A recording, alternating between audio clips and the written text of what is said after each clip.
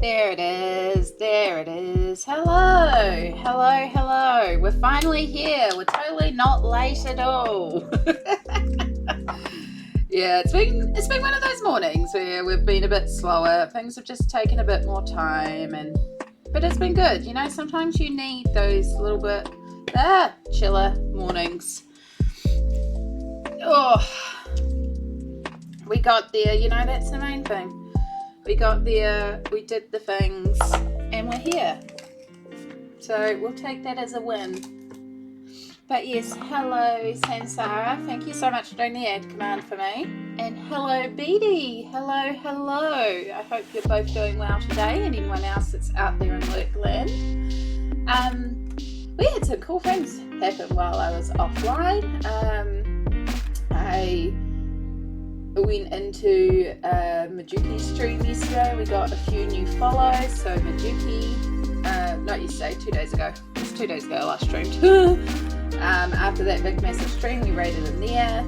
And then we also got April Reed and Baroque 083 following as well, which is really lovely. And then we also got a subscriber when we were offline, which that's so kind. Thank you Gizmo Christina for subscribing with your Prime subscription. We are actually getting really close to hitting 25 subscribers, so maybe I will be able to get another animated emote. In the meantime, we were running just a little late, which actually worked out really well because I was also downloading the last stream because it's too long for me to edit on YouTube and I need to edit some stuff out, so I had to download it, and it had like 5 minutes going just as I was about to go live. So it's like, oh, this will be okay. It'll finish while we're in the starting screen, and it has. So that's good. We have everything back off the computer. Everything should be good to go. So the only thing left to do is take some more pain meds, and then we're good. But how's everyone going out there today? I hope we're all doing well.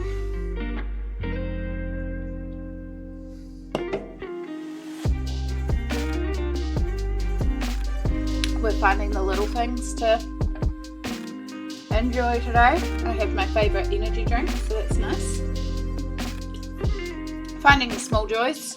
I'm a little shattered today because, of course, Sunday was massive stream. I really do enjoy the Sunday Funday stream, so like they're long, but I'm really enjoying them being long at the moment. Doesn't mean that they're all going to be that long, but the last couple have been very long, and I've been very much enjoying it. We actually stopped and cooked in the middle of stream too, and that was really fun to pull out the wok and cook for you all and just sit here for like an hour and eat some food and chat, and then carry on as well. I really enjoyed that. So if I have the spoons on Sundays, that's probably what I'll keep doing, is doing really big streams on Sunday. But the point of that is that I have Monday free to recover, because they do take a little bit out of me. So yesterday was meant to be a recovery day, so that again, today we have, you know, our spoons back. I did not get to have a recovery day yesterday. I ended up having to I ended up having to go and get my glasses repaired urgently. So I've had like the nose pads breaking for a while, and it's been one of those tasks of when I'm out and about, I need to pop into an optometrist and get them to replace the nose pads. It's an easy fix, and honestly OPSM does it for free here. So not OPSM, sorry, Specsavers. So it's just one of those, like, it's not going to cost me anything. I just need to get out and get my nose pads on my glasses replaced when I'm around and I've got a spare 5 minutes. The only thing is they're like at a section of New Plymouth that I don't often go to. Because they're up on the main street and I don't often walk past them. Hi, Jay! Yeah, all the glittery hearts. So yeah, it's been on the to-do list, but then yesterday the nose pad finally broke off, and because the nose pad was loose, my glasses were loose on my nose and they actually fell off my nose, but I was walking with my walking frame and I rolled over my glasses and managed to crunch part of here and break part of here, and I was like, oh fuck no. It was not great because I am completely blind without my glasses, like cannot see a thing. And so I like had to hold my glasses in place to find clothes to get into and get dressed and kind of maneuver my way around the house. But then I needed to go and walk up to OPSM with, not OPSM, Specsavers. OPSM are horrible. The other ones in the mall that are really difficult to get to. So Specsavers, despite it being 3 blocks away, is still the easiest store for me to get into. They have the easiest disability access, and I knew that they would do the nose pads for free, but I was just like, oh god, they're also cheaper, so I was hoping it wouldn't cost the end of the earth because I only had so much on me. So I'm like, okay, so it took ages, but I got my stuff together, wandered up the hill, which was not what I wanted to be doing on a recovery day when I really needed to be spending the day not moving where everything hurt. And then got up there and they had the bits luckily, but I had to pay for the bits and a little bit of labour. It wasn't bad, I did have enough to cover it luckily, but they had to like replace a part of it, and then they did the nose pads at the same time and stuff. But it was just like, this is not what I need this morning. It was just the start of one of those days, and I kept on trying to be like, it's going to be okay, and then just all these things kept stacking and stacking and stacking. It was just like one of those days. But the point of all this is that I didn't get my recovery day yesterday, so we are feeling quite shattered today. Like, I can tell my body is telling me you need to take it easy today, which is why we are very slow today, why we're a little late starting, and why we're probably going to be quite chill today, because that's the kind of day that I need today. We need chill, so we're just going to have real chill today. Specsavers are pretty good. They've been good about every time I've gone to them and been like, yo, I'm just getting my prescription from you because I'm ordering online. Vi! Damn, it feels good to be a gangster. Vi! Holy fudgeroonie! Holy shite, Vi! Okay, we're going to get a whole bunch of G Squad members. So we're just going to go for a bunch of alerts. But Vi! Damn, it feels good to be a gangster. Vi, you wonderful, wonderful human being. Thank you so much. Oh my god, look at all these good beings that are getting subs. Damn, it feels good to be a gangster. Thank you for that shout out, yes. Frickin' heck. Oh my god, it's like, oh, it's such good beans as well. It's Cindy, yellow beans is good beans, Ruby, Mike, Simon, Woozy, Perfection, Be Creative Digital, they're new, they came in last stream I think, Sound Asleep, and Mellow, oh my god. Bye, thank you so much. Holy shite. I really need to get onto some new emotes now, but oh my gosh. Thank you so much. You're so wonderful. Seriously, cannot freaking heck. Well, that's a wonderful start to stream. Oh my gosh. Oh gosh, excuse me. Ready nose. Oh. Feels good to be a gangster. Alright, I think that was the last one. Nope, Sound Asleep, and then we still got Bella.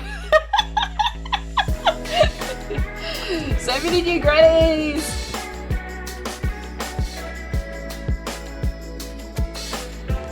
It's Mellow. Oh my goodness.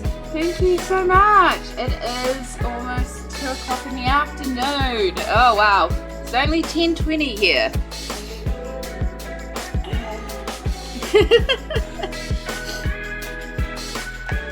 It would take a lot for me to cry on stream, Jay.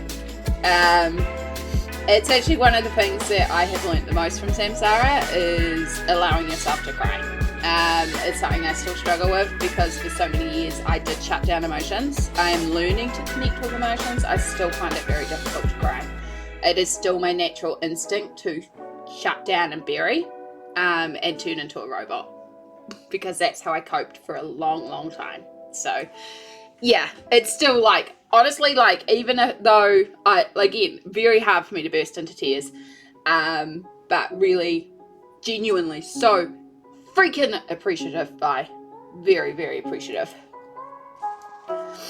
That's, oh my god, I'm a little stunned for words. That's a big, big, big hit, and I do appreciate it. You and Chai, you're both so generous.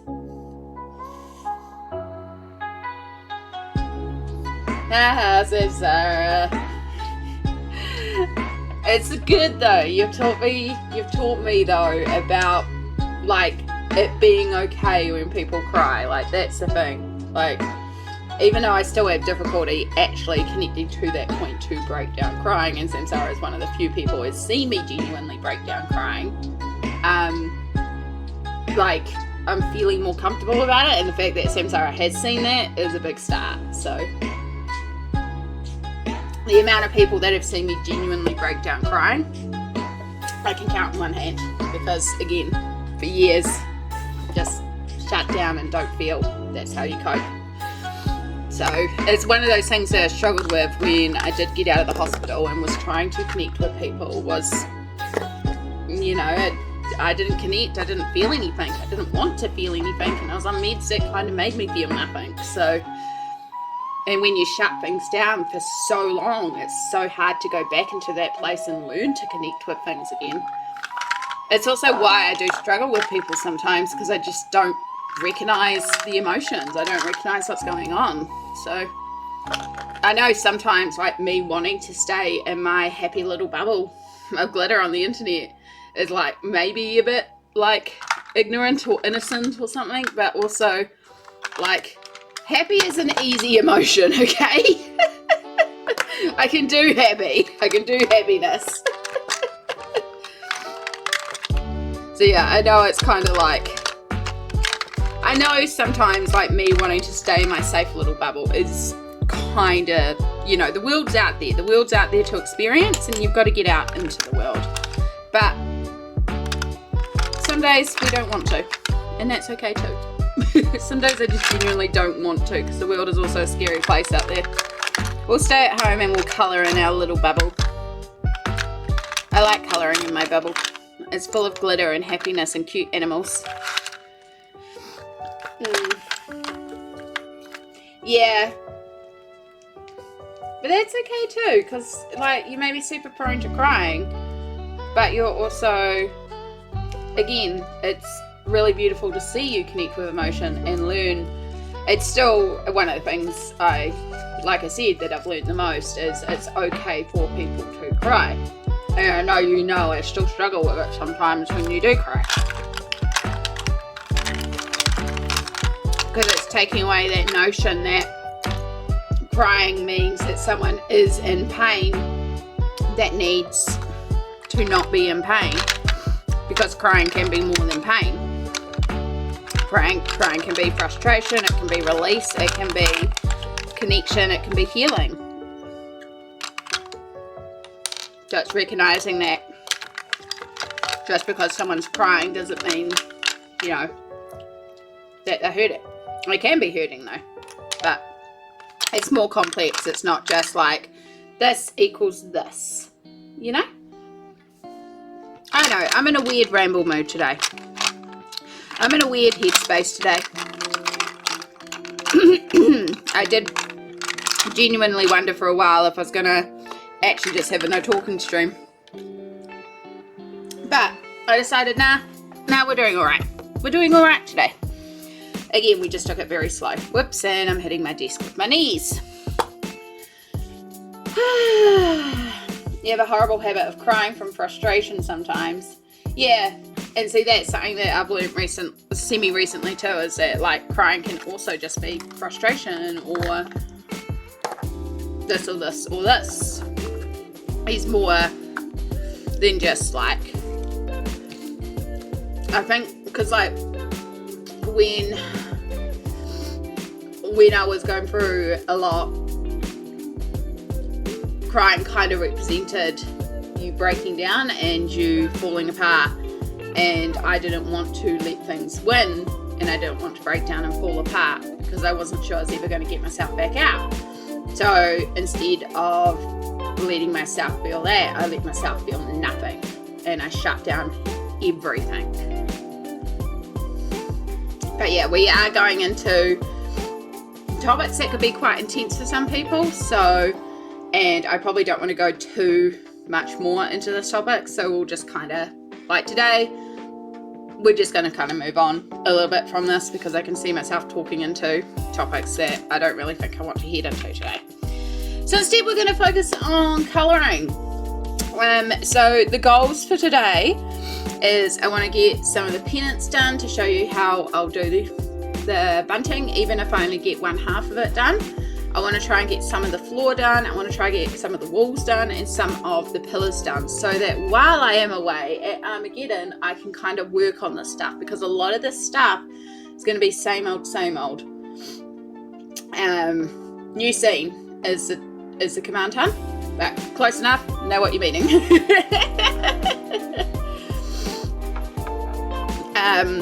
Yeah, so the goal is to try and get a little bit of each of these areas done, so that when I am away we can keep working on it. We have made a lot of process, but we have a lot of like really boring repetitive stuff now. All good, Chai, enjoy your look. So one of the big things is going to be the background. I hate big expansive spaces. It's one of the worst things to colour with pencils. So flat, boring background is just going to be so mundane, and so many layers of me just colouring in with one pencil over this whole background. But it has to be done. So we are going to be doing the background in red. I did finish off the bottom of this off stream like I said I would. Same process as the top, we just went a little darker with it. So there's an extra hour, which makes up for the hour of food. So the count is now accurate again. Yeah, so we'll be doing plain red for that. You can see we've got the colours planned in our bunting. And the idea is that I have got the highlights placed in there from the blue and the yellow. We also have to keep in mind we have a general diffuse light source here, so these ones are going to be the most intense, and then it's going to fade out darker and darker and darker. And this is also going to set our background, because our red is going to be most intense around here and then fade out as we go out. We also have the floor, which I would like to do a start on. Now technically I need to finish the bottom of this tablecloth before we can do the floor, but I can start on some of these sections to show you how I'm going to do the floor, because we are doing a black and white tile, and tile is a reflective surface, so we're going to be pulling in the colours of what's around as well. So that's why we need all these bottom elements finished off. We need the tablecloth finished off to reflect the tablecloth into the floor. I couldn't do the tablecloth until I got the majority of the tableware done, so that I could see how the colour was balanced.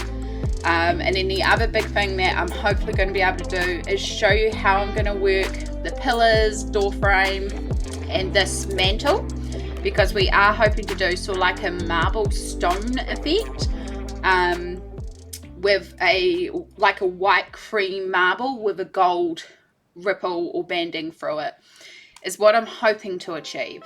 I've never done it before, so it's going to be real interesting to figure out, but those are the things that I want to show you, is a little bit of the background, a little bit of the floor, a little bit of this, and a little bit of the bunting, so that when I go away this week, because this is the only stream this week because I am away for the con, away for Armageddon, I can work on this off stream, and in particular some of the more mundane stuff like the background. I might try to not do so much of the marble, because I think the marble is going to be really interesting to work out that effect and show that effect. But if we have to, if I get to that point and I want to work on it off stream, we'll do that, because again I've got like quite a few bus trips to get up to Armageddon, and there's a lot of time for me to colour up there, so it'd be nice to have this at a point that I can take with me and keep working on it up there.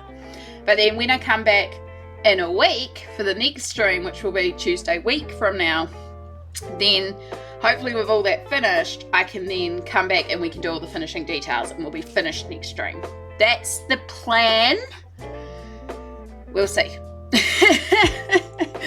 We all know how distracted I get on stream by you lovely, lovely folks doing things like dropping 10 subs.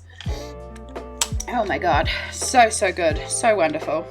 Honestly, bestest community around. So, we have our orange, purple and black pulled out. I pulled out a dark blue for the purple. I think I actually need to pull out a dark brown for the orange. And then we've got our dark greys, which will build up to our blacks. We also need our yellow and light blue for reflex. Tell you what, it'll be really nice to also put all these pencils away. I have to make sure I do a colour chart before I put all these away, just in case. Because of course this can't travel with my pencils like this, so I have to make sure I start actually charting colours too.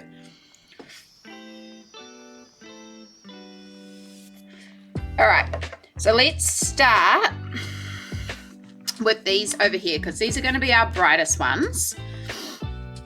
So you can see, oh, let me bring you down so you can actually see what I'm talking about.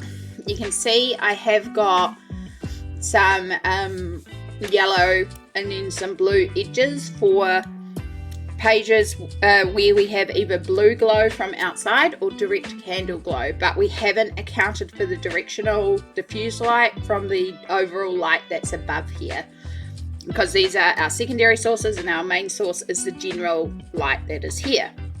So what I might actually do, and I've done this a couple of times, I find it really handy, and I think it's going to be quite handy for the background as well, is, and sorry, I'm going to have to zoom you back out again.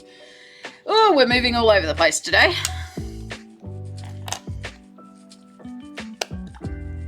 Next step, where's the ruler?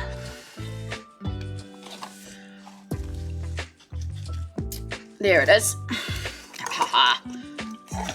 Why it's handy to use desk storage, aka dump everything on your desk. So,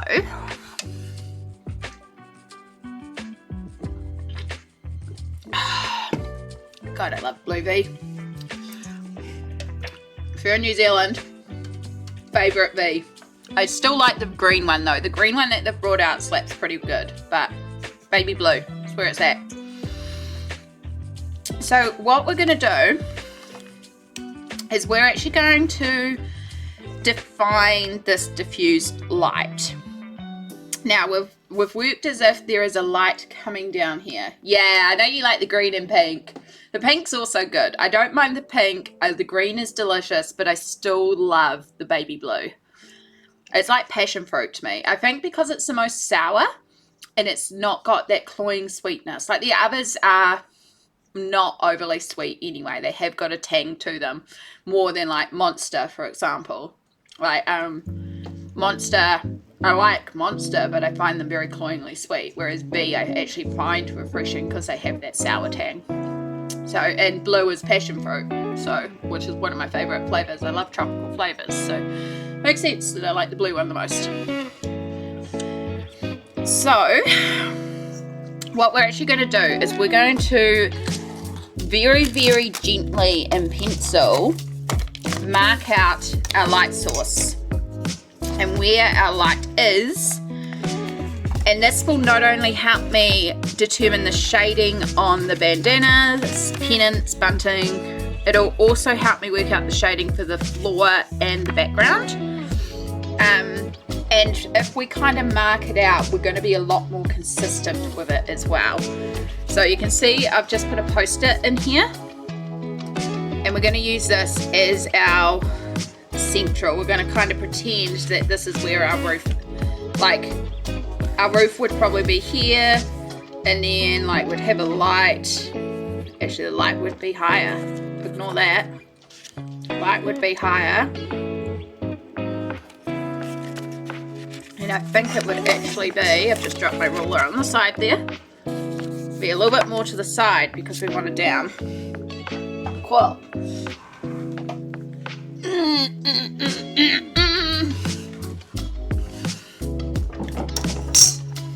So, just so it's really, really clear, we're going to use this as our mark.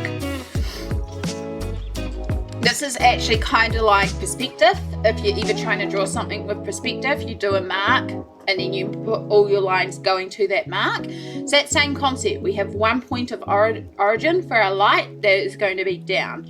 The difference is that we don't want the harsh lines, but this is just going to give us a guide between where the light is most intense and then as it fades out. Because even though this is diffuse light that is, you know, not got a clear edge, this is not a spotlight, but there's still going to be a gradation in that light. As it gets further out, it's going to be less intense, and that's what we need to kind of keep in mind. We've done it a little bit with the candles.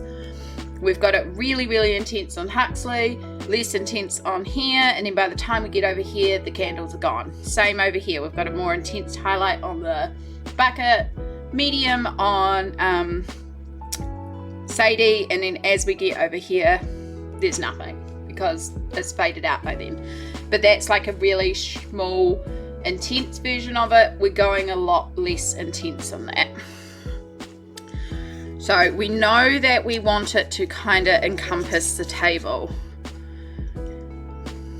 because the idea is it is a spotlight on the table. So very, very lightly. Now, it wouldn't affect the banner outside, so I'm not going to worry about that. And all the bottoms kind of in shadow, so we're not going to worry too much about that. It's more to have our line for the bunting. And then our other one for the edge of the table. So this gives us the background and the bunting sort of lines.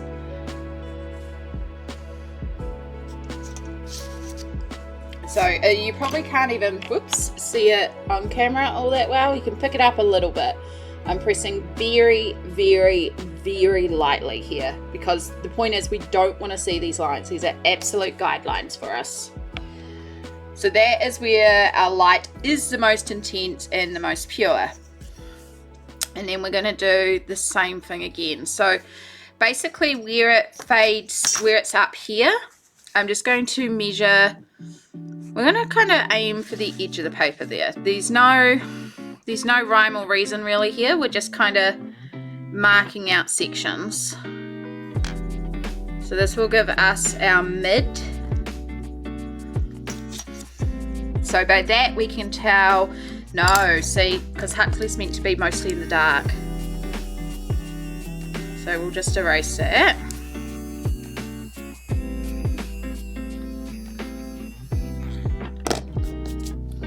Because it's a more intense shadow on this side. So we're going to actually line that up with the edge of Huxley because we do want Huxley to be mostly in shadow here. Now, even though I'm drawing these lines, we also have to consider the curvature of what's around. So for example, I've drawn this line on a pole here, but this pole is actually in front of the light, so this diffuse light is hitting it from behind. So this side is going to be a little bit more lit up here, but then because this line's here, the highlight here is going to be less intense because this is technically getting a bit more light than this light here. So if we do L for lightest, M for medium, and then we can do one more line. So all the lines going back to that same point on our post-it. So this is our dark, and then we have an extra dark. So up here, we're going to be like almost purely in shadow. At this point, I should be working in almost black. So for example, with the background, back here will be in our brightest red, maybe even like a little bit of orange in there. This will be our medium, so getting into a darker red. Here in the dark, we'll be working in the red with a bit of brown, and at this point we should be bringing in some black. So this kind of gives me a guideline for like how to blend out the background, and also helps break up this background because this is again a really big section to be working at once. So by doing things like this, we're going to make my life a lot easier. So now we're going to do the same thing on the other side, where we're going to mark out our mediums.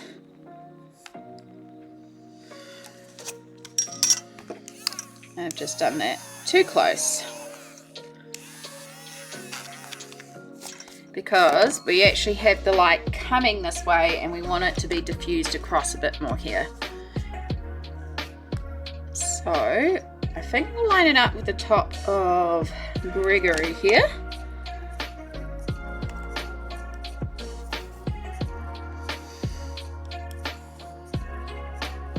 So that kind of works out with Gregory's shading as well, with how we've done Gregory.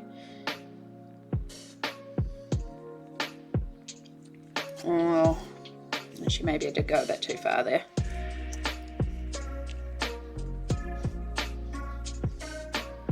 Actually, yeah, because there's his highlight there, so it would be along here. My bad, let's redraw that line.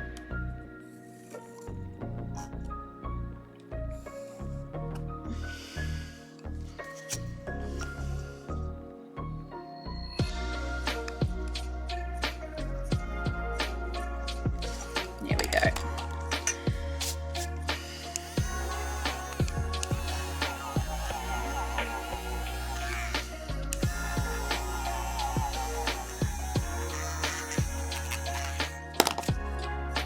So this is our medium.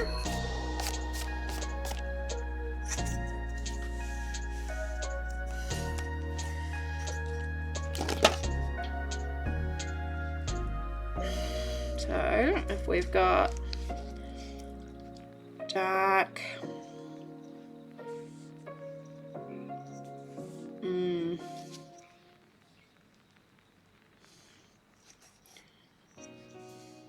yeah, we could do it here and that'll line up with the top of Houston and keeps Vera in the dark. It is going to mean most of our pennants are actually in the dark on this side, which is interesting because I thought we'd at least be getting some of that, but no, we're actually not.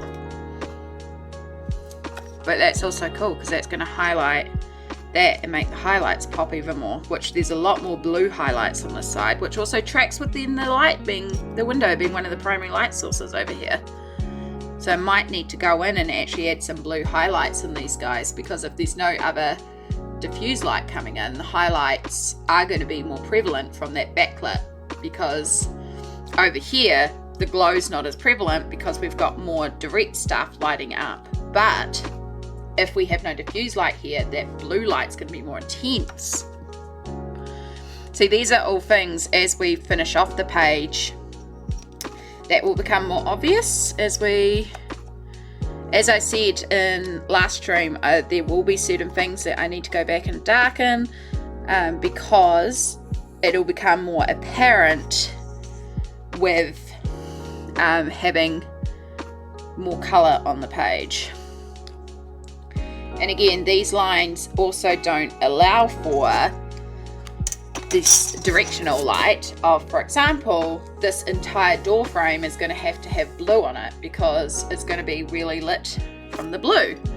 But that gives us our dark and our extra dark, and then I would say this top corner up here, we're going to be working almost entirely in black at that point. But that gives us, so now if I bring you right back in again, take you over here, let's see if I can pick up these lines. So you can see a little bit of the line work there. So again, this is not, they're not going to be sharp lines when we come to blend it. The idea is that it will be a gradual blend, but this will help me with that actual blending of it because we'll have consistency throughout, which is what we want. And this will also help highlight those differences in the light around here. And then my ruler obviously had some crud on it because we have, actually it's on the marble, which isn't the worst thing in the world because the marble is going to be a textured pattern. Okay, cool. Alright, so let's start on this pennant. Bunting. It's got different names. I think technically a pennant is the rectangle one versus bunting being the triangle one. If I remember back from my spotlight days, maybe. maybe. Oh yeah. So these three in here are our lightest. This one is entirely in the light. This one has a little bit where it goes into the medium, and this one is about half, but this one is entirely in the light. So what we're going to do, I'll pull out a warm grey, because we've got a top down light here, and then we've got back glow from the window as well. And then this little bit of like rope, actually that's the other colour I should pull out, is the greys for the rope, is going to also be affected. So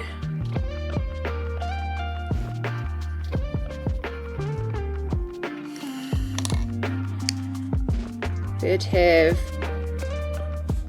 just a little bit of shadow, and then the top would be the lightest colour,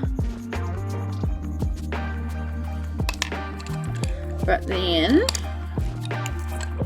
the bottom and the top would also have blue glow from the outside. It's just the bottom would be darker blue. And then we'd have our bright blue glow.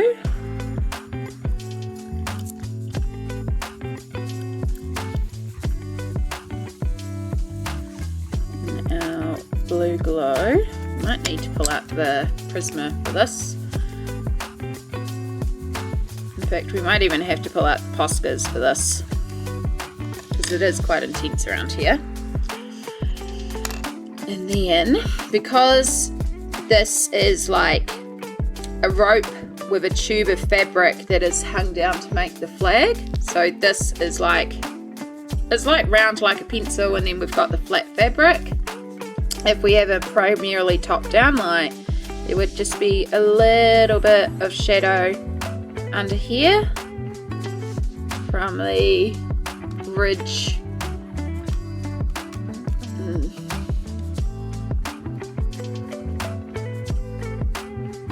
We're dealing with shinies. This is going to make it interesting. I don't know how well this will pick up on camera. Sorry, guys. Sorry, peeps. Sorry, I've been working really hard to train myself off from saying guys. It's been a work in progress for many, many months, because that was just something for years where you'd say, hey folks, you'd say, hey guys. So I'm saying, hey folks, or hey peeps.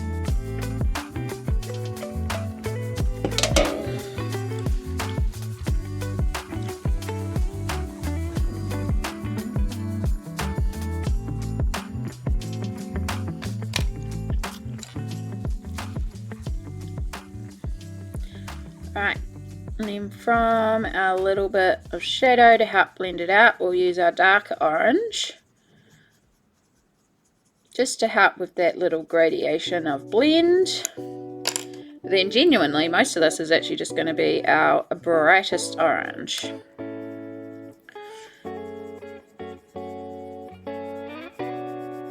then we're going to work on this blend of the blue. In fact,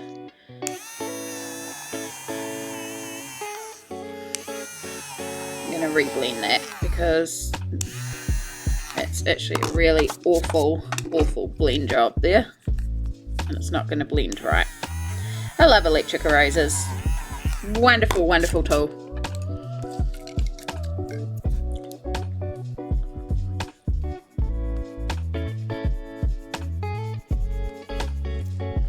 But you feel like you're too light. Let's go the ultramarine.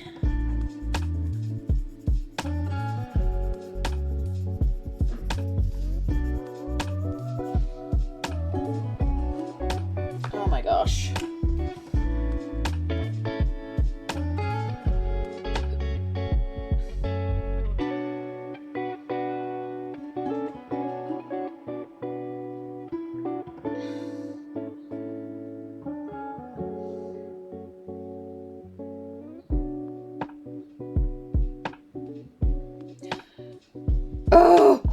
Okay, Chai, I know you're lurking.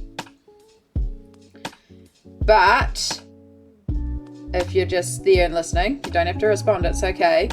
But my Life is Strange colouring book is finally on its way. It got delayed, but it's finally on its way. It should be here tomorrow.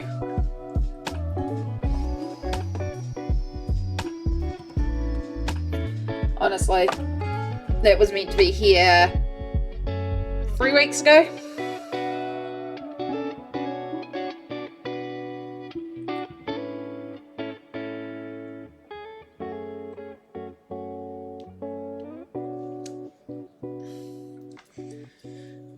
Okay. Oh, itchy nose. Itchy nose. God, I ordered that like 2.5 months ago, I think it was. I know, I ordered it ages ago. It seemed to take forever to come in this time.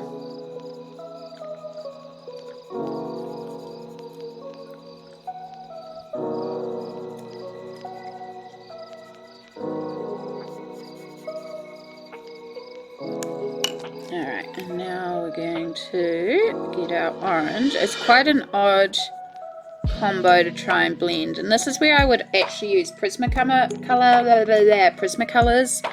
if I knew I was going to be doing a lot of this, because you can take colors like orange and blue and very easily smush those colors together. They are way creamier for doing odd blends like this. However, they have a thing called waxy bloom, and I'm not a fan of the waxy bloom. You get a little bit of the shininess with the Polychromos pencils. It's one of the things that I have to deal with. It's like not easy to tell with the shimmer of the the background there, but you can see there's a little bit like pencil shimmer, pencil shininess from, you know, the oils and the pigment, the blenders and stuff like that in the pencils. But Prismas are a lot more prevalent for it.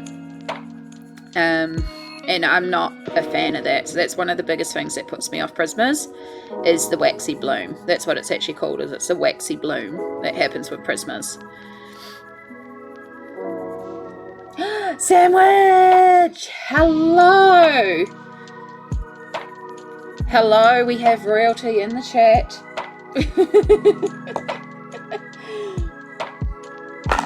Oh, how are you going, lovely?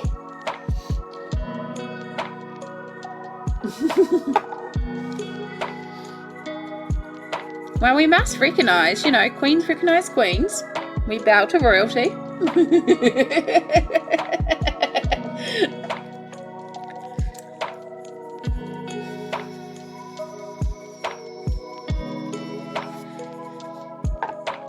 Love hearing that. Good, because I'm probably going to keep on stating it.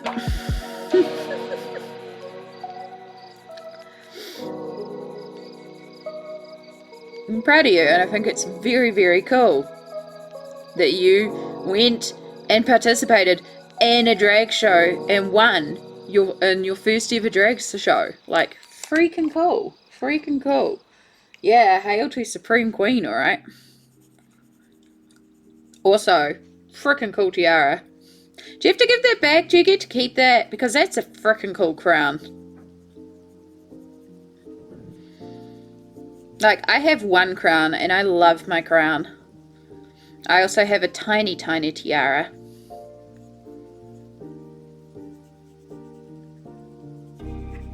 I should put it on. We should all just wear our crowns today. It feels like the sort of day where we all need to be empowered and wear our crowns, you know? We all need to just celebrate that we're awesome queens and that we've got this shit. Still in shock, still laughing in awe, still feeling a big old imposter syndrome? Nah. You get to keep it. Yes! Yeah, I have these really odd gut feelings, right? And they come about certain things, and they've done me good in certain situations. Like, I once had this feeling that I shouldn't go on a certain street, and I found out later that there had been a massive car crash the time I would have been walking on the street. So, you know, we listen to this gut feeling.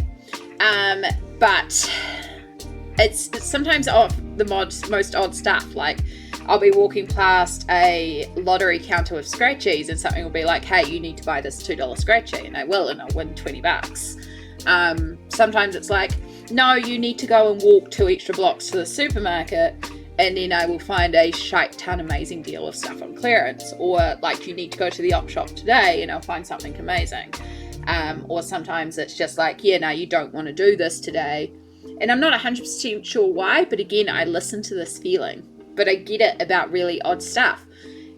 And I've had that feeling when you said you were going to enter into a drag contest. It was just, Haunted Sandwich is going to win this contest. And I was like, cool, let's not put that pressure on them.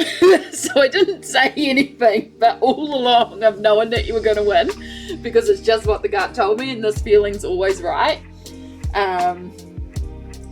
Yes, you need to add a crown. Should I go and get my crown? We've got 9 minutes till the ad break. In the ad break, I'll go grab my crown. Feels like a day to wear a crown. But yeah, so when you see through the pictures, it's like, yeah. Not surprised. But again, didn't also want to be like, hey, guess what? You're going to win, because my random weird feelings that I get about stuff that's not actually relevant is telling me, because I knew you're already nervous enough. So yeah, didn't want to say it, but very, very proud and not surprised. Also not surprised because you're talented and you had this, but also not surprised. But yeah, it's really odd what it happens about. Sometimes it's cool, sometimes it's not. Like, when I worked at Spotlight, one of my managers was pregnant and about to give birth, and I woke up that day and I knew she was gonna lose her baby. She was due to give birth, and I knew that it wasn't going to happen. And it was the weirdest feeling to feel that and be like, please be wrong. And then I saw the other manager on the floor get a phone call and just go off the floor crying. Everyone's like, oh my God, what's going on? And I just blurted out, so-and-so's lost her baby. And everyone just looked at me and was like, yeah, I'm going to go to the bathroom now. It's not, yeah, it's a weird feeling. Sometimes it's good, sometimes it's weird, but I just listen to it because it's never steered me wrong. Like I said, most of the time it's about, I wish it would tell me the actual lottery numbers so I could win like $60 million and then be able to give all my friends money and bring my friends over to New Zealand or go visit my friends overseas. And, you know, like, I wish it would be something really, really useful like that. That would be nice. Be like, the winning lottery numbers this week is this.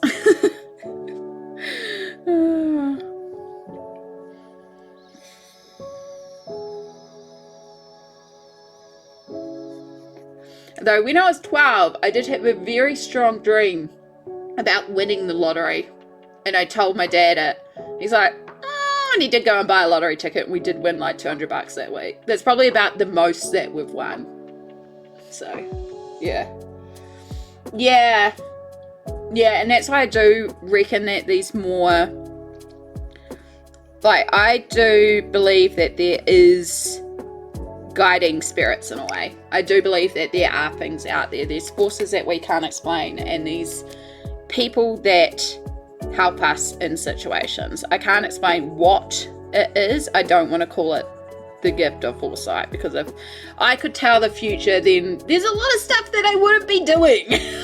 Because it's like, if I could tell the future, I wouldn't have had my glasses fall off my face yesterday and have to go and pay to have them repaired. Like, I would have known that my glasses were going to break and fall off my face, and then I was going to accidentally roll over them and destroy them. Like, that would have been useful. That would have been really handy to know. Or like, hey, you're going to slip getting out of the shower tonight, so let's not shower, instead do a sponge bath and take a shower tomorrow where you maybe have a bit more mobility. That would be useful.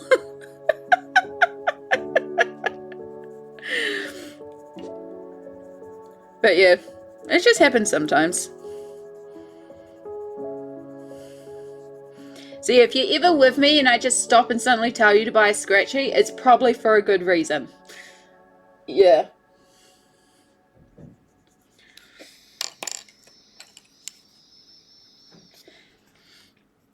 But I can't force it. And most of the time they're a waste of money, and we don't encourage gambling because it really is a waste of time.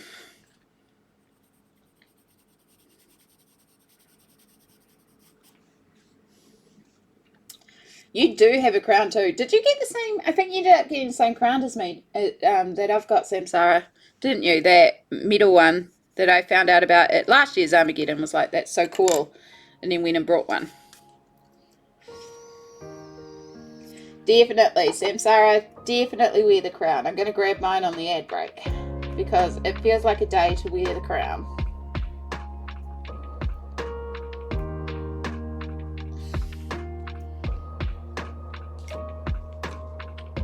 Right, I'm not 100% happy with that glow, but I think if we get Poscas and edge it with the Poscas, it's actually going to look a lot better. I think that's half the issue. Alright, let's get over to this one. So we essentially have more glow, so let's blend that out. Luckily we only have one section of orange to deal with, and the rest of this is a lot easier to blend the blue into.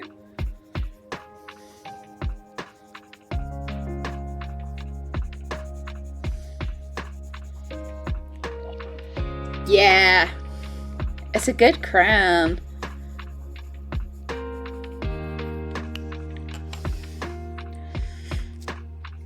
Then we've got a little top down shadow, and so in here is our switch from the most direct of the light to where we start to diffuse out. So the other thing as well is, as well as the fading out this way, there's technically also a fade down this way.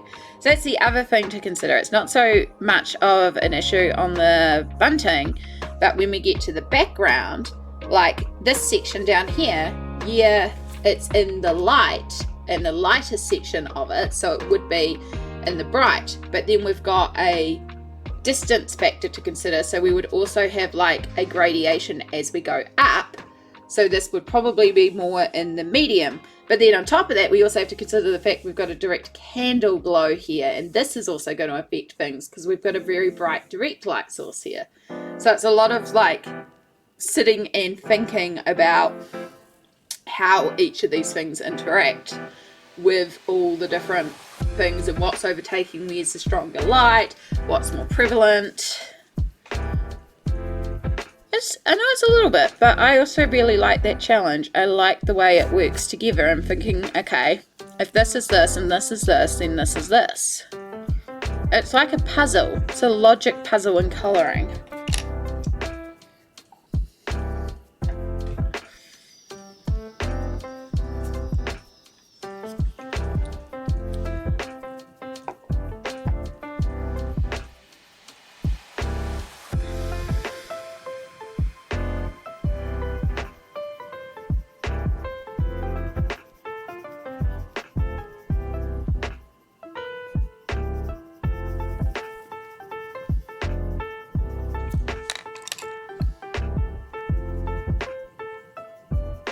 So that's our brightest orange. We'll start by making a smoother layer of our brightest orange.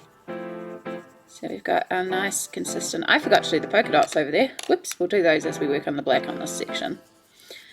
And then this one, this stripe is when we're starting to get into a bit of a darker, again, not as direct light. It's still, you know, it's still like right on the threshold. And again, it's not like we're trying to make this section. We're just trying to gradiate out our light to indicate it's most intense here. So what that means is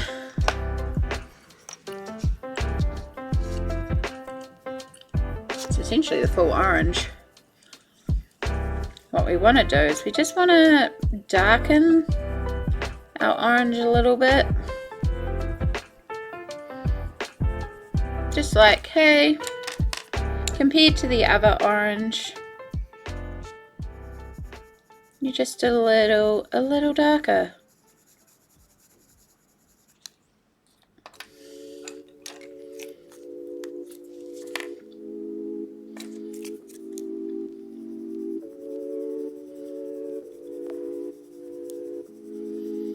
I think my windows are wide open. I can just feel cold air coming in again. And it's so cold today. Oh, look at that. It's already an hour in. My goodness. I feel like we haven't actually done a lot in this hour, but also kind of have. We did a lot of planning. Again, it all is essential to kind of make things easier long term, to have that bit all measured out and figured out.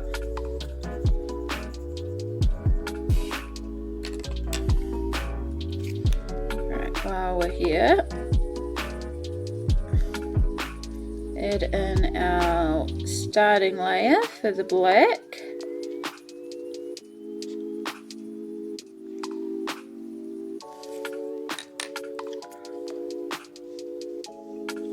So black's actually going to be the hardest one to indicate the shading of, and it'll be done with the use of undertones. I have a meeting back soon. Oh good, hon, good luck. Good luck. Hope the meeting goes well. Actually, that's way better. Let's move the light way off so you don't get any of it. But yes, we are just about to head into our first ad break. As I said, we're going to get the crown. I also need to pee. So we're going to be right back. We're just going to do our quick ad break.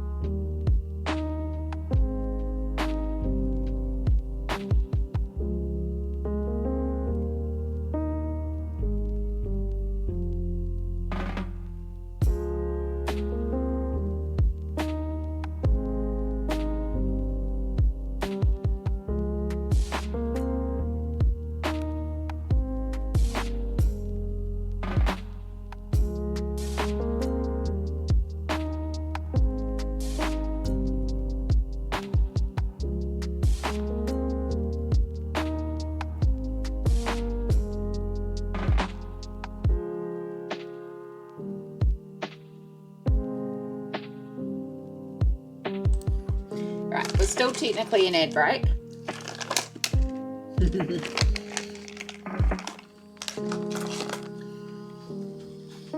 However,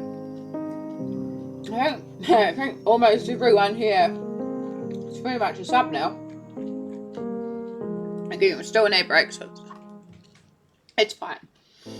But so we have little tiara. This is from an old costume. And this was my crown for a while. It's just a small tiara, but it does the job, and it's quite a comfortable one to wear. So I used to wear this a lot when I did the princess face painting. I haven't had a gig in a long time, so I haven't had to wear it in a long time, but this is a really good one while you're face painting because it's really lightweight and comfortable. and has a lot of options in terms of like how to style it. So very cute tiara, very cheap, but did the job and did the job well for what I needed, and stayed on my head comfortably as well, which is very important when you're like moving your head around and face painting a lot and stuff like that. But then we also have this monstrosity, which is my actual crown, and this is the crown Samsara has as well. This is metal and it's gorgeous. It's got like pinks and purples and blues and sort of all pastel tones and vintage gold look. Now this does not sit properly on my head, so I usually have to bobby pin it in place. It does however have little holes in the middle, so you can pin it to keep it in place. I kind of have to keep it towards the back of my head to have it sit comfortably. Doesn't really sit too comfortably on top because my head is massive. But this is what I actually wore during my last the birthday stream, where I played like Detroit Become Human for 16 hours or 14 hours or whatever it was. I think it was 14 hours in the end, where we did the full run through of the game in one day. And yeah, I really love this one. It's very, very pretty. It just doesn't sit the best on my head. I think if my hair was like styled in a certain way, it does fit a lot better as well. So I have worn this a couple of times when I was doing the princess face painting as well. And I would actually kind of style my hair a certain way, and it just made it sit a lot better. I think I have a... Yeah, there I am. Let me just get rid of the kids. I don't know how well this will pop up, but you can see it on my head there with my hair swept up, and that made it sit a lot better as well if my hair is swept up when I face paint with it on.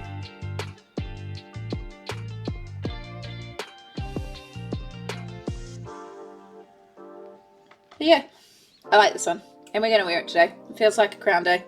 Or do I want the other one? Hold up. Yeah, maybe no, we'll do the tiara. This one's nicer, but the tiara will actually hold in place. Unless I stack them.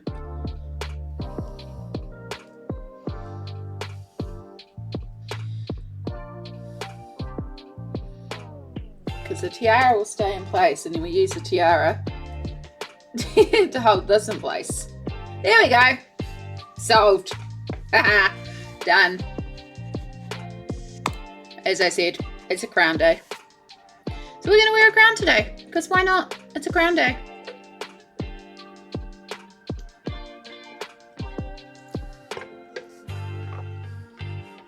Alright. Let's see if we can get a bit more done in an hour than just one bunting flag.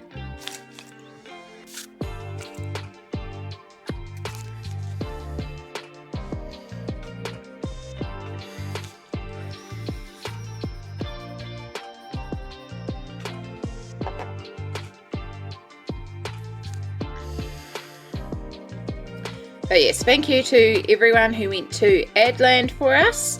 Do very much appreciate your doing that, so that we can get rid of the dreaded pre-rolls, but I can have my hourly reminder to stretch, which I did, because I also went to the bathroom and grabbed my actual wrist compression thing, and then grabbed the crowns as well.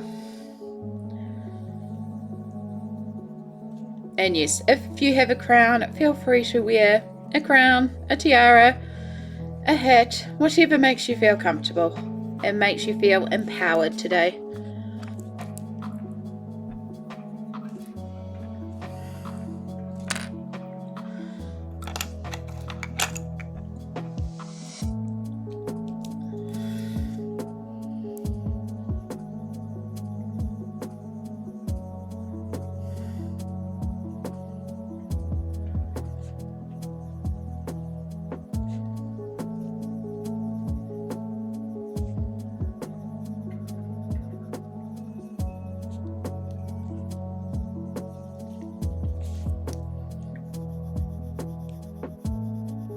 Shinies! Shiny, shiny, shinies!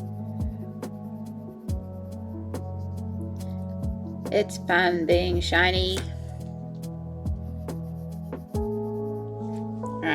It's not as great for you, and I do apologize that it blows it out for you, but I actually need more light.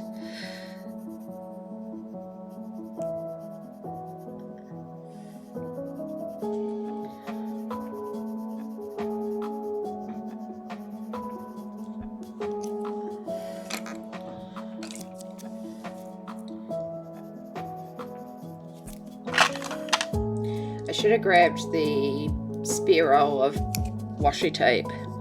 I should just grab any washi tape and replace the pencils where this blue sparkly tape is peeling off, because it's terrible and doesn't want to stick.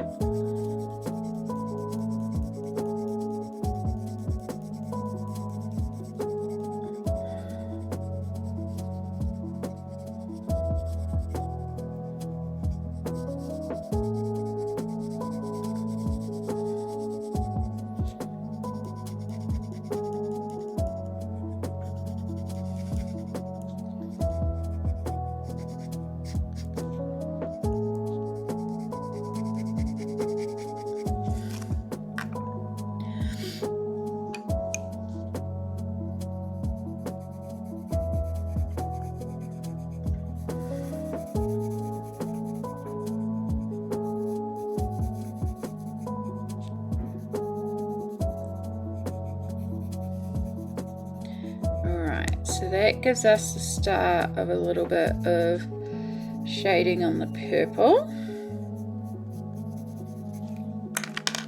And let's do another layer on here so you're nice and smooth.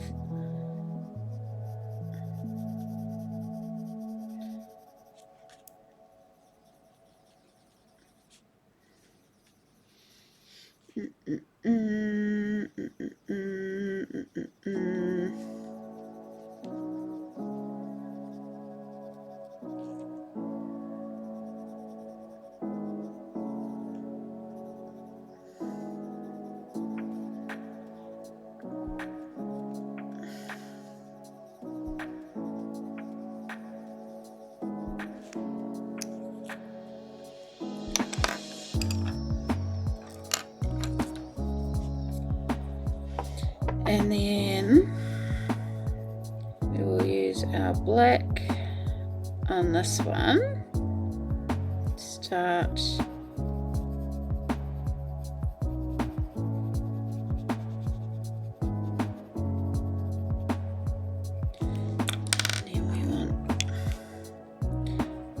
darker with the brown, because this one is a little bit less lit up by the lights.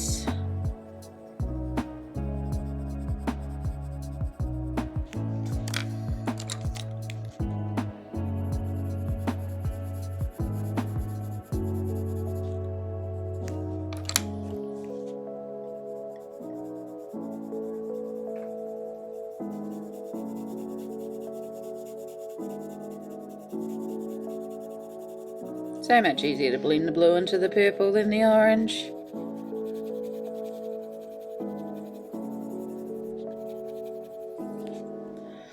Alright, so you might be able to see that there's a subtle difference between the two halves, because this one's just a little bit further into the shadows.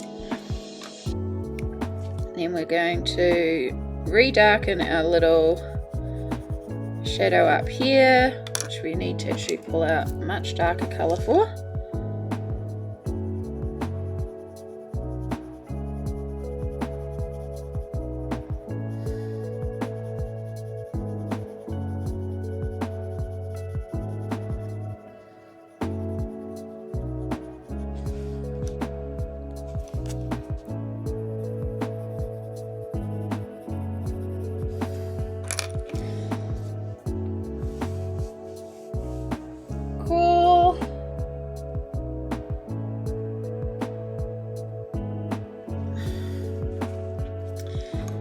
Get to our next one, which is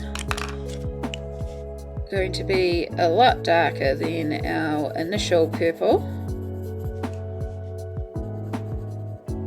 So we still have blue,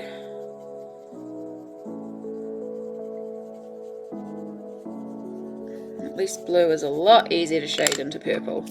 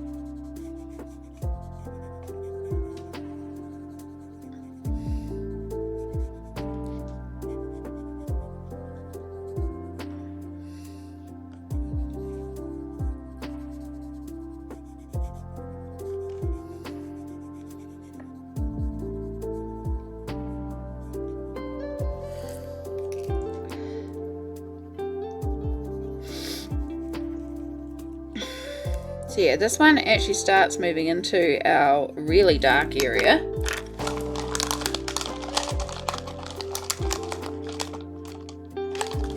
And then we'll have our extra dark. And then I'll show you the gradation between all of this.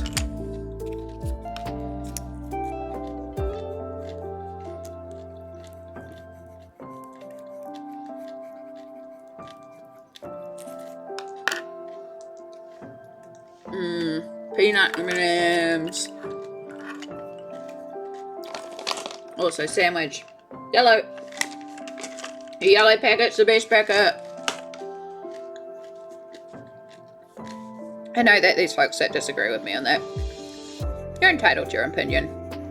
I'll keep mine. I like peanut M&Ms.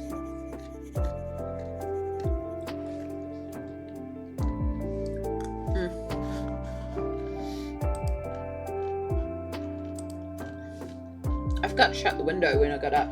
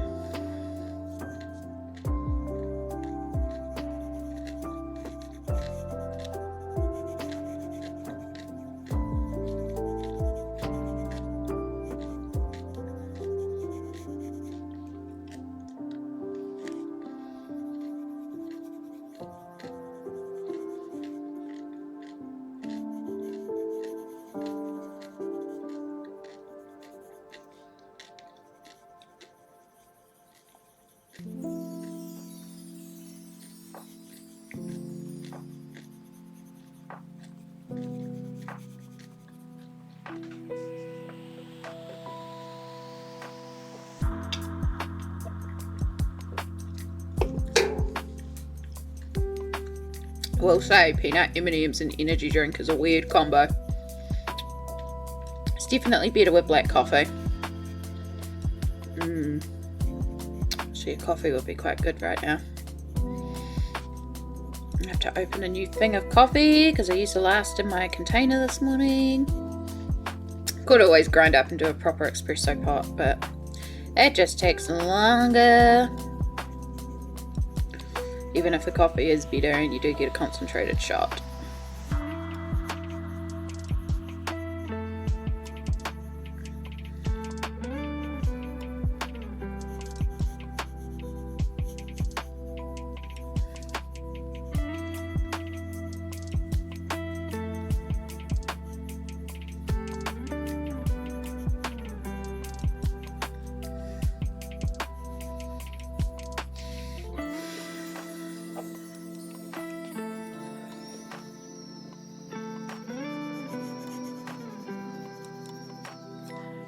One of the things that eventually I would like to invest in is, they're not very common here in New Zealand, but I have seen them a couple of times, is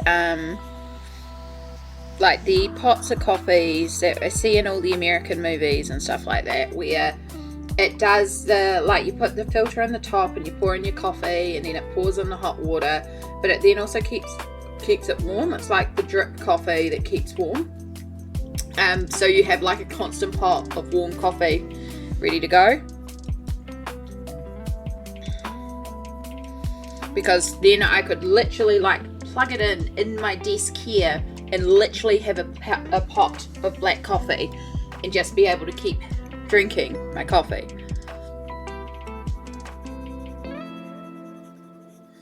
And it would be warm consistently as well. I could also just look at getting like a mug warmer for my mug. Yeah, it would just get better and better as you drink it, I imagine.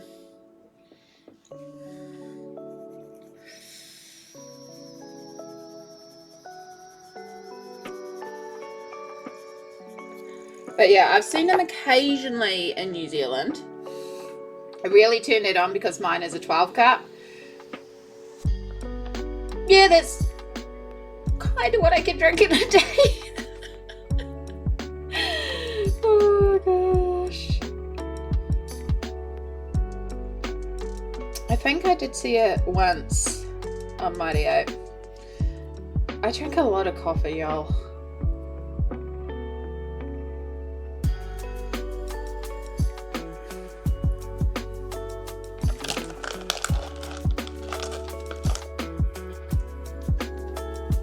Like, most of ours are just like stovetop or plunger.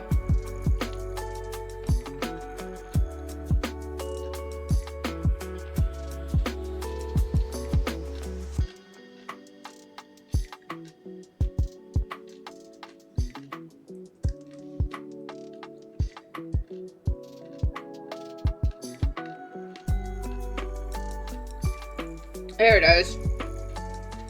If I can get one. But also, I don't think I really need to spend that much. But I like the fact it has a timer on it, so I can wake up to the coffee being done.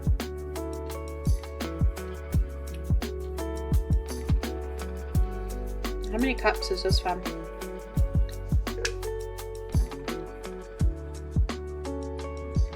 $1.5 litres. So it's 6 cups. So it's not too bad.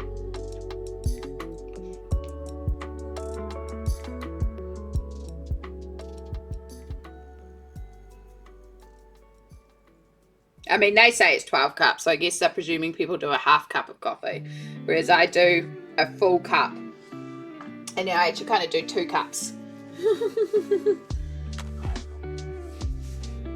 Coffee percolators. Meeting part 1 is done. Yes, I have that in a Keurig. Yeah, that was the other thing. I know Keurigs with the reusable pods is quite good too, because they're quite handy, the little pod machines. There is one at work when I used to go into work, and you could bring in your own pods to use as well. Like, they provided the machine, but you brought your own pods, and they had a milk foamer and stuff like that. My crown doesn't rest as nicely as Amy's, not enough here. I'm cheating. I have my tiara underneath, which is helping it sit on my head, because this does not stay on my head properly. It usually has to be clipped in place. They're not the easiest crowns to wear on your head easily.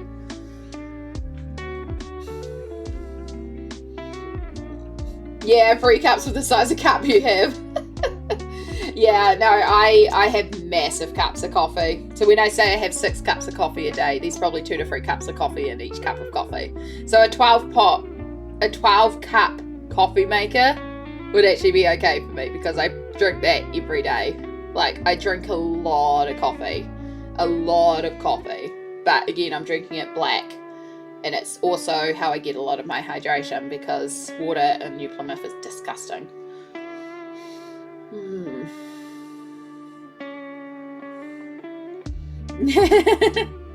Yeah, I've already dropped stuff on my toes today. My toes don't need more. Oh my god, I kicked a door frame earlier today. It's like, fuck! Hurts so badly. Well, let's talk of coffee. I have to put the jug on, sorry. I'm gonna need a cup of coffee now. We've been talking about it and I really want one. Oh. We're just gonna do cheap nasty espresso instant.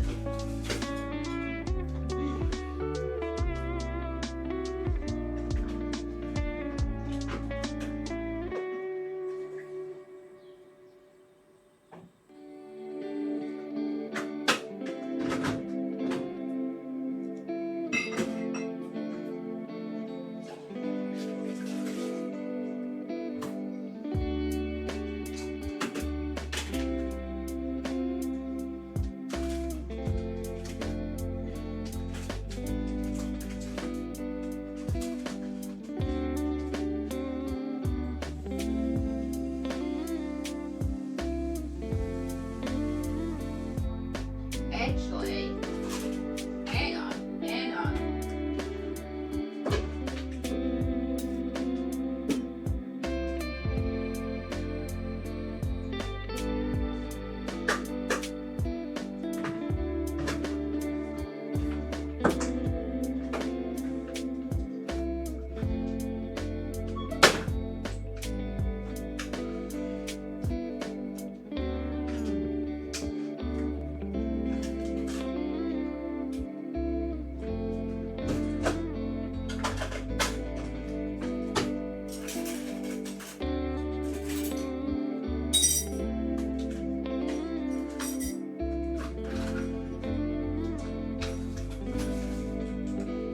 I am smart, I just thought of something.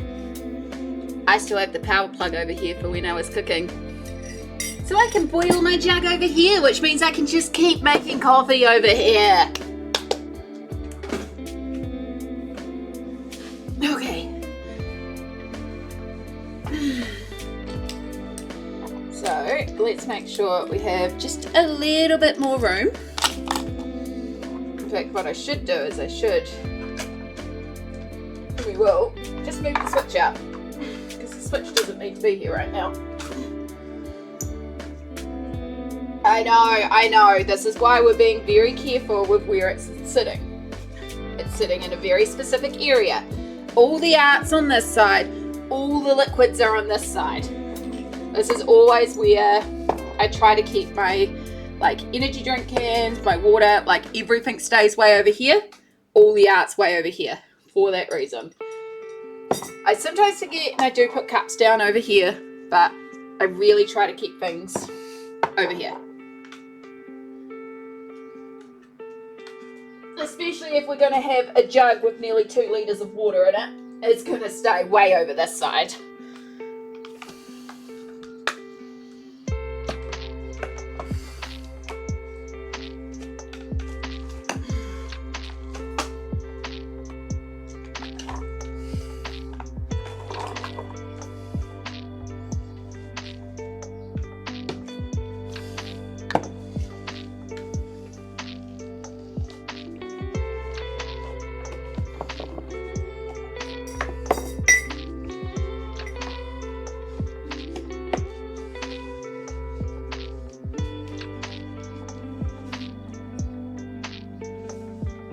Alright, let's get this jug on boiling.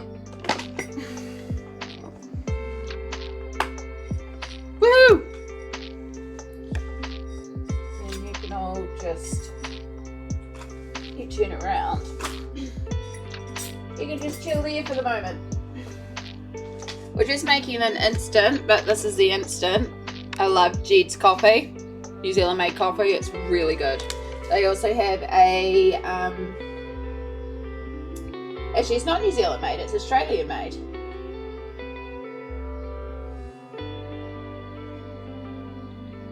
I always thought it was New Zealand, but there you go. It's actually Australian. Well, you know, I know it's good coffee though. That's the main thing.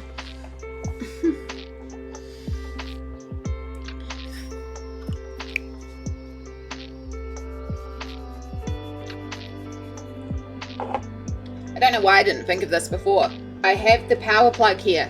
We can just keep a jug here fill it up with 2 litres of water at the start of stream, bring over the coffee, and then boom, done. Just make coffee when I want coffee.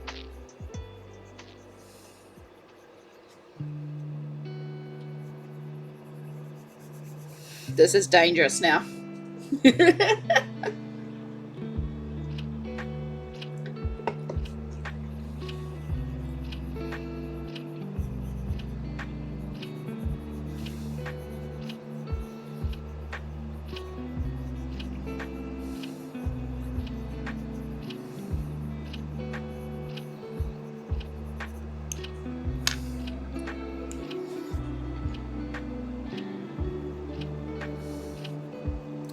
Alright, so we want to darken this purple even a touch more. We still want to keep it purple, but we want to darken it. So I'm actually going to layer a layer of our dark indigo, which is the blue that we've used outside.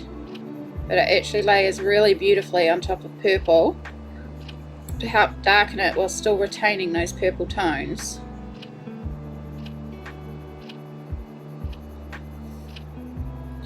Again, we're starting to get into some of the darker areas of the bunting, so we want this to be darker than that purple.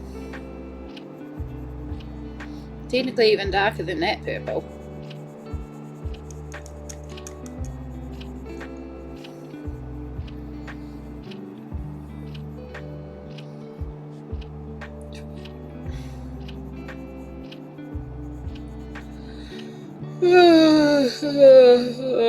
Yeah, definitely time for coffee.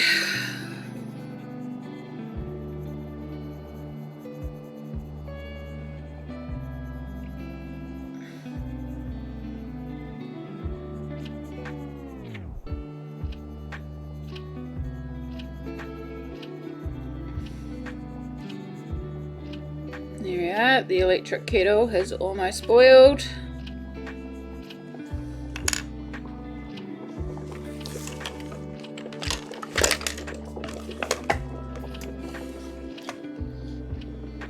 Yes, my cup is dirty because this is also the cup that I had coffee in this morning for breakfast.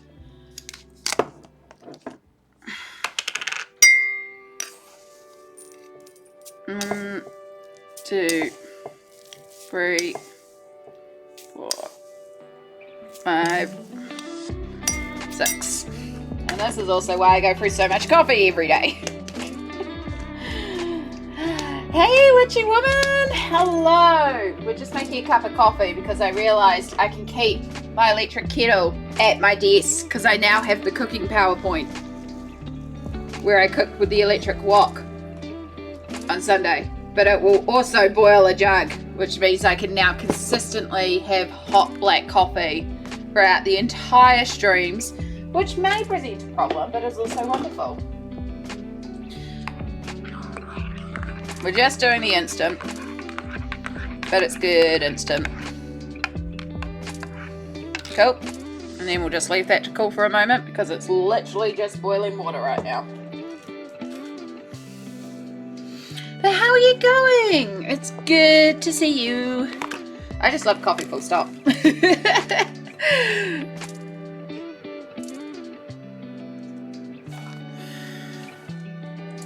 Yeah, I drink way too much coffee. I know, but honestly, if I don't have copious amounts of caffeine every day, I don't function. I'm battling so much tiredness consistently. So yeah, we're just slowly working away on the bunting. I'm only going to be doing this section because I want to show the gradation between the lighter going into the darker as we work through, and then I'm going to show a little bit of the background, a little bit of the floor, a little bit of the marble, and then hopefully when I'm away, because this will be the only stream this week for another week because I'm away, I can get some done while I'm away too, because a lot of this is going to be very repetitive and boring. Oh, no worries. Yeah, no, I'm well aware that my body has way too much caffeine in it. Chronic fatigue, it's the only way I function, is copious amounts of caffeine. Like, I literally will drink a cup of coffee and immediately fall asleep. I will drink an energy drink and immediately fall asleep. It takes a lot of caffeine to even put any effect onto my body. I can and have had days where I have drunk 5 of these, and that's when I'll start to get the jitters. And you're only meant to have 1 of these a day. And that's with coffee on top of it as well. Like, I knew that day I was pushing myself with far too much caffeine.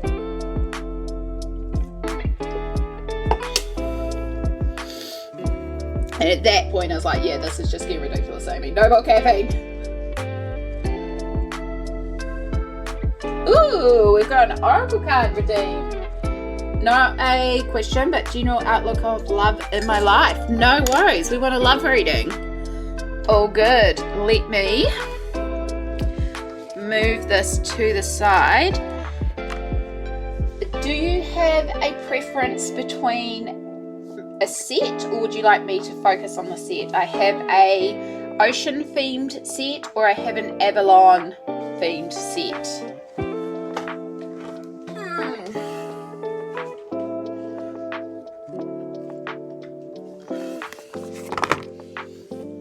Ocean? Yeah, good choice. I'm still learning the Sacred Seas one. So I still look up meanings anyway, because I like to read what the official meanings are, but I'm still learning how I interpret these ones, so bear with me. The Avalon ones I can interpret a bit easier, because I'm a bit more comfortable with them, but freaking love this set. It's gorgeous, and it's such a good set. For a start, shinies! But the art on it is so gorgeous. Such a gorgeous set.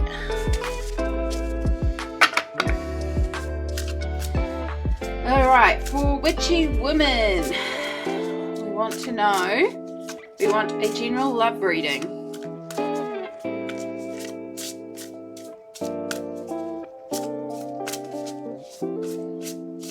So basically, I just ruminate on the question or the intention of the reading, and when I feel ready, I stop and draw a card when the card tells me to draw it.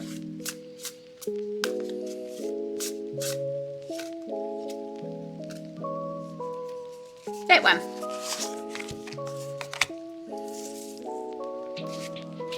Priestess of Transition, honor individuality.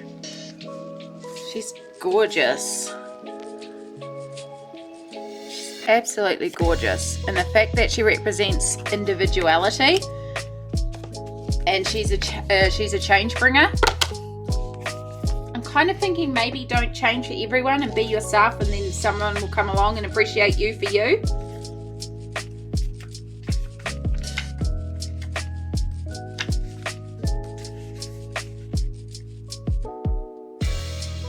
I am an organic, growing, living being, and transitioning into new versions of myself is imperative for the evolution of my soul. I welcome and celebrate these new beginnings, and I trust myself and my choices, and I follow what brings me joy. Yeah. It's basically saying take tiny actions, celebrate who you are, honor what you are, where you've been and where you're going. So definitely for something in terms of a love reading, it is saying basically acknowledge who you are and where you've been, but once you know who you are and accept that thing, like that thing that makes you you, and you are being true to yourself, then what you will bring forward is the love that you seek, basically, whether that be a relationship, whether that just be finding like friendship love, a love for yourself, a love for those around you. Like the power of knowing who you are and accepting who you are is incredibly powerful, and it really, when you start to be who you truly are as well, then I think the world just opens up a lot more to you as well, because we all can kind of tell when someone's not being who they are. Like there's this innate feeling of that person doesn't feel that. We each have something beautiful, unique and amazing about ourselves. So the moment that you embrace that, it is incredibly powerful.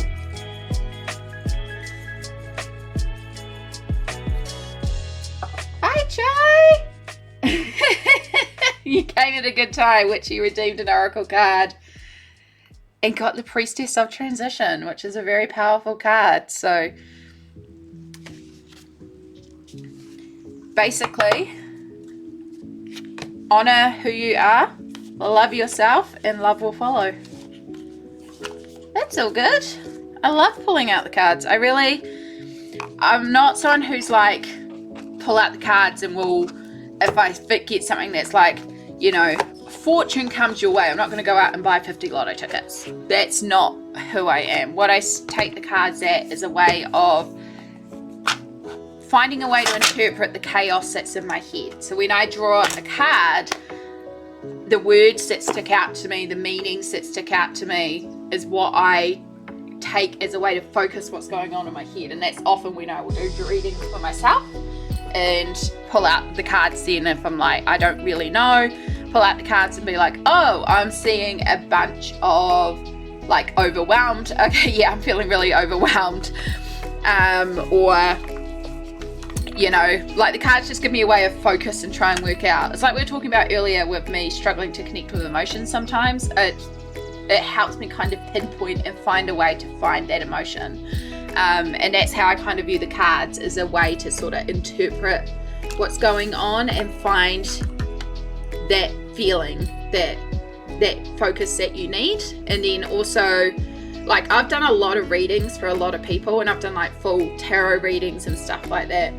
And I apparently am quite eerily accurate because, again, I'm just listening to that odd gut feeling. And this is where I do believe that there are things that move with us, that help guide us. And when you can learn to listen into that people would call it intuition, some would call it ancestors guiding you, some would call it angels or God. Like, you can interpret it however you want. But I truly believe there are forces that guide us if you can find a way to hear that voice to guide you through what you're going through. So when I do tarot readings and oracle readings, pulling that out and just listening and reading and interpreting the cards and going, okay, this is what I'm getting from the cards. And then people break down crying in front of me because they're like, how did you know? And it's like, I don't know. But I'm not like giving readings like, you know, you're going to win $59 next week if you pick out this particular scratchy at this particular time. A lot of it's just general stuff, you know? Yeah. If we put it in D&D terms, I think I have a high insight for certain situations and people. But only for certain situations I get advantage on the rolls, and the rest of the time I'm at disadvantage. Yeah. Exactly. Fortune never ever means necessarily a financial thing. Fortune can actually literally be finding the community, finding joy.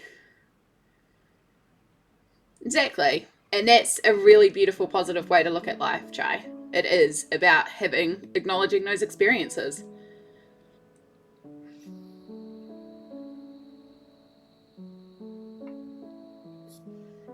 I don't think so. Because again, I do struggle. I struggle. So with my mental health, I spent so many years shutting down. Sorry, this is going to blow it out, but I need the light there so I can see what I'm doing.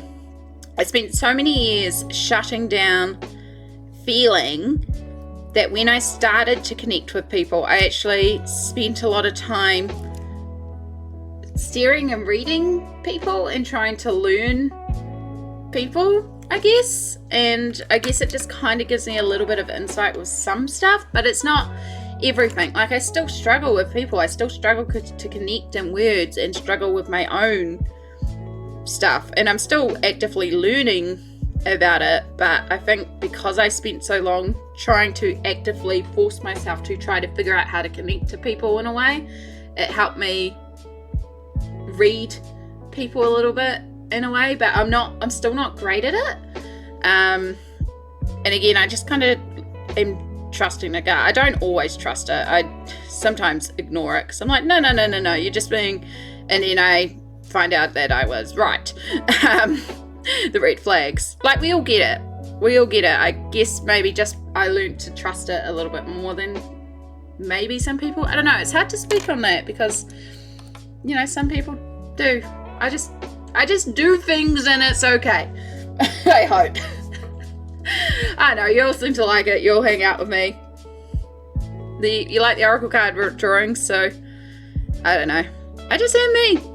I am me. I'm just Amy. Amy is a whole thing. Yeah, Amy is good vibes, rainbow chaos.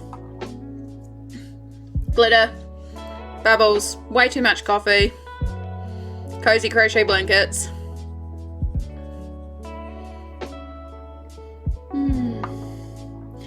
We have another oracle card. Where will my masters in love for communicating, and how do you find the strength to get there? Ooh, so that's quite an interesting, specific question. Chai, do we want Ocean or Avalon?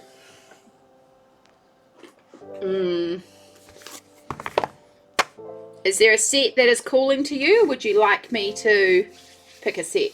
Ocean? Okay. Cool, I'm getting a good amount of practice in with the Ocean set today.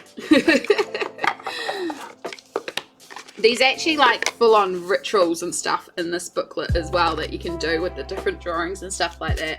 I don't quite, a lot of them are just like meditation exercises and stuff like that, but I do like the affirmations that are in there. I think the affirmations are really good. Sacred Sea is a very pretty set, fully understand. Okay. So Chai would like to know about future endeavours and the path to take. Almost wonder if I do a free card draw, past, present, future. I don't know these cards well enough to do a past, present, future draw though. That would feel better doing that with my actual tarot cards.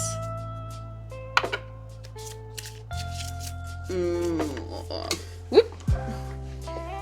Oh, interesting. Dropping the card.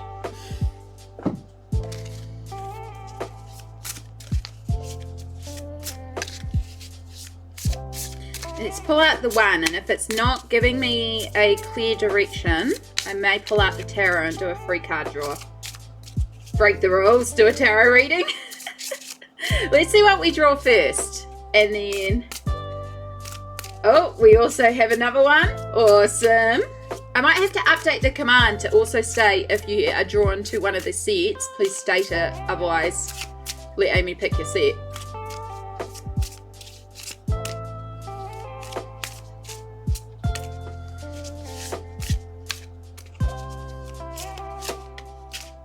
Okay.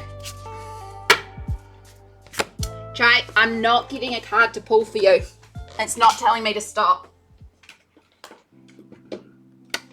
Again, we've been talking about listening to the gut. So, Chai, you redeemed an oracle, but we're going to do a full tarot because I think you need a past, present, future drawing. So I don't normally do the tarots because the tarots take a little longer.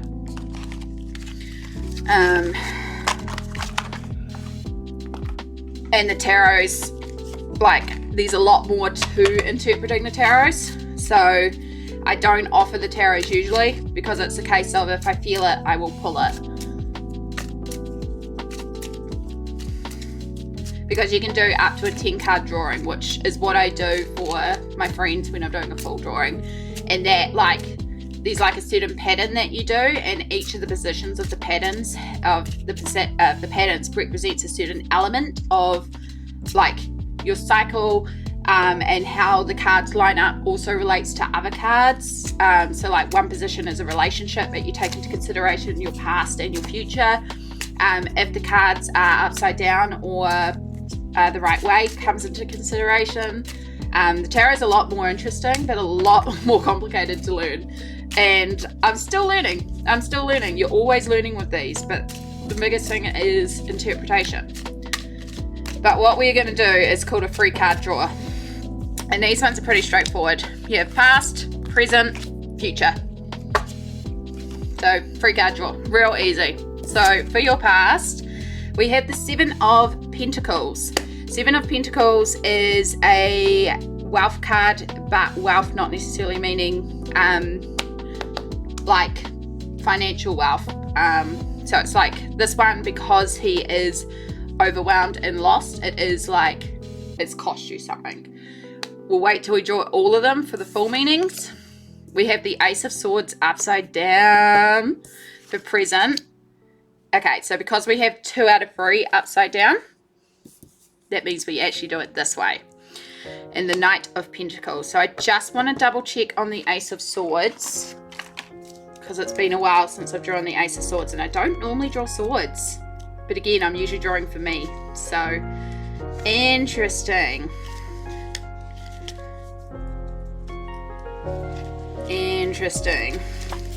Yeah, so Pentacles is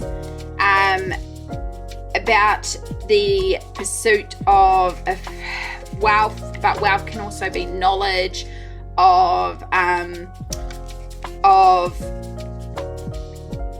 like hunting, hard work, consistency. So Seven of Pentacles is sorry, words are struggling. Seven of Pentacles is being persistent and struggling and carrying on for hard work. Because it's upside down, we get the inverse of it, which is like maybe in the past you've been impatient to get to a point. You've been trying to push through, and to the point where it may have actually cost you something because you've been trying to rush through. Presently, Ace of Swords, which again, I don't usually draw swords, so it's quite exciting to get the swords. And I've never drawn the Ace of Swords. The sword and the wreath appear together. Order and abundance and prosperity. You are headed to success. You make an intellectual breakthrough. So right now you're on the right path. And then it's funny that we've got another Pentacles, because again, Pentacles is wealth, but not necessarily with your question. It's again knowledge. It's fortune in terms of knowledge seeking. So the fact that you've got another Pentacles as well for your future card is just hilarious to me, because you've got a lot of Pentacles. And then Knight cards are stability and strength, and like achieving goals and getting to that finishing point. So straight away we have an incredibly positive reading, because you've got two positivity cards about the future. So yes, in the past you've rushed and you've pushed through, but right now you've recognized that you need to slow down, that it's worth the work that you're putting into, and even though it's a lot of work, you're pushing through to get to the end, where you have that Knight of Pentacles, who is somebody who takes his responsibility seriously, follows through and finishes what he starts in order to achieve his goals. So basically what I'm getting is, it's hard, it's a lot, but you're doing the right things. Keep pushing on.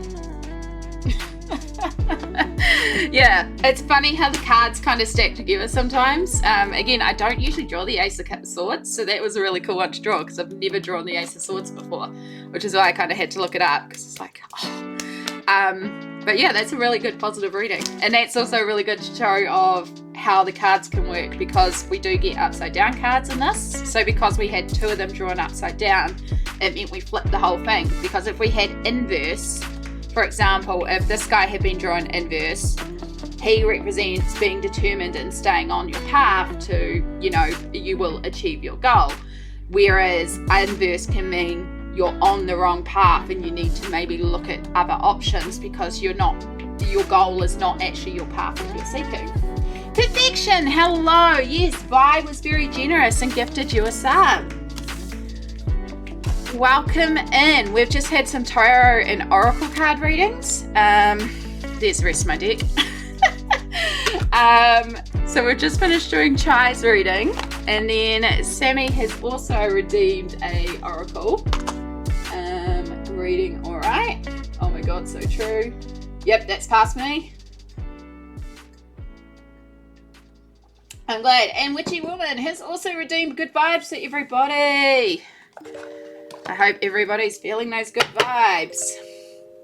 Right, Samsara has redeemed the Ocean Oracle set. How do I find strength to smile in my adversary? Let's find out.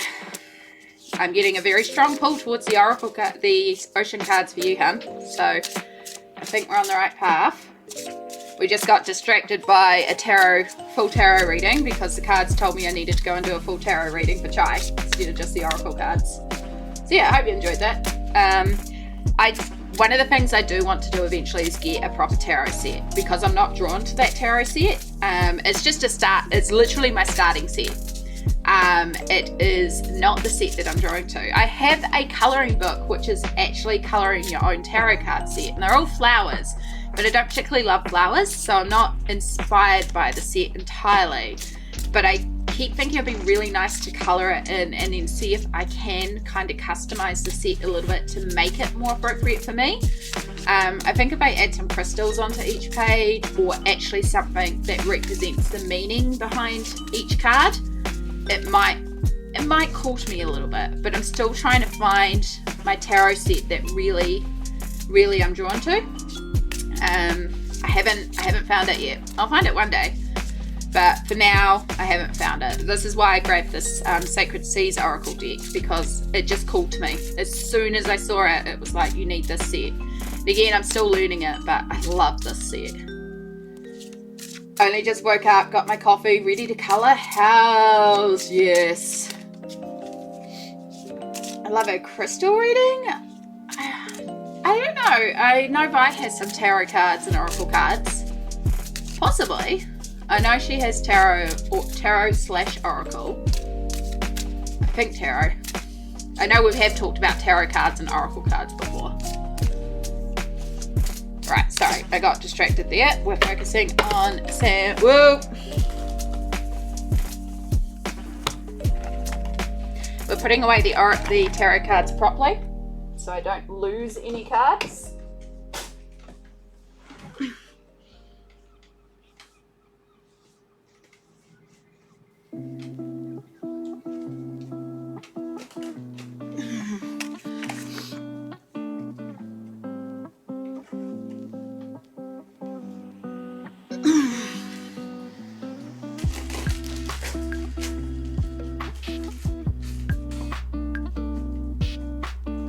Okay, I don't think there's any more down there. Last thing we want is to lose a card.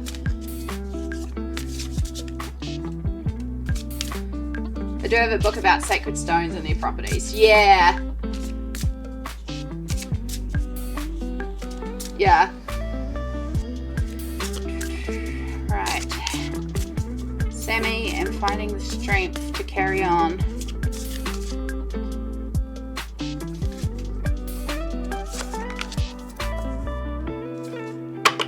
Visionary Sea Queen, potent projections. Interesting. So again, sorry, I am still very much learning this set. So I am going to look this one up because I don't get anything from her off the top of my head. And she's one of the...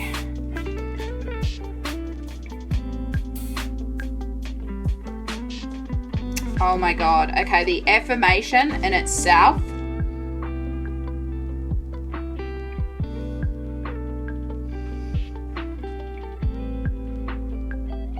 I love when the cards happen. Okay, so normally I would like interpret this, and there is an interpret to take from this, but Sammy, if you're there, I want to read you word for word what this book says, because I think you need to hear it as the book says.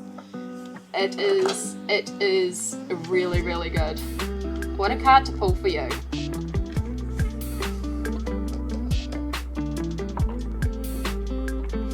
We're going to make sure we snooze this ad because I don't want the ad to come in the middle of this. So, the Visionary Sea Queen. The affirmation for her: I am powerful, courageous and brave when communicating my visionary ideas and concepts for a better world with clarity, love and profound inspiration. The Visionary Sea Queen is here to activate your third eye, to enhance your intuitive, imaginative vision so you can be the visionary you came to Earth to embody. Pulling this card indicates it is imperative that you take time to connect to your visionary sight and mindset so you can project your visions clearly into reality through art, poetry, conversations, dance, sculpture, and so on. You can actually open up this ability simply by participating in creative endeavors. It's time to shake yourself out of mainstream modes and reinvent them for yourself. You own these messages. Our new earth reality lies within your consciousness. I can read words. You got this, boo. You got this. Like, you're looking to find a way to smile through everything going on, but you are the power to smile through this.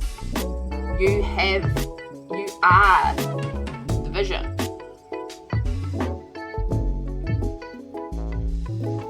I love the cards.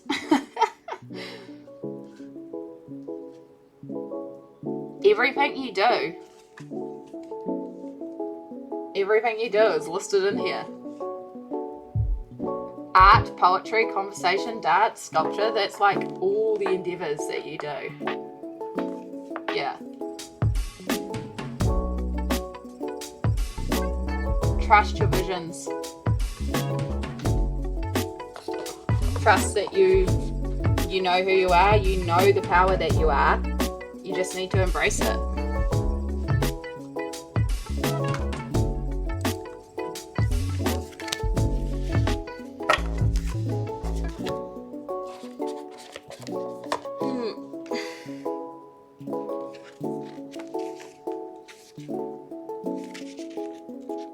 That's the artist, by the way.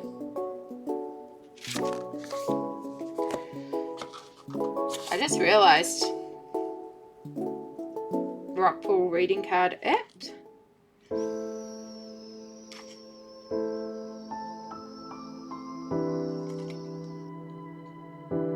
Interesting. I have to look into that one later.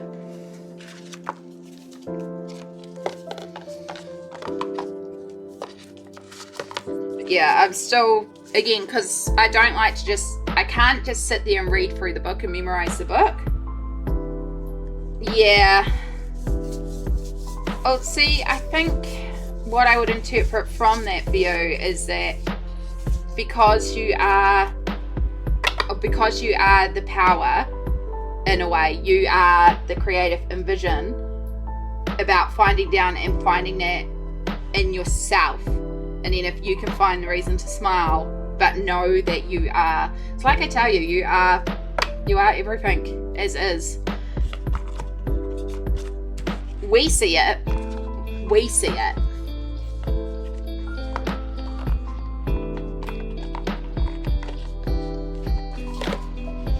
But yes, I know it can be hard.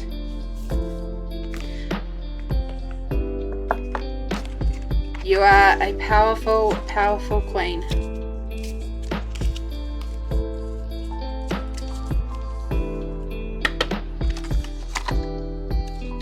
My hair is caught in the tarot cards. Unfortunately, though, it is the same with a lot of things. You can say consistently, you can tell people how awesome they are, you can tell people how beautiful they are, you can tell people how amazing they are, but until you choose to believe these messages, it's never going to sit with you. And it can be hard on days to believe the messages. I do fully understand that. But when you do, again, embrace that about yourself, it's incredibly powerful. Incredibly powerful. But yeah, finding the way to do that, find that power to smile. But that's also the fun part of the journey. That's, you go through those times where it is harder, so that when the times are good, you do know, you do acknowledge it, and you do see it.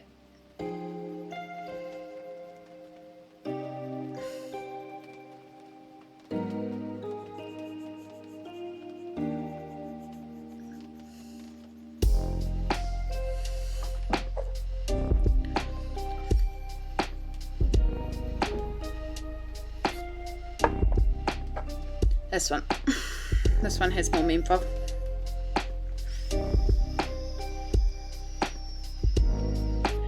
So yes, thank you for redeeming those.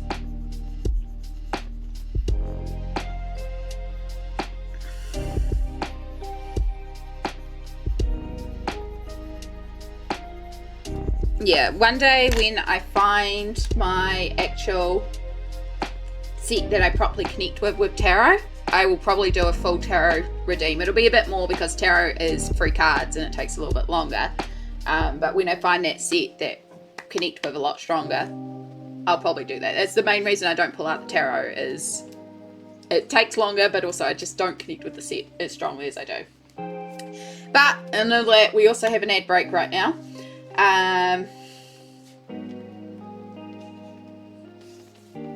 So we are going to start this ad break. I'm going to make sure I actually stand up and stretch. I might just put the cards back as well. Make sure there's no more cards dropped on the floor.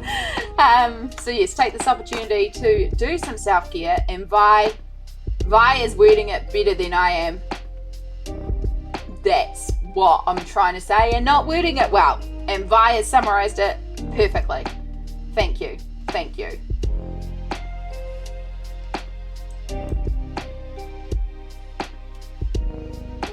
You guys are awesome. You folks, you peeps, you grannies. Let's get this ad started.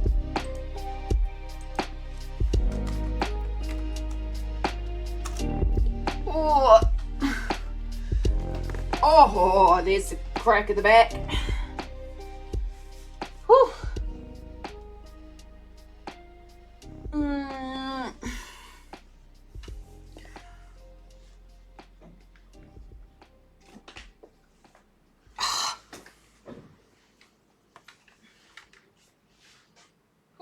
Should be using my walking frame.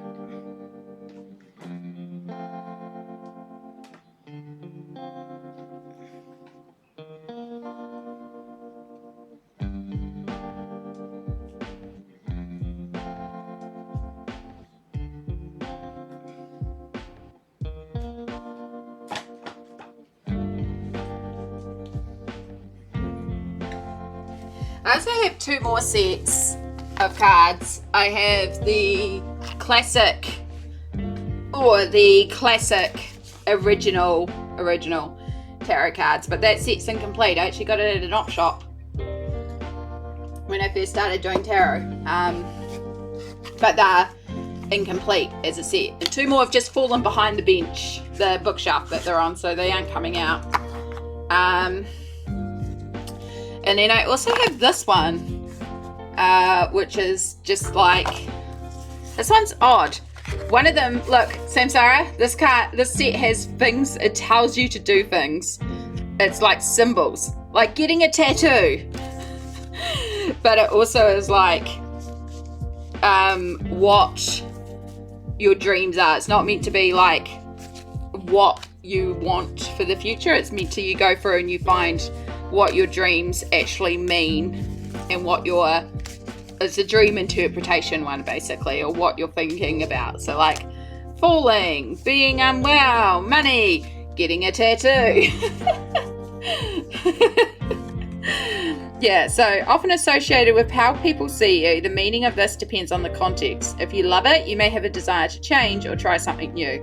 If you don't, it means somebody is trying to tarnish your reputation or being fake. So these are interpretations of your dreams. So it's a bit different, but they're fascinating cards to read through because dream interpretation is really interesting. So yeah, if anyone has any questions about dreams, if I can find the card in here. Taking a test, flying, being late, money, being pregnant, being invisible, showing up naked, seeing a former friend, horses, a natural disaster. Honestly, natural disaster is something that I get often. I should be more productive on the important things. I've applied to 12 jobs and got the Edel Kerm back up on Twitch. Haven't packed though. My laundry bin is full of dirty clothes. Oh, how long do you have to go, hun, until you take off? Tomorrow's my like big cleanup and pack day. So I'm doing all the laundry though. I've been doing that slowly. I've got a load in the machine. I've got a load still drying, and then I've got like probably 2 more loads that I need to get done. Today plus 2 more days before your flight. Okay, so you still got time. You're doing good. Look at what you've done today. You've applied to 12 jobs and got the Edelcam back up and running. That's a lot. Welcome back from the ads. Thank you for bearing with us as we do those. So we have our hourly reminder to stretch, to hydrate, and also to get rid of the dreaded pre-rolls. So I did stretch in terms of putting the cards away, which if anyone wants one, I'll pull them back out. It's not like they're hard to get.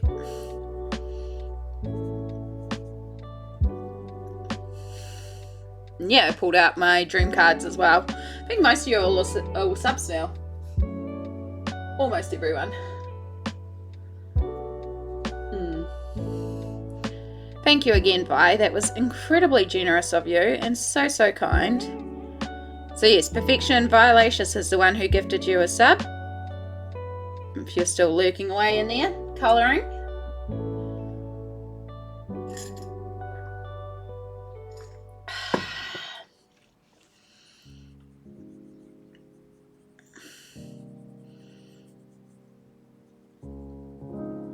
So yeah, we're going to keep building up our tones. We can also start working on these dots because these are also meant to be dark and we want them a dark that's darker than these darks. I missed a spot on that one. Thank you for doing the shout out.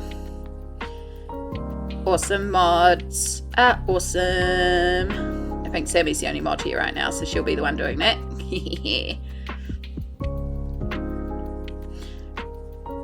I mean, we say it every stream. If you're not already, you should be following Vi. Vi, are you streaming later on today?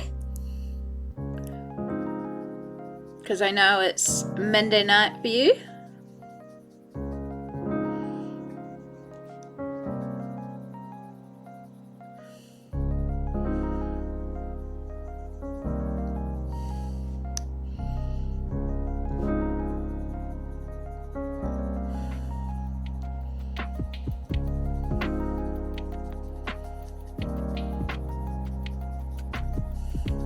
You're going to put a layer of this cool grey over everything because again we're a lot more into the shadows, so this can be a cooler purple than our previous purple.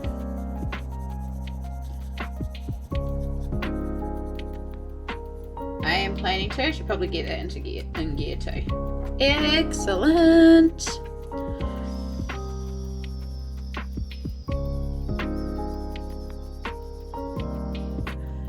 I will definitely be over later. I've not had a phone call that tonight's going to be as chaotic, so that's the hope. I still have a ton of stuff to do because I'm so behind in my auditing, but I should at least be able to, like, I was lurking in stream, but I actually had to mute it for most of the time while I was at work, so I just had to concentrate and fly through the work last night. It was so chaotic. I didn't even get out until like just before 7, and of course we have Pathfinder and sound checks at 6:30, and I was like, luckily I warned and a few of us were running late, and Holt started the game at 7:15 instead of 7 because like I think I got in at like 6:58 or something, so, and I think we still ended up a few minutes late. We very rarely start that live stream on time. So bad, but it was good. It was really good.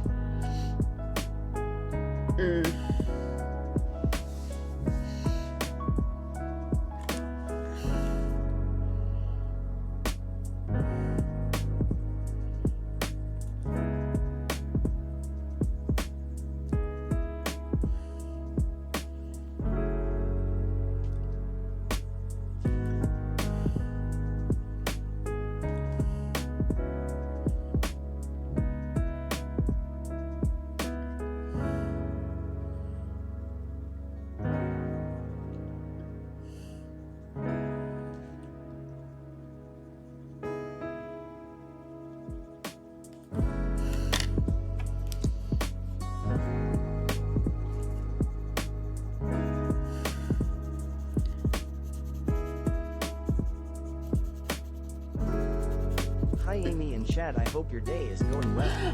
Let's be awesome together. Hey bud! Hello! Today is going amazing, and that is purely due to the amazing people in chat here. And now we have another amazing friend in chat. How are you going today, bud? I'm wearing a crown. It felt like a crown day.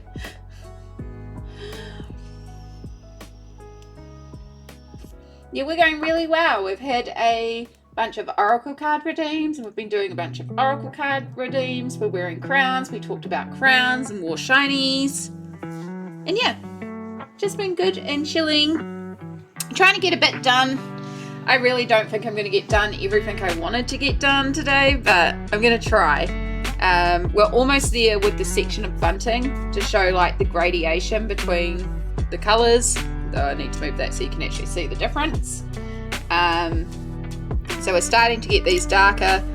The idea being then I can finish this off stream, and I'm going to try and show a bit of the background and a bit of the tiles, and then maybe even a bit of the marble, and then I can work on this off stream while I'm away.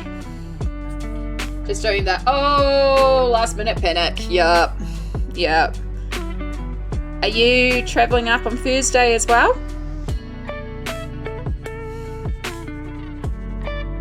Or are you travelling up on Wednesday?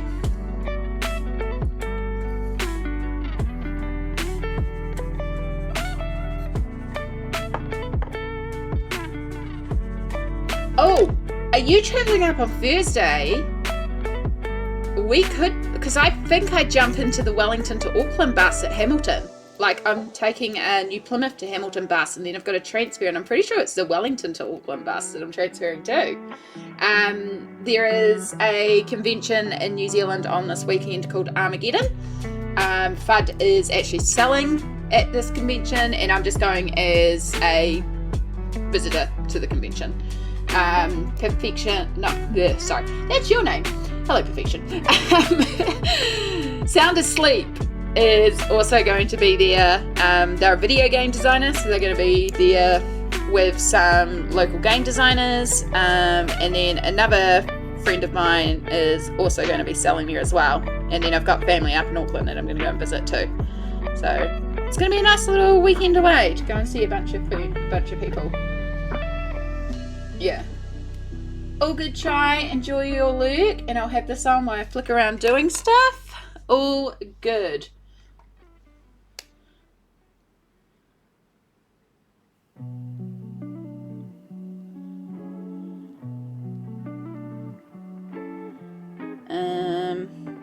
Oh my god, so many messages.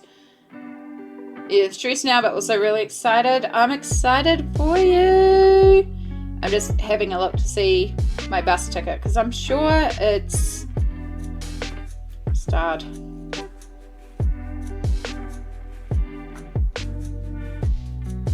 Nope, it's the bus trip home on Monday. It's the bus trip up.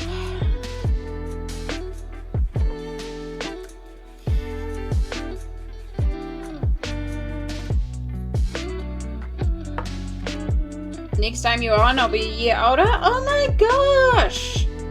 Oh my gosh. Well, happy birthday for the future. Exciting. I hope you have an amazing, amazing birthday. I'm sorry I won't be live to wish you a happy birthday, but happy early birthday.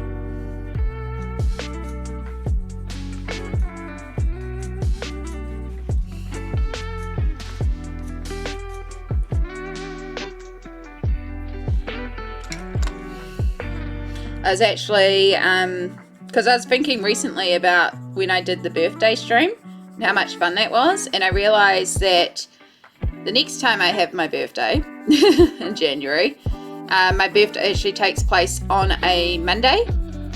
So what I'm going to do, because I usually have my big long streams on the Sunday, and then I have my Tuesday stream, so I'm actually going to take the Monday, maybe the Tuesday off. We'll see what the finances are like. But we're going to do some like really big long birthday weekend streams then. I like what FUD does, where FUD has like a birthday month, birthday fortnight.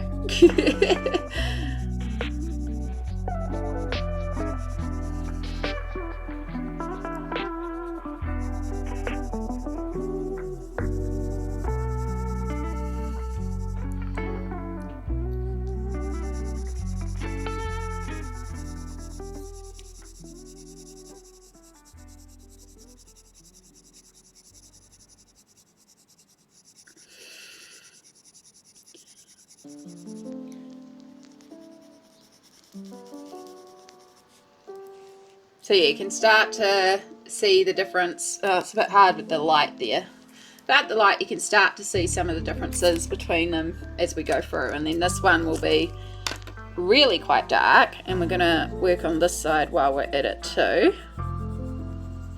So the one that's right on the edge here is going to be pretty darn dark because it's very much in shadow.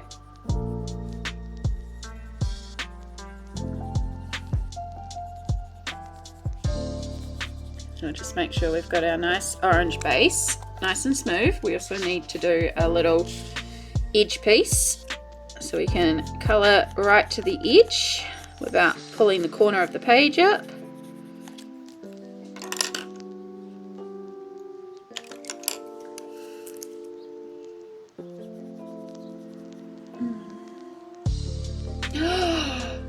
Yes, that is a amazing birthday present. Oh, what a good present. What a good birthday gift. I'm so excited for your perfection. That's going to be really good. I can't wait to see what you do with it too. I've heard good things about the Ohuhu markers. And now that they have the refills and stuff too, like legit, there is no reason to get Copics anymore. Except for me in New Zealand, because right now Ohuhus I can't get in New Zealand. But if I could get them and their refills in New Zealand, because they would be much cheaper than Copics, then I would. Right now, Copics and their refills are the only refillable alcohol markers available in New Zealand. But then again, I also mostly use alcohol markers just to do bases on stuff, so it's not often that I shade with them, but I do like shading with them when I can. They are really, really fun. Birthday is Sunday. Ooh, so they'll come on your Monday. No, I stream on Tuesday. And you are Australia, I think. If I'm remembering correctly.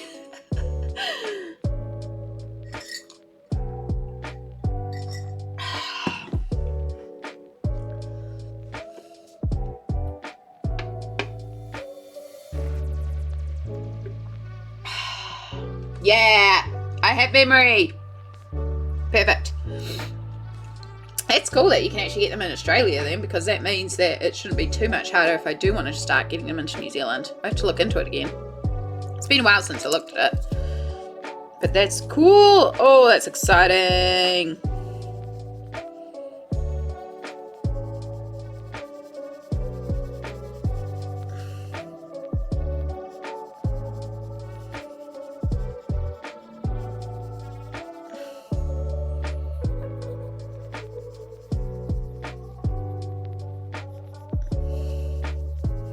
Birthdays can be really, really fun. My birthday in January, when I did my birthday stream, that was the first video game stream that I'd done. Yeah, that's right. You're only a couple hours behind me. Yeah, I'm pretty sure, because we've talked to Kmart, and that's how I was remembering it. It's like, Kmart is how I'm remembering it. I also just have really terrible memory, so... yeah, in January, when I did my 14.5-hour birthday stream, and we played the run of Detroit Become Human. It was so fun. So fun. So yeah, we might find something interesting to play, or we may just do a bunch of colouring. I'm not sure yet. Again, we got till January. It's not like it's any long rush. I should figure out where my affiliate birthday is. I don't even remember. It was so long ago that I became an affiliate. I have a feeling it's in February. There's a lot of stuff that's like anniversaries for me in February.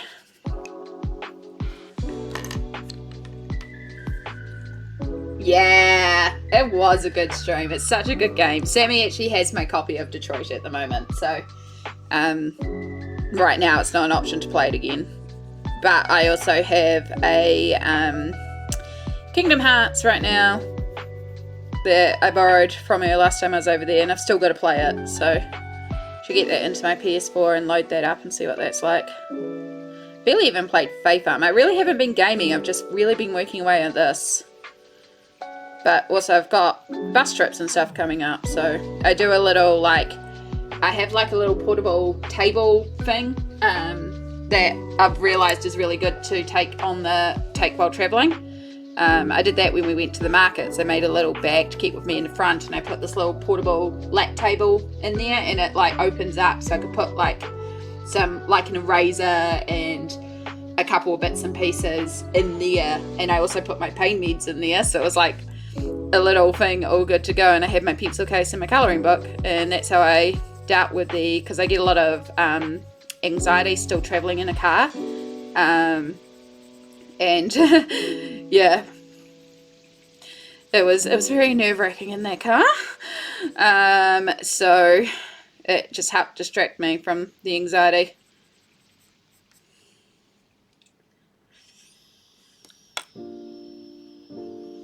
I don't think I have follow age set up on here. Sorry, let me have a look, because I think that's one of the default ones. I might just have it turned off. Let me have a look.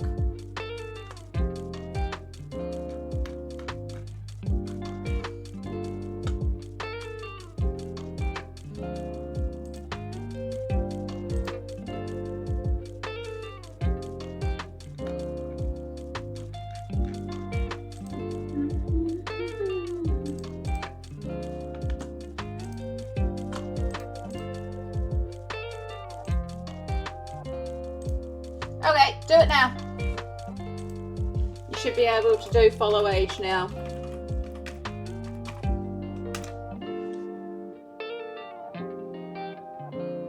Oh, not available. That's a good start.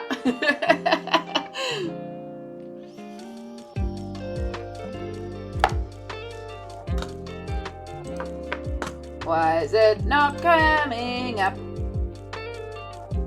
Oh, sorry, there was also a cooldown on it. Let's get rid of the cooldown.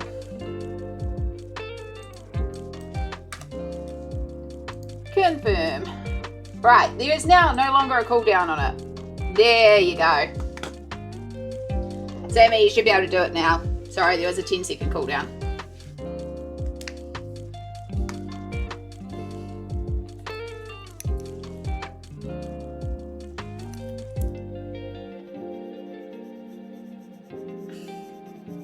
What we need is I need PB to come along and do it, because she was my very first follower and followed me when I created the channel. So that'll say how old the channel is. Oh. It's been a while. It's been a while. I can't remember exactly when we switched over from the specific art streaming service to Twitch. But it's been a while. Almost 6 months. Yeah, time flies. It does feel like longer. I mean, Sammy's 1 year 5 months almost, and it feels a lot longer than that. That must have been right when I was starting to come back to streaming again. Because I did step away. I do take time off, and then I come back, and then I take time off and come back. But we've been going consistently for almost 1.5 years now again, which has been good. But this time when I came back, I changed a couple things and I made it more suitable for me, and it's been consistent. Like, we started out just doing the Tuesdays consistently, and then from there we did the Fridays and the Sundays, apart from obviously occasional things like traveling for graduations or events like this and stuff like that. But pretty much consistently now we've been doing Tuesdays and Fridays for about a year, and we're starting to build up regular Sundays as well. Yeah, that kind of tracks then.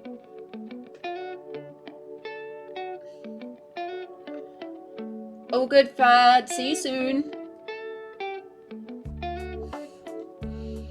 Yeah, I'm pretty sure I did post in there in the 2022 you sent.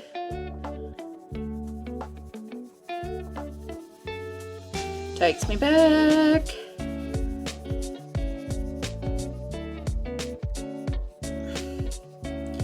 Alright, so this one's a lot more in shadow. And we need to darken this grey a lot more because you need to be pretty close to black.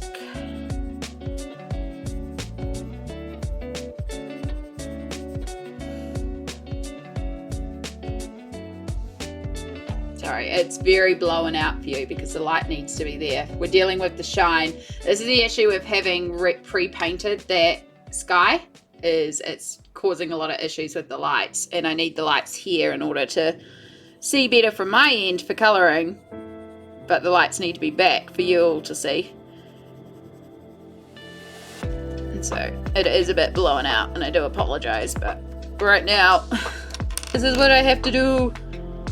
So we are also adding in some of the dark indigo into the black, and this will also help really cool down our black and make it appear even darker again. We really need to, this purple is atrocious.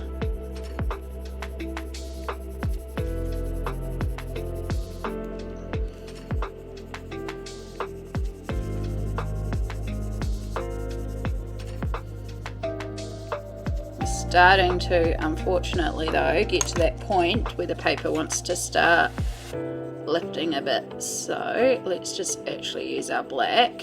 We're just going to darken the edges a bit.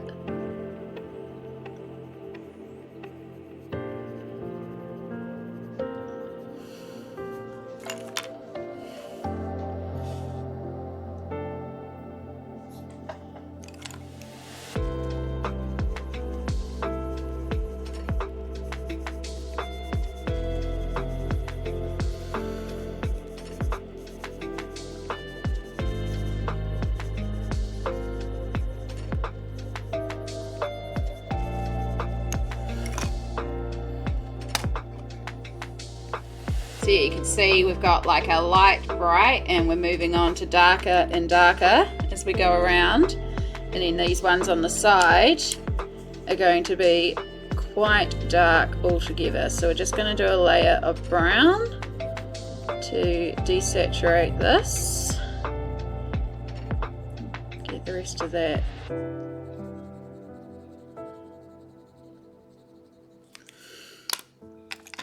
And we're going to bring in our grey, and because this side is so dark we can actually just work over both the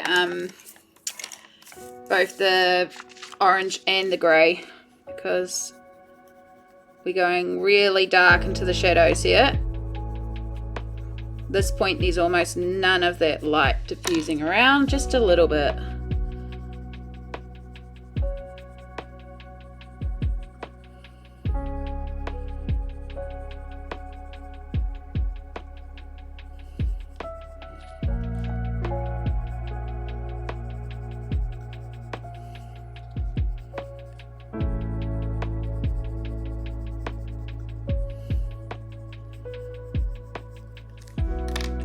We're even going to use our blue again on the center, even a bit on the flag itself. Let's go for another layer of brown, because at this point the orange is really just going to be reading as brown. I'm going to darken this one slightly.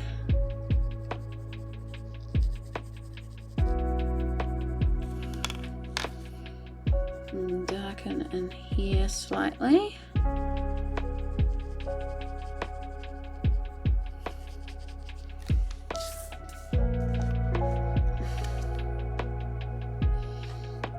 So yeah, you can see like we've got the bright, medium, getting darker, getting really dark. We could possibly even bring this down just a touch more.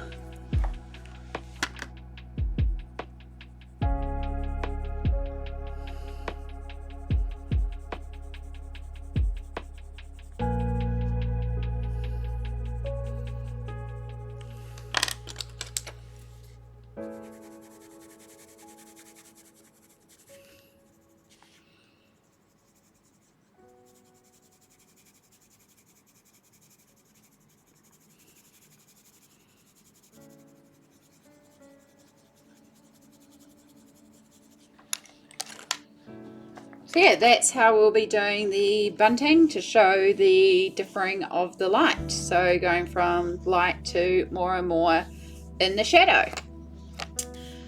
So again, like I said, I'm going to try and show little bits of different sections so I can actually work on this offline, because of course we've still got a ton more bunting. But considering that bunting took us nearly 2.5 hours just to do that section, the whole stream would just be the bunting. And I want to show a little bit more so I can work on this offline. So what we could do is we could actually work up here. This might be quite a good section to work on because we've got our light, medium to dark and extra dark. So we could start to show sort of the gradation of the light here.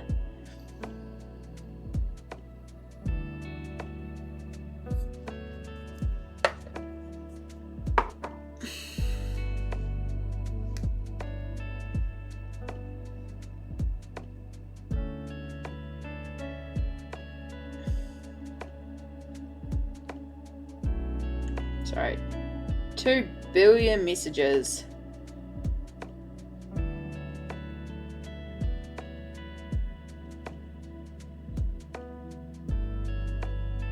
Alright, it's all cleared away for now. Alright, so we have our reds. We're also going to pull in our brown. And then we also want our black and our warm greys a bit as well. And maybe even a little bit of orange. And then the other thing that we kind of need here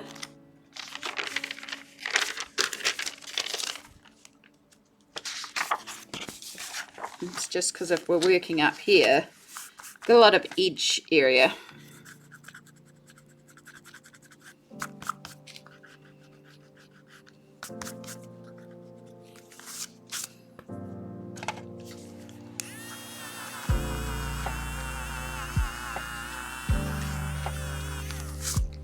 Shouldn't be using my hands to brush it off. That's how we get oils and smudges.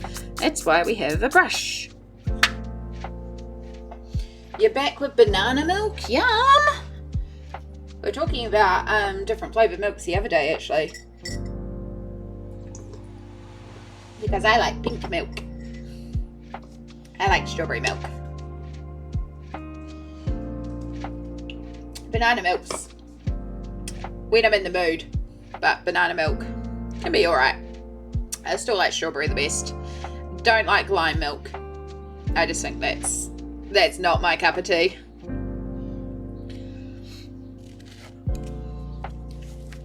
Alright, so in here is where the light is the strongest and the most direct. So this is where we will be working with our most intense, brightest of reds.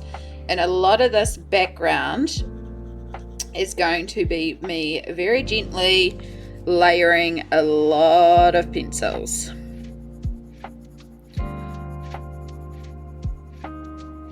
Now the other thing we have to consider with the background is also the light from the window.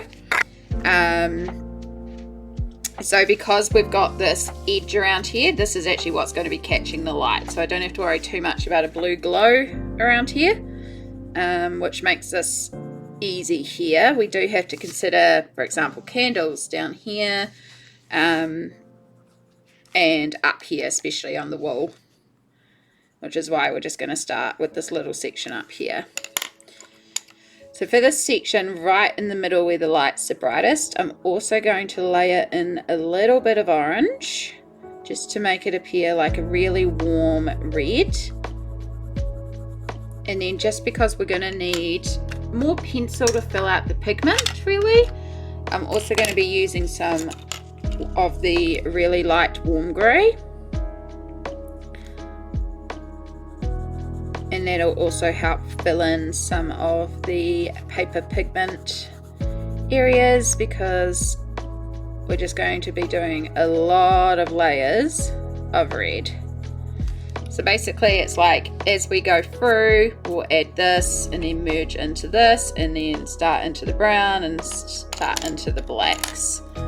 Another way that I could do this is I could work from the outside in and start with our darkest colors. However, we kind of need red on everything, so it's easier to start light. Because essentially, like, one of the things we'll be doing is a layer of this pencil across the entire background and just building up those tones.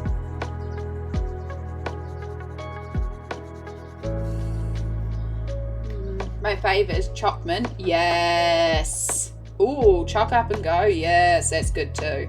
I love the fact they now do lactose free up and goes. They are a very expensive breakfast, but also they're a reasonable, like, it's good for something on the go if you need something on the go. Like if you're taking a bus trip.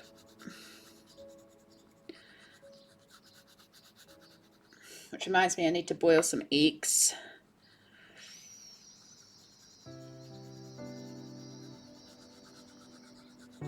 That can be part of tomorrow's job though, so that I can pack my lunch, because God, food is so expensive on the bus trips because the places that they stop, so pricey. One of the places the bus stops for me is Tikawiti. The actual cafe that they stop at, like, they have a deal with the bus line, so the bus drivers get a free coffee and like cake or something, because of course then it brings in all the people on the bus, so it's good for them. But there's actually, like, if you walk a block down, there's actually like a bakery and a dairy, and it's way cheaper there. But also it's even cheaper if you bring your own, which is what I'll be doing, because then I can also use some of the stuff up in my fridge. I've got like crackers and some ham and some cheese. I'll boil some eggs. I've got some cucumbers, so I'll just take all that and make some crackers.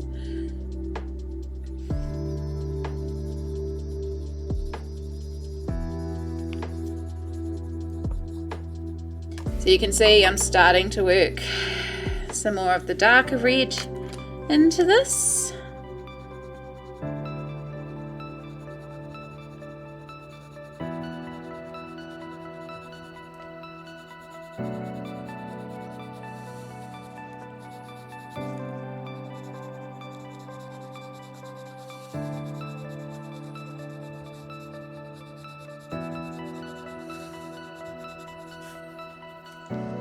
So we'll start working it this way, because this is going to be an easier way to show the transition because it's smaller. Good. That's what I was trying to avoid doing.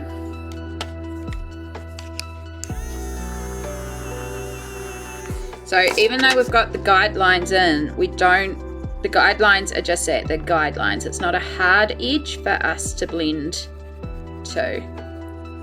So for each section, we will start with our first layer of the red. And we bring in our second red that we've started building up over here.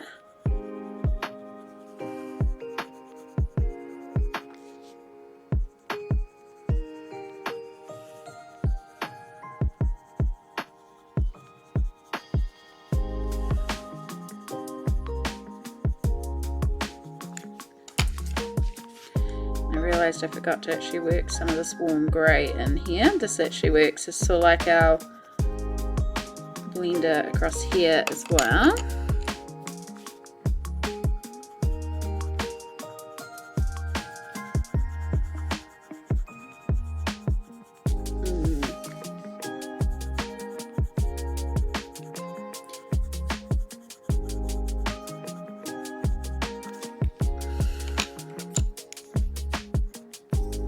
Only problem with drinking so much coffee is I've always got to pee.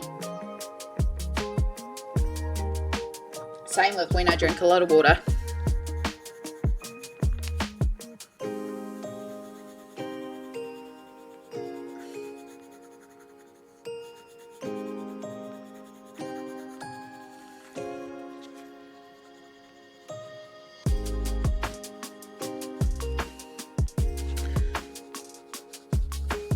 Okay, so that's that section done. And then as we move on to here, this is where we start bringing in our next red. So once again, we start with our lightest red as our base layer.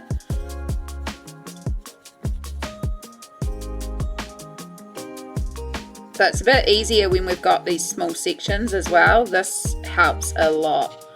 But when you've got like a big expanse to keep blending all the colours into, things get a little bit more complicated.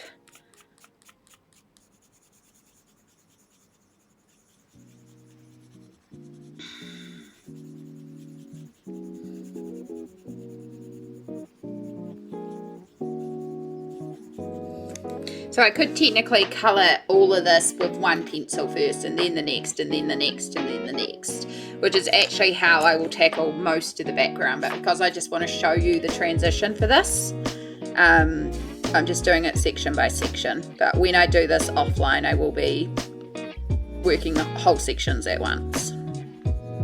Again, the idea is to show you little bits of each section so you know how I'm going to approach it, so that I can keep working on this while I'm away. Because like this background and the ground and the bunting, like I'm probably going to spend another 10 to 15 hours just doing those elements. And like the background, this is just plain red. Like, I know this is not the most fascinating thing in the world to watch someone colour some plain red, but it's one of those things that we have to do in order to set the piece.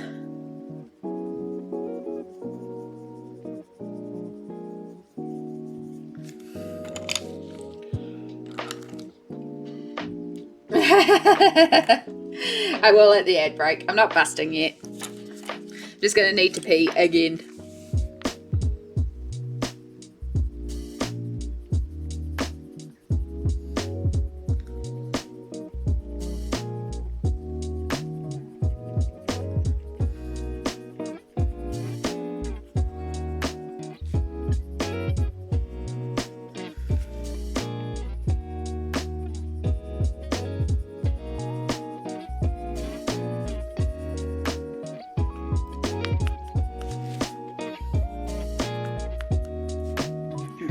Going to bring this a little bit onto the side.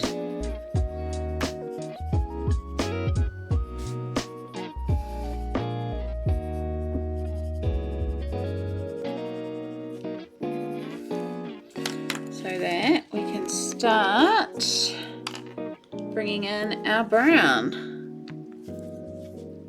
Because at this point we're into the darker section. Come up with a new system for colouring. I downloaded app, so I put... Oh, is that the Polychromos app? Because I freaking love that app. I use that all the time.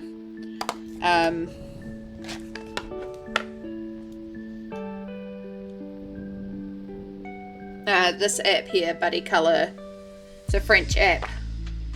No? Oh, is there another colouring book app? Or is it just a book app? This is an actual colouring book app that I use to track my colouring books. So for example, if I switch this by completion and we do descending to get the books I've completed the most in, so we look at Mythomorphia,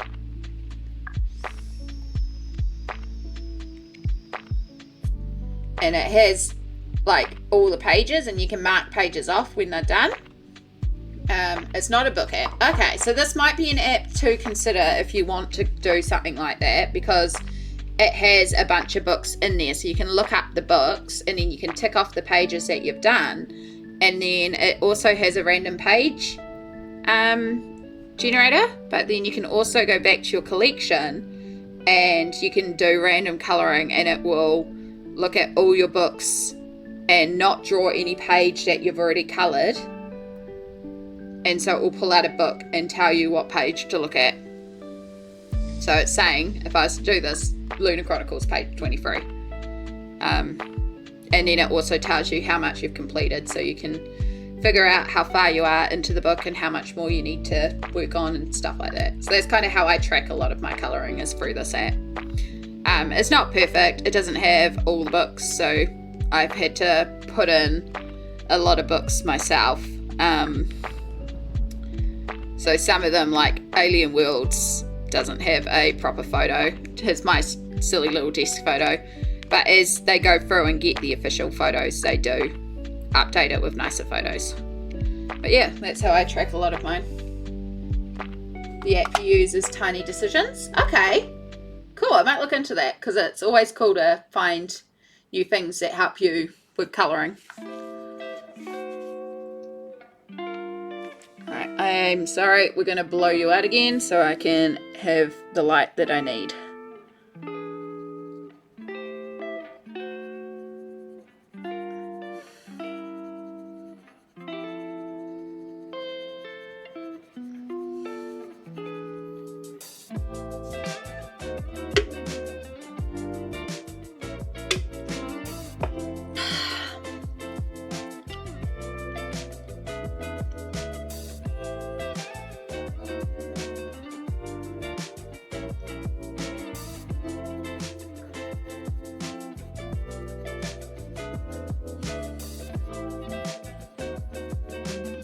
So yeah, we're using now our walnut brown and starting to darken our red up because we're starting to get less and less light around here. So this is when we have our next stage.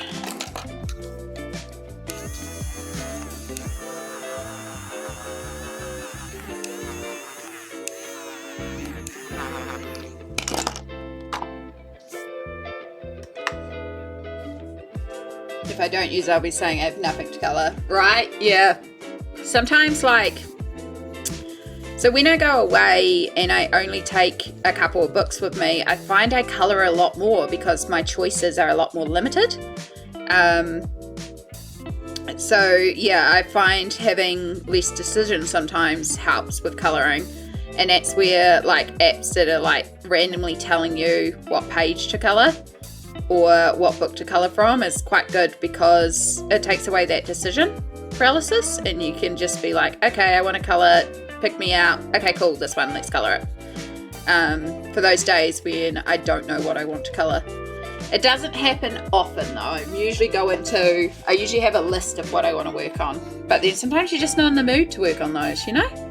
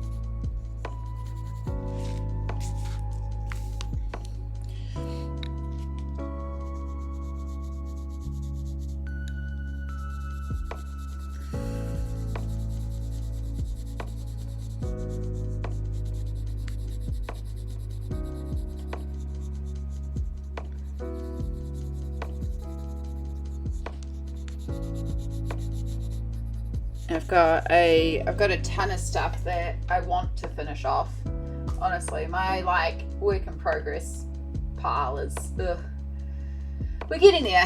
We're getting there. Like I actually have this. So there technically is also the Halloween one here. It's two more there. But like a lot of these, like this Fairy and Dreamlands one, I'm working on that one right now. These two here I'm working on the Cyclops one here.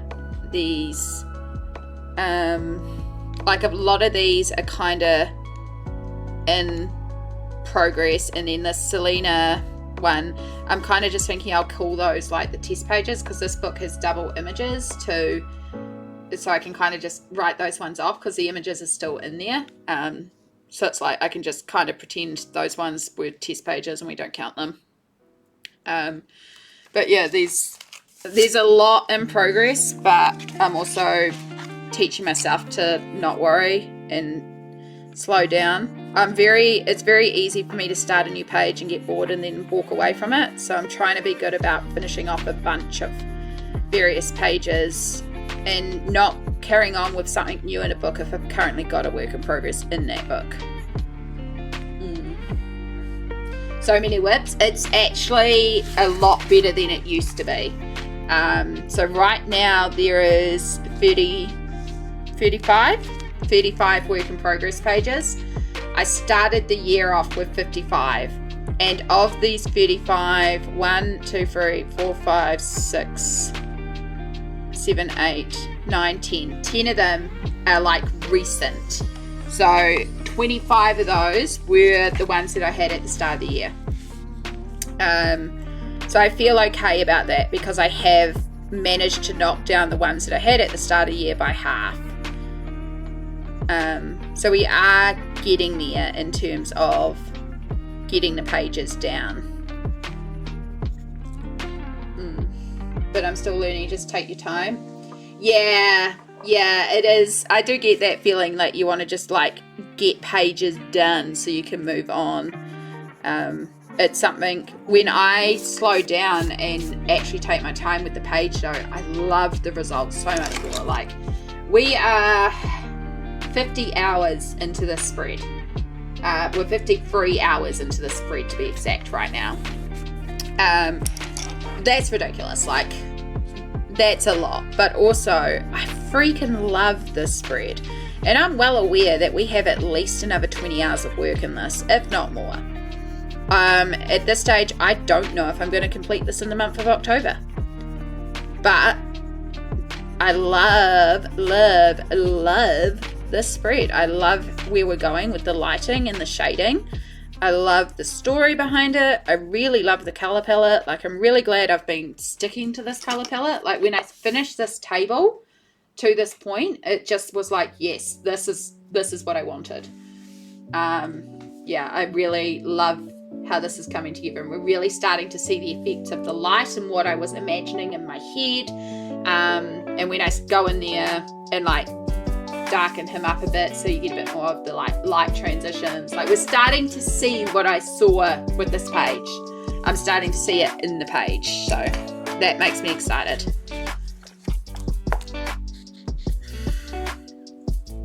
Actually, I don't need that. Yeah, I will for that side. Okay, we may as well. May as well keep it there for the other bits.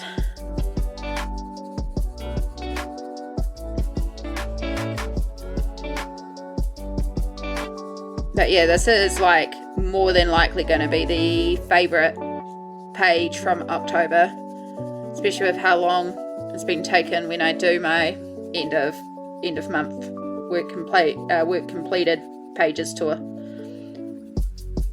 which is going to be a lot less than usual because I know I haven't completed anywhere near as much, but I love what I have completed, so that feels alright. And like, there's one page that I definitely did speed through a little bit, but it was an old work in progress and it was originally an experiment page. So it was me just trying out something, and I finished it to a point. I'm happy with it, but it was always just an experiment page. So I don't mind that it's not like perfect because it wasn't meant to be. It's an experiment. It was me trialing out a technique, and the technique did work.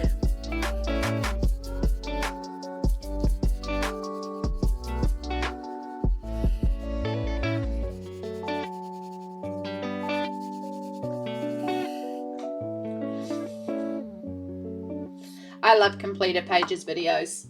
Like, usually I have 30 or so pages to show because I do a lot of colouring. I'm not going to have 30 pages this month. I know I'm not. At this stage, I think I have 4 completed pages for the month. 1, 2, 3, 4, 5. I have 5 completed pages for the month. Normally at this stage, I have like, you know, like this is last month's. Like, there's usually a lot more pages. And I have 5. But I really love how 1, 2, 3, 4 of these came out, and then I have one experiment page, which I'm just glad to get done. So, you know, and it's not about the numbers, it's about the experience and how you enjoy the colouring. And again, really enjoying this page.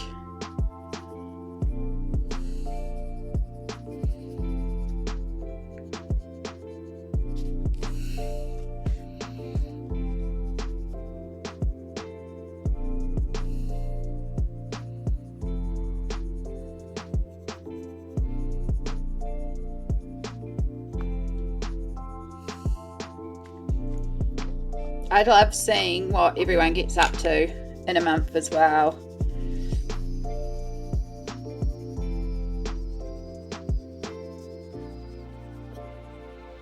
And obviously with this month being October, there's going to be a lot of people colouring like the spooky Halloween pages. That's always going to be fun to see. But yeah, I've got a couple of pages that I want to try and finish before I go away, because there's a lot of pages that are quite close to being done. So it'll be nice to get those all finished off. Like one of the pages on this work in progress list, this fledgling fairies one, that's like, that won't even go on my completed pages tour, because it's literally me just chucking a little bit of ink in the background, and it's not going to change the picture at all. It's just because I finished the picture, I considered it finished, but on another flip through I realized it actually needs a background, and I'm literally just going to grab my distress inks and my cloud template and just slap on some blue and call it done. And it's just to help fill out the page a bit more.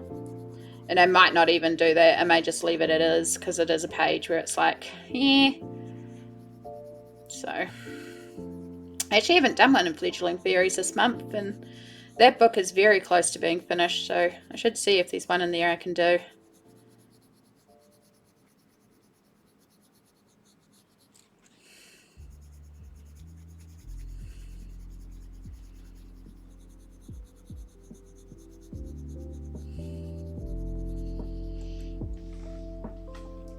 I will done 5 to 20 a month, depends on mood and free time. Exactly, yeah.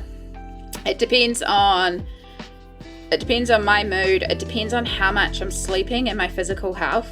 If I'm not sleeping, I get a lot more done, because I will just sit up and colour overnight. But I have been sleeping a lot this month because I haven't been well. And then, yeah, it depends on the pages I'm doing too, because of course some pages are way more complicated than others. So like I have this one, I have a page in Mythomorphia that's nearly done, and I have another page in Mythomorphia that's like not going to take much to do, because it's an ink splatter one. Let's just go on a bit of a tour of some pages that are in progress at the moment. So I have this one that I'm still working on. I need to finish the actual robot, which is doing metallic, non-metallics. I used the wrong grey to base this, so I'm a bit like, ugh. But I'll fix that up with pencils, and then I've got to figure out all this other stuff. But I definitely need to pull out a different colour, because her grey is too close to the blue of the background. But I'll pull that out with some warmer greys, and that'll give some differentiation between the background and her grey. And then, I've also got, oh gosh, that one's easy to grab because it's Mythomorphia, the pages are loose. So I have this one that I've been working on from Mythomorphia. So that's Prismacolor for the body, and then just black acrylic paint. I just need to go over with some ink for this. Like, I'm just doing that in metallic ink, so I'm just going to keep that really simple. We're just about to head to another ad break too, folks. I have this one here that I'm also working on. So this has got, I just did the watercolors for the background on this in the Posca yesterday. I want to put a bunch of glitter on the background here for the night sky. And then I need to start working on the flowers and then figure out what I'm going to do here. I'm debating if I'm going to use washi tape for all this, for the different layers of the pillows and stuff. I think that could be quite cute to use a bunch of washi tape. But yeah, the water is done. Just need to glitter the sky, and that's done. And then we've got all the flower details and the actual fairy to do. This is Fairies in Dreamland by Denise Klett. Really, really cute, interesting book. I feel like gel pens would go really well in here because there's a lot of fine details, but there's a lot of open space in the background, so you can have a lot of fun with doing things like this in the background. Yeah, interesting book. Really interesting style. So I actually have her gnome one coming. That will be arriving tomorrow too because it's finally in. Sorted like 4.5 months ago.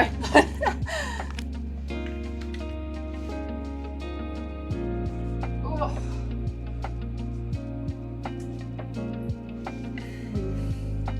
I used an old tea you made a bra shape thing. Oh, fantastic! Well done! Oh, we're in ads. We're in ads. Look at that.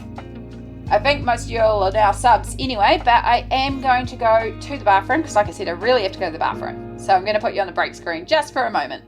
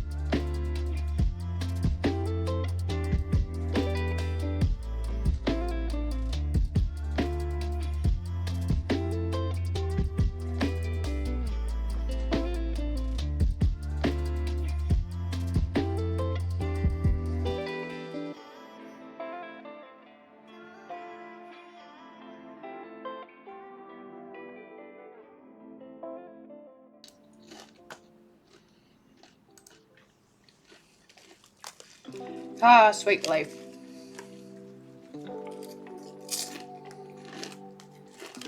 We still have about 20 seconds of ads left.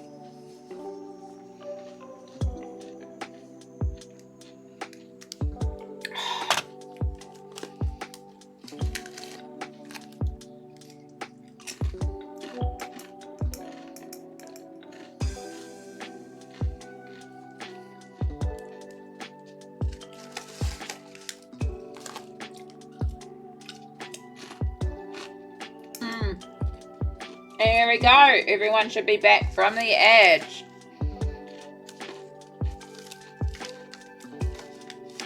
Welcome back. Sorry, we're just quickly eating a quick snack to fuel up too.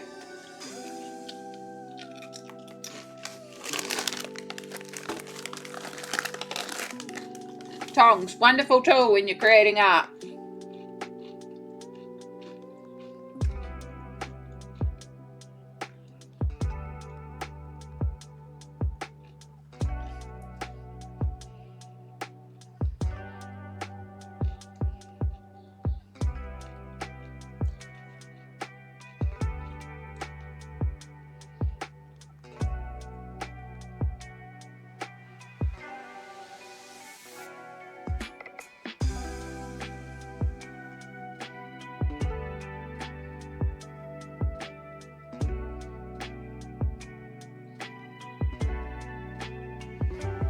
Okay. Oh, yeah. Yeah, because if I, you know what I was responding to. If, so Doritos are like delicious, but this cheese dust and oil goes everywhere and I don't want that on my art. So pick it up with tongs.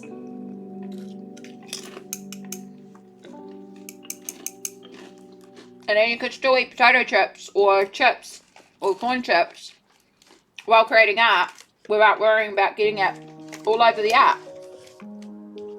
It's a very handy trick.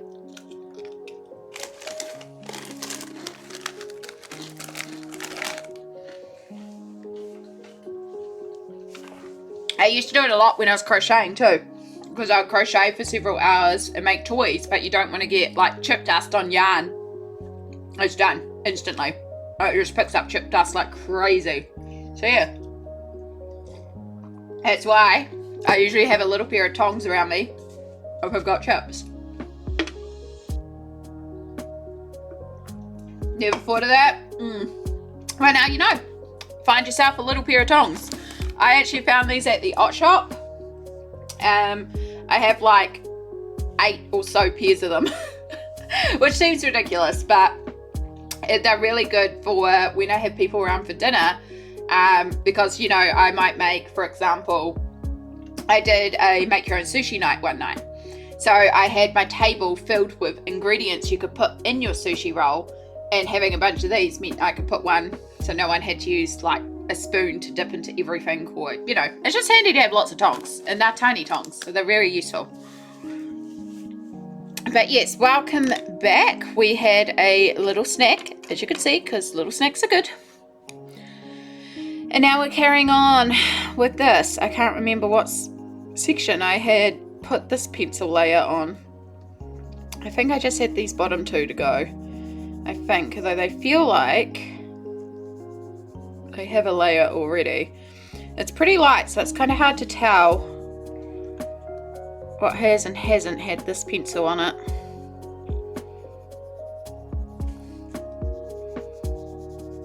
Okay, I think we've still got to work on this one.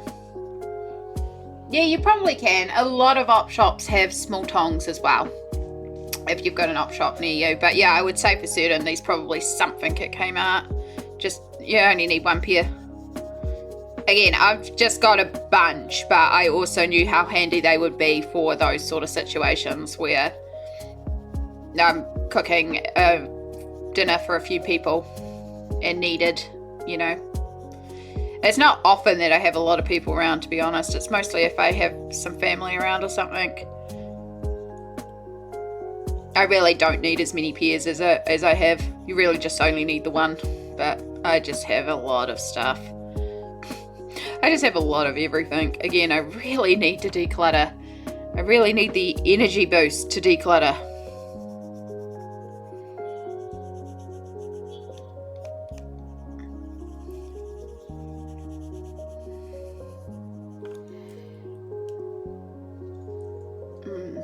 Be right back. Oh, good, perfection.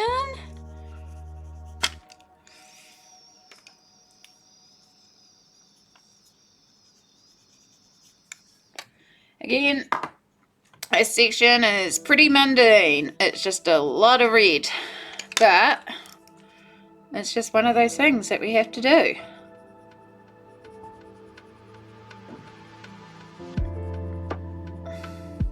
So you can see the section that I'm going to colour to show you what it's going to look like.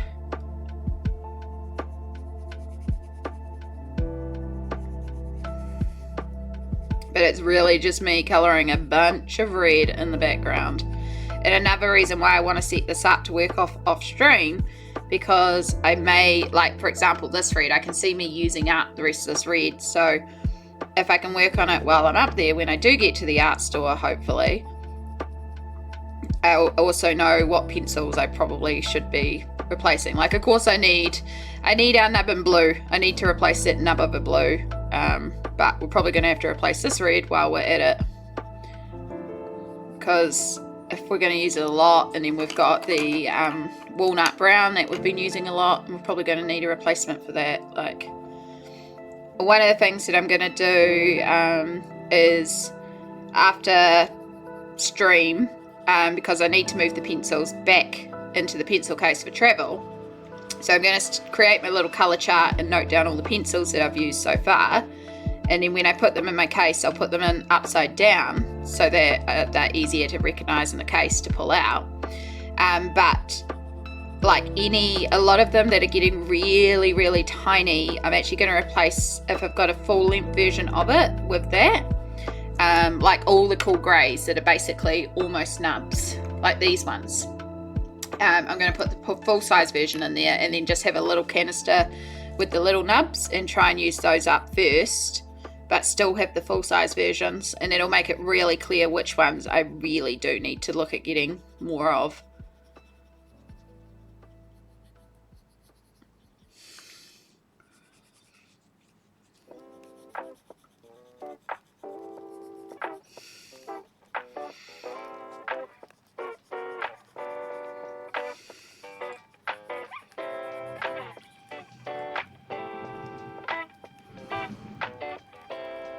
I should have shut the window while I was up. I said this last time too.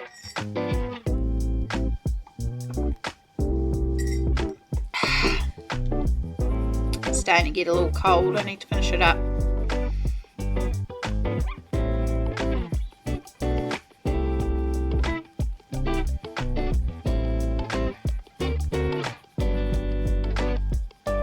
Or I could just reheat the jug. Put some more in there actually. Good idea.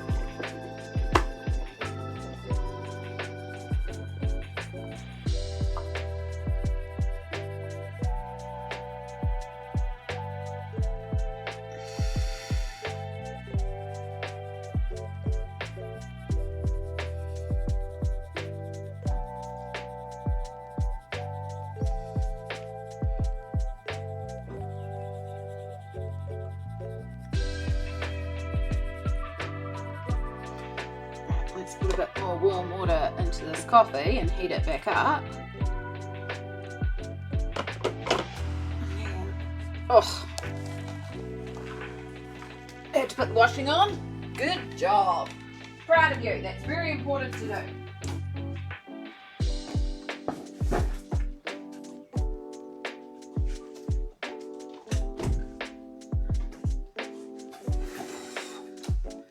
That was really dangerous. Oh, one of these days I will do a routine where it's reminding you to check the washing. because I currently have washing in the machine, but also my clothing racks are dry with other washing, like full of other washing that is drying. So I can't put out the current washing until the rest of the washing dries, which hopefully by the time stream's done it'll be mostly dry. And I can at least start putting some of it away and getting some of the other stuff out. Oh, that's better. Definitely needed a bit more warming up.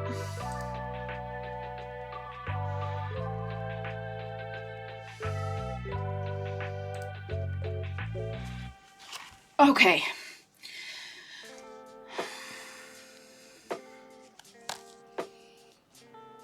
Yeah, it's so cold here too that it's struggling to dry, but I don't have a dryer.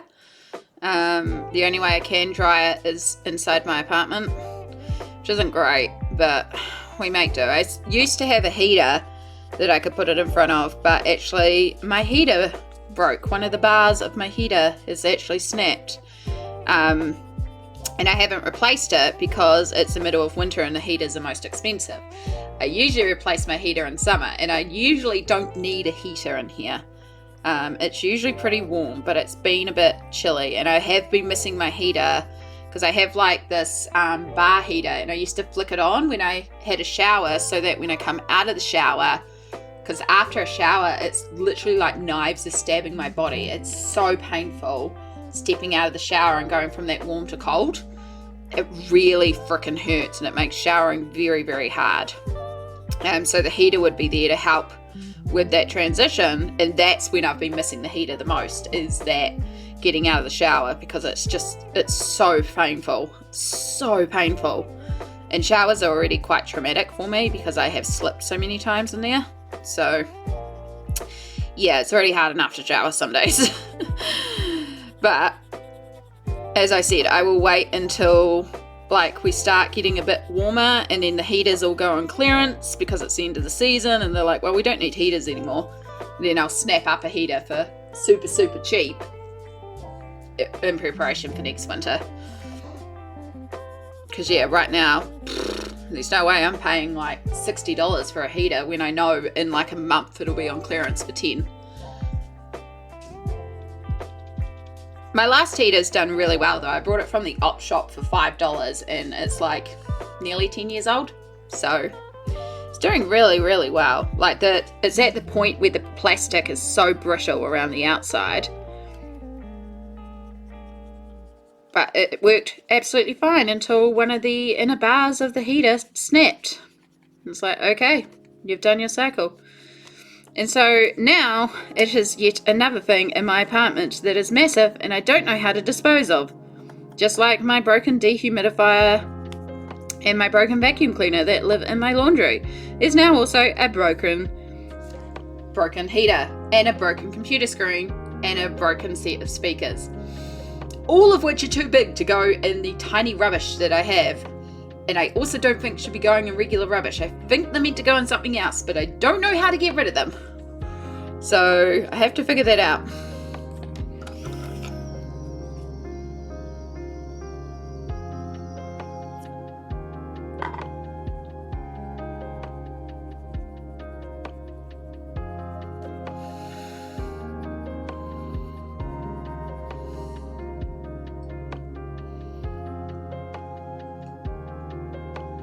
I could possibly get the speakers out in Mum's rubbish because they're just small computer speakers. There's probably actually nothing wrong with them. It's probably just the wires inside came loose. It's probably the only issue because I'm sure one of them does sometimes work when I put the wires a certain way, but the other one's not working at all. So it's probably just the wires got damaged. There's probably nothing wrong with them. If I knew how to fix the wires, it'd be perfectly fine speakers.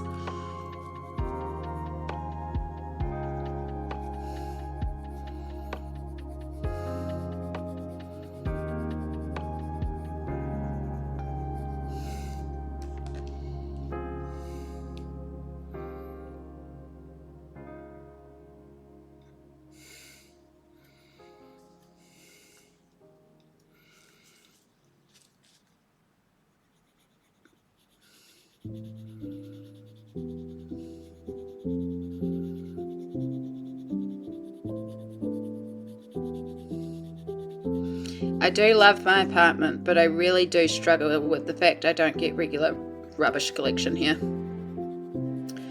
It really is a pain sometimes.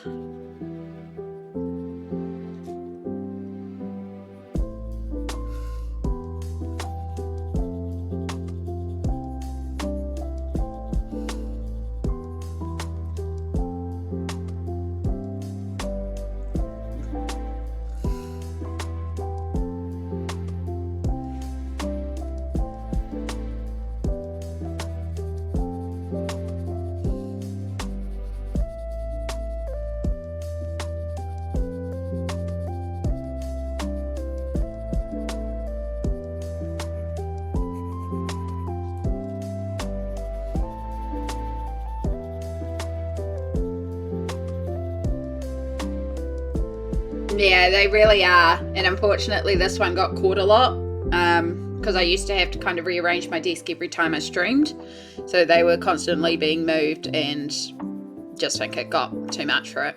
Plus now I've got way prettier ones because they have RGBs in them and they rotate through the rainbow. Not that you see it at all, but I have rainbow speakers in front of me and it's really pretty.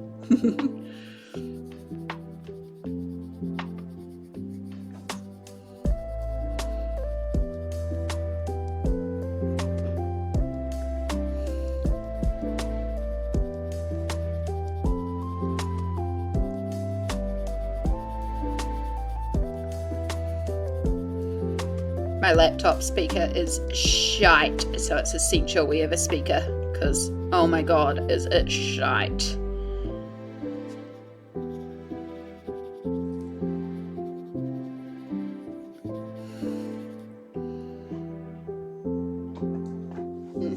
My speakers have them too, but I don't usually have my speakers. Yeah.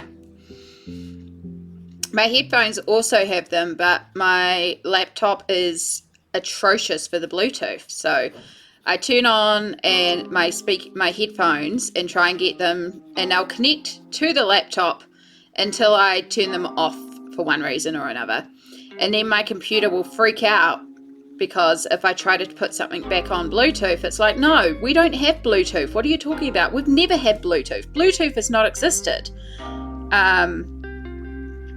Yeah, it's really weird. It doesn't like Bluetooth. So,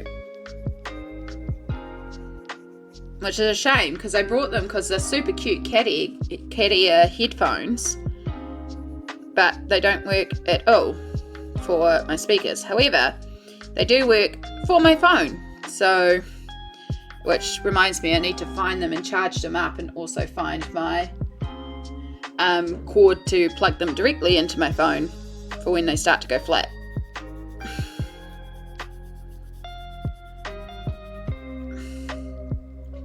Colouring and waiting for the washing? No worries, Perfection.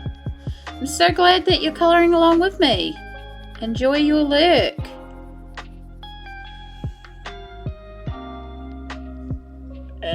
Itchy nose.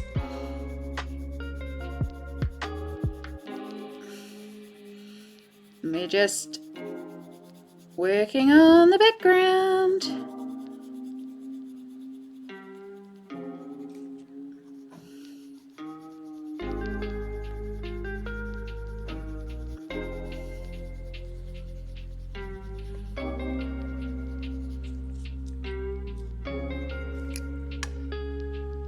You can start to see some of that transition there now. Obviously we've still got this one and over here, but you can start to see the shadows coming in now.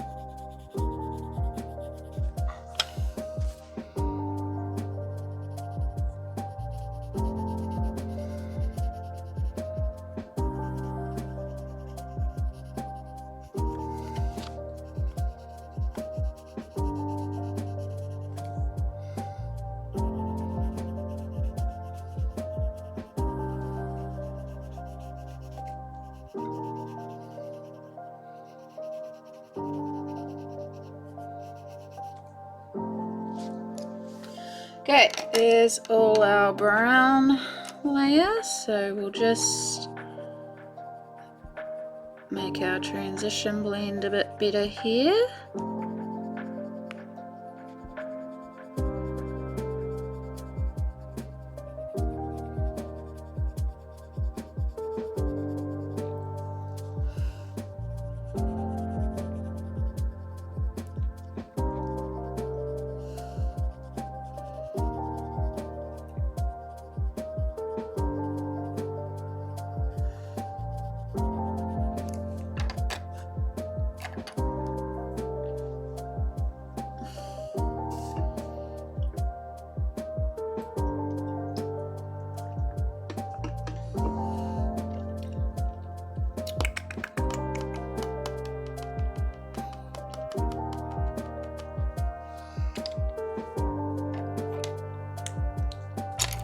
Alright. Start adding in another layer of, this time, a grey.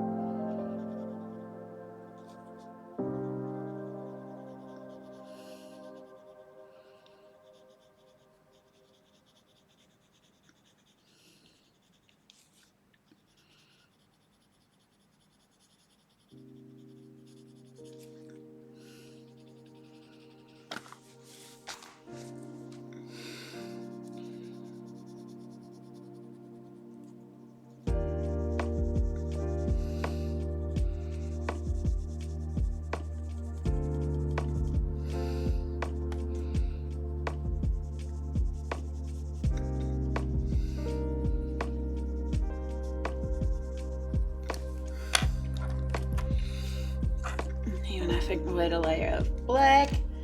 Miss Marilyn, darling, hello! How are you going? Also, Chai, thank you so much. Good luck with work. You're always welcome to chill and vibe here. It's been wonderful having you. Good luck with work. But yes, Marilyn, hello. Welcome in. We are just working away on... I don't know why I brought you in. I should have pulled you out a bit more. We're just working away on this massive spread that we've been working on with what feels like almost forever. So I've just been doing little, ooh. Okay, luckily that's in an area I'm blending out later on anyway, so that's fine. Working on some little details up here, just so that when I'm off stream I can also keep working on this, because it's taking a while. So we're just showing how I'm going to be colouring in the bunting, and now we're just working on this background area. It is a colouring book. This is Symphony of Cute Animals by Kanoko Egusa. Really, really wonderfully cute colouring book that we have been very slowly working away on, and colouring all these little cutie animals at a Halloween party. It's been very cute and a lot of fun. But I'm so glad you could pop in and see us. You're doing great today. Glad to hear it. But yeah, this is what I do. I just slowly work away and colour in colouring books.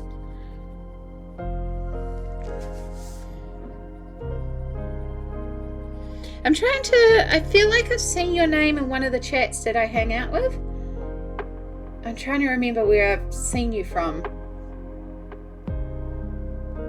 I saw an interview with her on TikTok. Ooh, she's super cute, and I think her book is super cute. She is. Kanoko Egusa is really lovely. She's also like really supportive on Instagram. Anytime that I sort of tag her into a post, even if I don't tag her and just use a hashtag, she just comes along and like comments, and she's always sharing people's work as well, which is really lovely to see. And she seems like genuinely excited to see people's interpretations of her colouring pages, which is always really cool. Doomfruit, yeah! Doomfruit is definitely, there we go. I had a feeling it was Doomfruit, but we also got a massive surge from Doomfruit as well. So, Doom is so good. I'm so glad you could pop in and hang out here. We're a pretty chill stream here, especially today. I'm having a little bit of a sore day, so we're just keeping it very chill and very casual today. We tend to be a bit more on the chiller side regardless, but extra chill today. And yeah, we've got a bunch of people who are doing colouring themselves or crafting or even just doing worklooks as well. So there's a few people around just chilling out in the chat, which is all good. I just kind of colour and ramble. And so yeah, if you've got any like questions or you want to know more about colouring or pencils or how things operate, I guess, I don't know. I'm having a day with words as well. So yeah, unfortunate for you, I kind of need the light over there so you don't get the shine reflect. But for me, when I'm colouring, I need the light right here at the moment. The sky and the shiny shimmer sky is unfortunately making the light a bit of an issue at the moment. So I do apologise, you're getting not the best lighting right now, but it's what I gotta do. Yes, that's it. You do the amazing calligraphy on YouTube. I'm sure you're the with the gorgeous like ink reviews. It's coming to me now. I have brain. The brain has been initiated. Marilyn, if you want to share your YouTube link, please feel free to, because if anyone wants to check out Marilyn, I recently followed your YouTube. And I have a couple of your ink videos saved for when I have when I have brain capacity to look at your the different types of inks that you recommend. My brain is like today.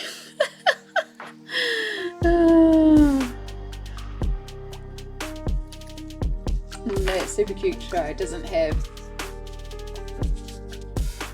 That is super cute sky. Doesn't have Shatterwind.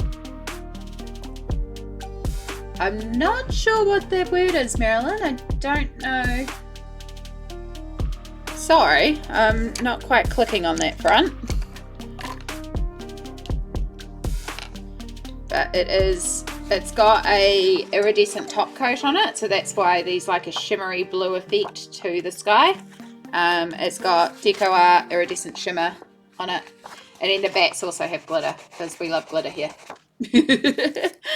Glitter, glitter, glitter, glitter. Everything has glitter if I can help it.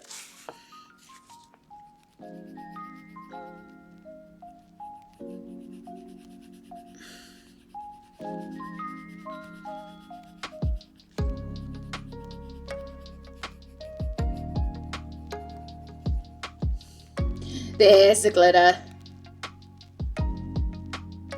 Shatter. Okay. I might just have to Google what it means. Welcome back, Thud. I hope the crafting is going well.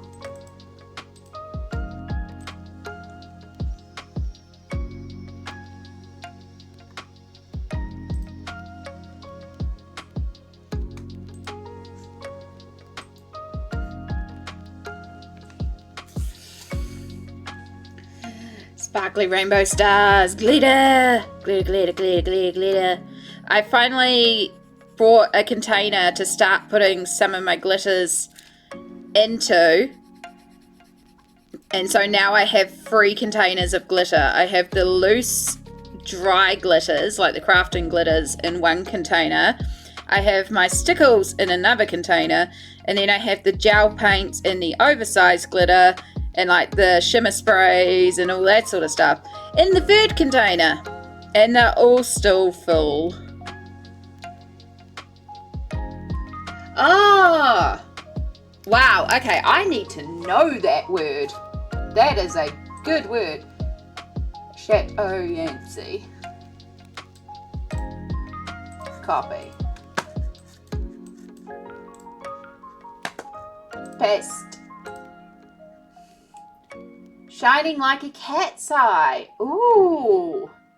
The effect that occurs when a bright light is shone onto a rounded reflective surface and causes light to be reflected back in narrow lines perpendicular to the observer's line of sight. That's so cool. Look at that. Look at all of us learning.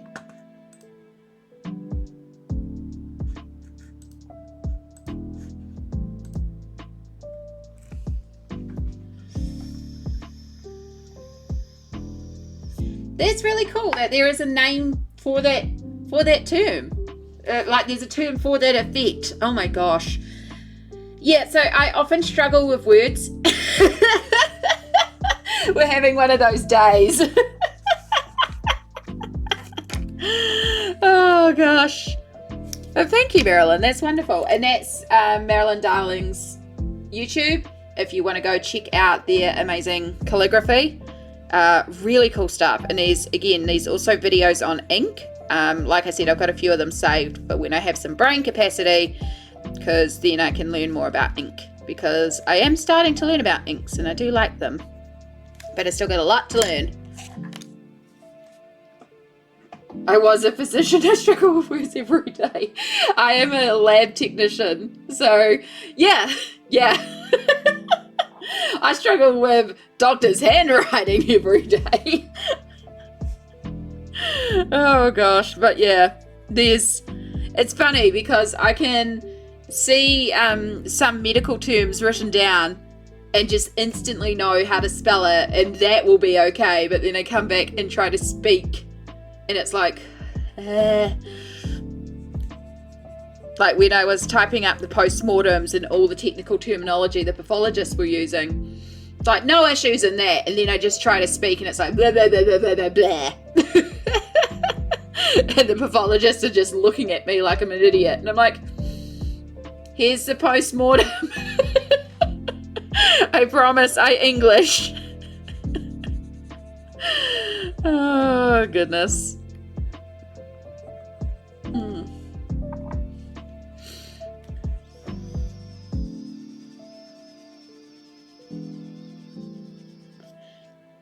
There's at least a inherent logic to a lot of medical terminology. Not everything, but a lot of stuff. As long as you learn the logic behind it, like when you learn, okay, itis is inflammation, hepa is liver, okay, hepatitis. Or, you know, like arthritis. Or, I mean, itis is very common for me because inflammatory disease. So, you know, uveitis. Polycystic, I mean it's different, it's cis, but the inflammatories, yeah, and ologies, yeah. Yes, that's right, you did retire. That is so exciting. Oh,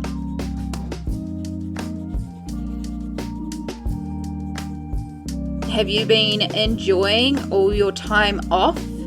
Have you done all the stuff? There is way too many ologies.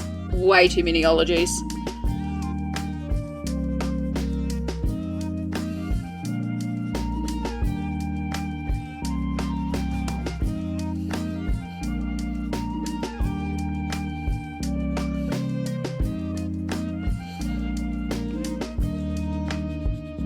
What cracks me up is just like, because there's also all the shorthands for ordering tests, but then you've got the doctors who insist that shorthands that are different or have been trained slightly differently and use different shorthands. So like varicella, VZA is the common, but then we've got a couple of doctors who insist on VZA and then a couple that insist on VZV.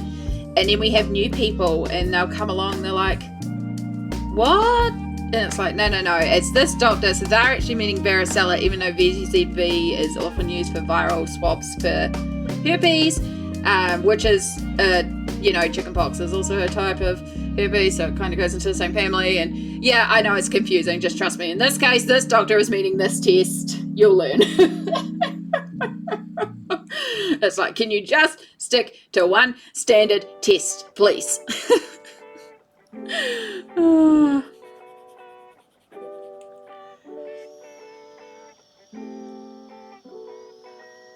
I'm enjoying it so far, however, I need to restart my morning alarms because I slept too long. Yeah. I mean, it's also your first week out of it, so you're allowed to have some time, but yeah, it's still important to keep up some form of routine. I start work late in the day. I don't start till 4:30 p.m. It's just about 2 p.m. here, so I start work in 2.5 hours because I work nights, and I only work a couple hours a day because of my inflammatory disease, and so it's real easy for me to sleep in as long as I want to. However, I do have a lot of difficulty falling asleep, so I do find it quite good to have the option that if I don't fall asleep until 6 a.m. in the morning, I can get up at 10 a.m. But generally speaking, around 8 to 9 a.m., depending on when I went to sleep at 1 to 2 a.m., is when I'll get up.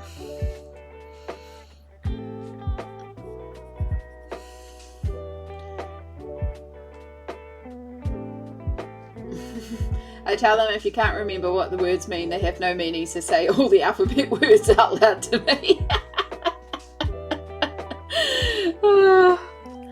Look, I don't mind if the doctor's right, like the shorthand code, as long as there's appropriate clinicals. That's where it gets really difficult, because if you have clinicals, then I can often interpret what the scribble is from the clinicals, because it's like, if you have like, this is a test,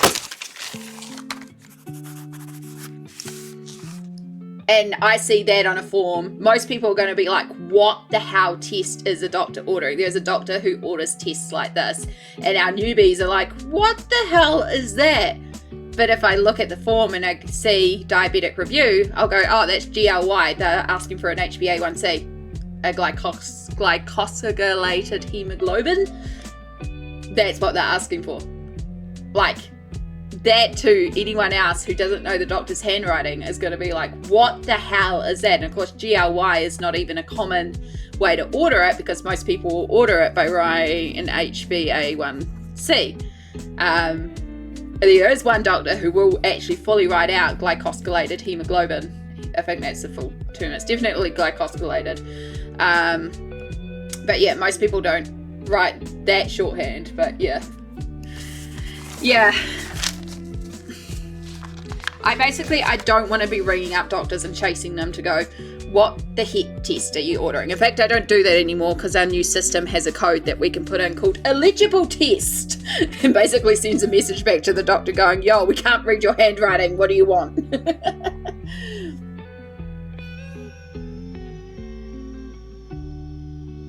Yeah, there's definitely, so we've got a real bad low going on right now. It's also snapped cold. It's like, it is definitely, I can tell when it's a low pressure because you feel it in your bones. You definitely feel it. So I have ankylosing spondylitis, which you may be aware. Your brain is now broken. It gets really, really, really interesting when you start getting into some of the more rarer tests as well. So how it works here for New Zealand medical, specifically for the laboratory side, because that's where I work, is in a medical laboratory, so this is the area I know, is New Zealand's quite a small country, and we have regional testing. So I work in the community medical laboratory in my region. We also have a hospital medical laboratory, and where the hospital is owned by the hospital, whereas our one is owned by a company. So because New Plymouth is so small, there is no reason for our small labs to be doing certain tests because of reagents being expensive when the other lab does it. So we have a deal with the local hospital. So for example, HbA1c, which is a test for your sugars for diabetes, it's not an urgent critical test, but it is an important test, and it's more commonly done in the community than for hospital care, because if they need to do an urgent diabetes test, they'll do a finger prick for instant sugars, or they can do a glucose test. So we do all the HbA1cs for our region, and the hospital sends us theirs, whereas we send off cross matches to them, which is your blood type, because the hospital has to do those urgently for if there is like urgent surgery or something. So whereas us in the community, we only do them if there is planned surgery, or women that are giving birth, or people who are giving birth, or people who want to find out their blood type for one reason or another. So we send our cross matches to the hospital, for example. So there's some deals like that. But then you get into like slightly rarer tests. So for example, vitamin D is not something that we need to do with a quick turnaround time, and isn't requested enough. It's not even funded except for in very specific situations. So those ones go down to our Wellington lab, which is slightly bigger. And then we have a giant lab down in Christchurch. And so we will send a lot of like the really big stuff down there. So for example, when I got my inflammatory arthritis diagnosis, I had to have a specific gene tested, which is my HLA-B27 gene. Because people who have the positive gene marker for that gene often have ankylosing spondylitis. It's not a complete, like, you've got this gene marker, so you have the disease, but it's very common that people with the marker have the disease. So then we send those gene tests down to Christchurch, because there's no reason for us in New Plymouth to do that test when we may get 5 a month ordered, and that can be frozen and sent to Christchurch, and then when they get 30 of them, they can batch process that test. So, and then you can go on from there, because there's some really specific gene markers that we send over to Australia and even Sweden.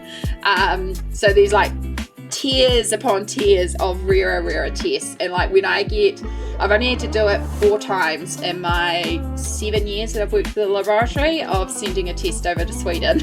But oh my god, the process to send a test over to Sweden. You're a gastric doctor, it's all connected. It is. I live in New Zealand. I'm in Taranaki in the North Island of New Zealand. Urgent turnaround, yeah. Certain things are urgent, certain things are just not urgent. So anything that is urgent can be done at either the community lab or the hospital. And it's good too, because if one of our machines happens to break down, then we can contact the other lab and be like, hey, we're having an urgent situation where our machine's broken down. Can we send you all these for a couple of hours while we fix our machine?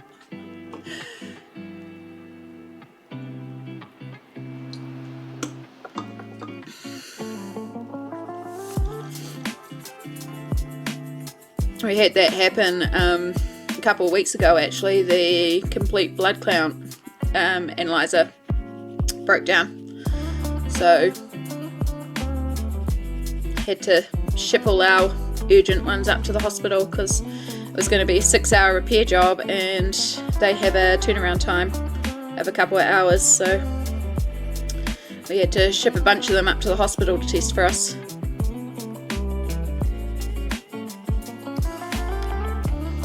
Yeah. But yeah, it's an interesting job. Like I do really like my job. Again, with I used to work full-time doing it as a full-on medical technician. So I was a pre-analytical specimen services medical laboratory technician, which basically meant that I could do anything to the samples free of going on the machine, and then as soon as it comes off the machine, it has to go to a scientist, basically. So I could do the aliquots, the additions. I also did a lot of post-mortem work. That was kind of my specialty field. They did want to put me into histology, but I wasn't as much of a fan of the histology department. I really liked the hematology department, but most of what I actually did was administration. because I just have a mind for the processing and the testing. So a lot of what I did was actually the administration side, which suited me fine because I enjoyed that side. And so a lot of like the postmortems was also the typing of the postmortems. I liked learning about and then teaching and training the new people and stuff. And then when the AS got diagnosed and I was flaring up really, really badly, luckily at that point I'd started doing some study as well, because I was reaching a point in my laboratory career where it was either I went to school to become a scientist or I found the pathway that I enjoyed. And while I enjoy the laboratory work, I didn't want to be a scientist. I didn't want to move on from that. So I actually went back to school and started studying psychology with the goal of becoming a psychologist and moving on into that field, because psychology is a lot more interesting to me. But I enjoy learning about how the body works, and how, and that medical grounding helped me a lot with the psychology, because I obviously understood a lot of the like central nervous system and peripheral nervous system and the effects of those, because we test a lot of that, like cortisol and hormones and all those influences on psychology as well, and vitamins, and there's a lot of interaction I could take to that. But then I got diagnosed with the ankylosing spondylitis, and I'm now at a point where I use a walking frame to mobilize, and the disease has destroyed part of my life, which is sad, but we make do, we cope. But now I'm only allowed to work 2 hours a day because of what's gone on. So now I'm still working for the lab, but I'm doing it in an administration point where I remote in from home, and as well as starting the process for analysing the samples, so assigning the tests and stuff. I do a lot of auditing and then test system maintenance and stuff like that. So I do more on the systems administration side now rather than the laboratory testing, like the physical testing, because also now I'm immune compromised, so being in the lab physically with the specimens can be a bit of a risk. But the system works with me working at home. It helps them out at the end of the day when all the samples come in from the medical centres, because I can breeze through the entering and then do a bunch of auditing on the side for the manager of the department. And yeah, psychology is very complicated but very interesting, and it's such a new science that they really don't know a lot about. Like when I was writing assignments, there was legit times where we had to write in our articles and stuff like that, and our essays and all that. We don't understand the theory, like the reasoning behind this, but the theory is because they don't know. But it's really cool. It's just so cool to see, and all the changes. And then with psychology in New Zealand in particular, because we are a bicultural country, there's a real focus of psychology now, especially in like the last 5 to 10 years or so, but particularly the last 5 years, of embracing traditional Māori healing techniques and traditional Māori culture, and departing from that Eurocentric Western approach, and instead creating a cohesive approach that embraces both the traditional Māori viewpoint while still keeping in some of those Western viewpoints as well, but finding a blend that works for Aotearoa New Zealand.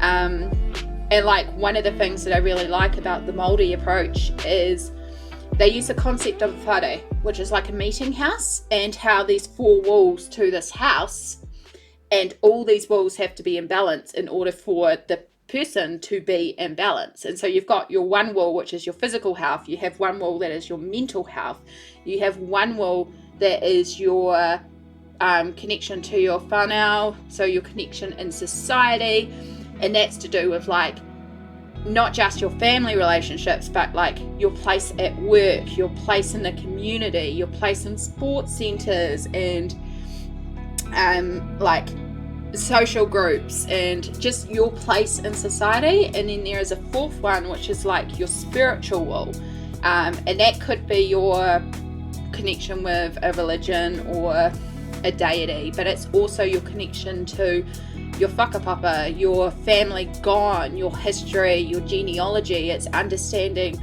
your connection to the land around you and where you belong in society. It's your identity, basically.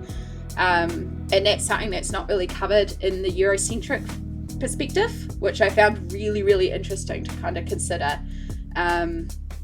For me personally, because of my because I am Māori through my biological father, but I was adopted by a Pakeha white family and I was raised white, so I don't know my Māori heritage because I wasn't raised with that culture. And I consider myself Pakeha because I just don't understand enough of my Māori heritage to know how I fit into that. So yeah, I just find all that kind of interesting. Sorry, this is a bit of a tangent ramble. Have you seen the show Lie to Me? No, but I've heard really good things about it. I basically learned everything I need to know about psychology from that show. Ooh. Maybe I do need to watch it. Maybe I do. But yeah, so in amongst all that ramble, it's Amy, it's rambles, it happens. You're enjoying the rambles? I'm glad. We all know I like to ramble and go into my side tangents. But in that ramble, you can start to see our gradation of the wool here. So I'm probably, it's not picking up too well. It's a little darker here than it's showing on my screen. But we have got from bright red going into dull red, going into a brown grey red, and then going right into black. So that's the sort of gradation that we will be doing right across to represent our direct light coming down here, because again we've got the light coming on top, and then as I shade this whole background like that, I will be keeping that graduation in mind, but then also remembering as light comes down from the top, it diffuses out as well. So we will be also bringing in some darkness from the bottom, and then we still have to consider our direct light sources of the candles and the glow from the outside. So there will be little things like more of the glow around the outside. It's best to show in Huxley. Huxley's just a prime example of the differing lights. So yeah, we will consider more of the blue glow from the outside of the window, the yellow light from the candles, and then the top down light, so what creates the shadows underneath, is what we will also have to approach onto the wall. So for example here, where we have the candles, there'll be a lot of brightness in the background. Here we'll have a lot of brightness here, even though we're moving into darker background. Things like that. So again, that's stuff that I will do off stream because it took us an hour just to do this one section of wool, even longer than that. But we are about to head into the ad break. So we do play hourly ads on the channel just to help me in terms of my mobility. We use this as an excuse to stretch, to hydrate, take any meds. I am due meds myself, so I'm going to take some pain meds and do a stretch. For those of you that are about to go to Adland, thank you so much for battling through the ads for us. We won't be doing any colouring for 3 minutes. We stop, we stretch, we do self-care. Then once the ads are over, we'll come back and we'll start working on some of the ground, and I'll show you how I'm going to approach the tiles so that again I can keep working on this off stream. But yeah, we're getting there. We're getting there. Wow, that's detailed. Yeah, we're about 60 hours into this piece. It's been a lot. There's a lot of detail, but I really, really loved how it's coming together. Really, really love it.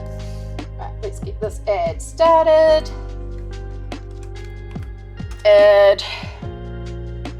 Where's my pen meds? There's my pen meds.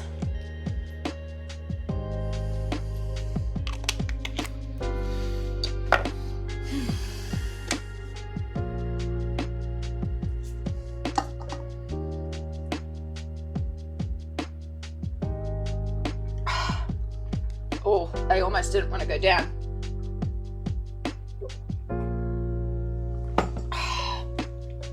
Alright, let's actually move you back so I can move that back. And then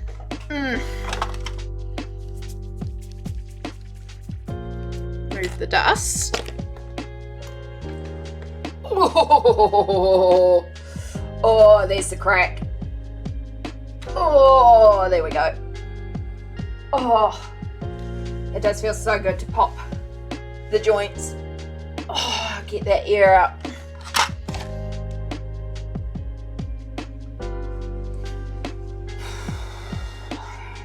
stretches going. Oh, there's some more. I don't know if the mic ever picks up on the cracks. I know it does if I do my hands right in front of it.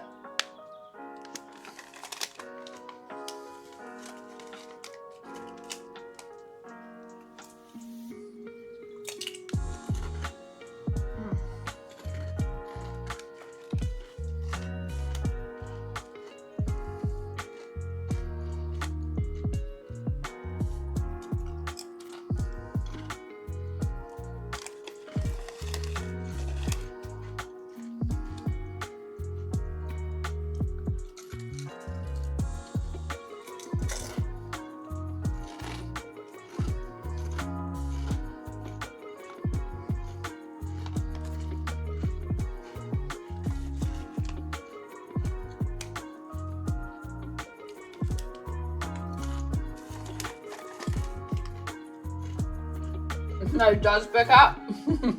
Sorry.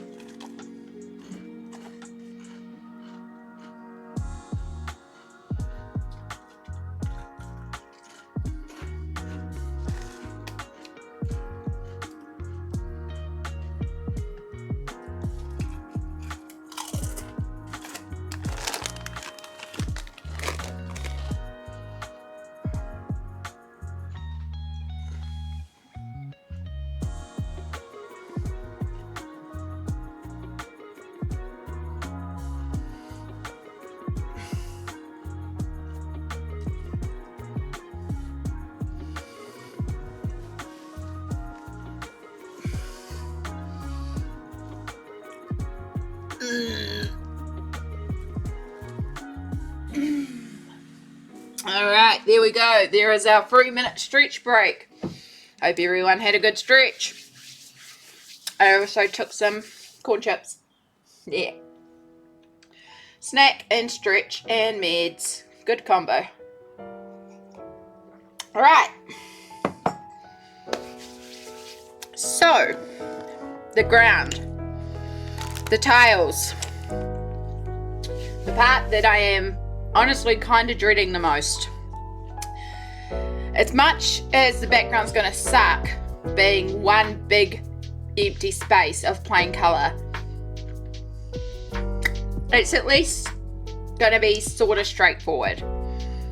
The tiles on the ground are going to be a lot because we have the top-down light to consider.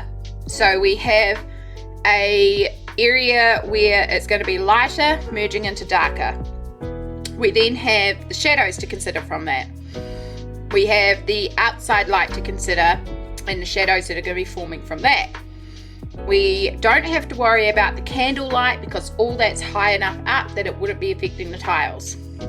However, we also have reflected colour from each of these creatures to consider, because the tiles are going to be shiny, right? Like, it's black and white shiny tiles. So they're also going to be bouncing colour.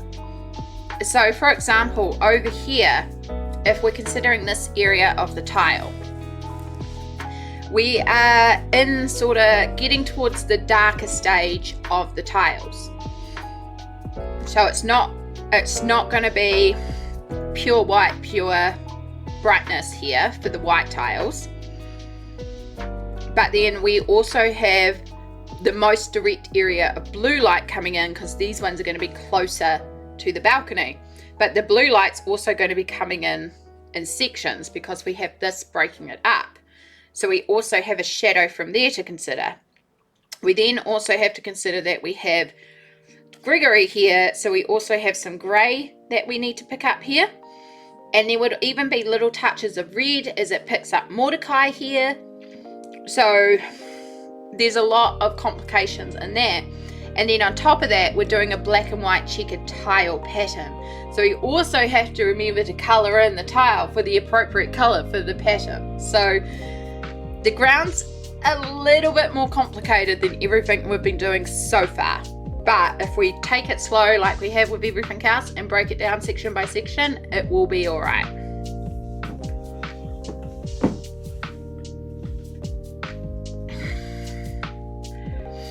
So even though we're going to be doing black and white tiles, for the black tiles we're going to start by basing it with brown to give us that sort of build up to black. Just like we did everywhere else we've got black, there's a base color underneath that we work on first.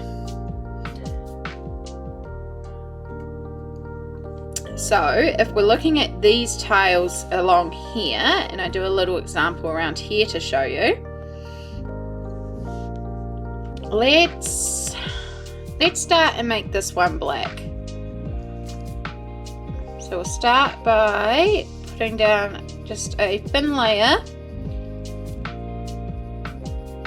in this one, and then this one, which will make this one, which will make this one,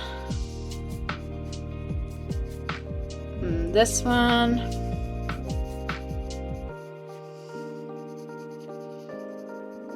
it wasn't very smooth coloring, which is not very good of me, and this one, and then we'll do the same over here.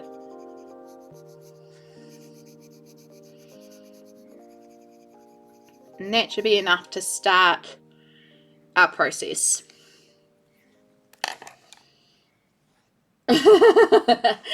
yeah, the tiles is possibly going to slow us right down, and then when we start to do the marble's also going to slow us right down.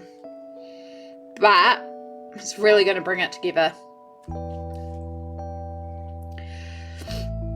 Again, by the time we get to that point, if I'm just sick of it, I may be like, nah, screw the marble, we're just doing everything like tan. So if you come back next week after the weekend away and all the areas, like the framework and stuff, is just coloured in tan, you know I got sick of it and just decided we're doing tan instead of marble. But I would like to do marble because it is meant to be like a rich person's manner. So, you know, marble just seems appropriate.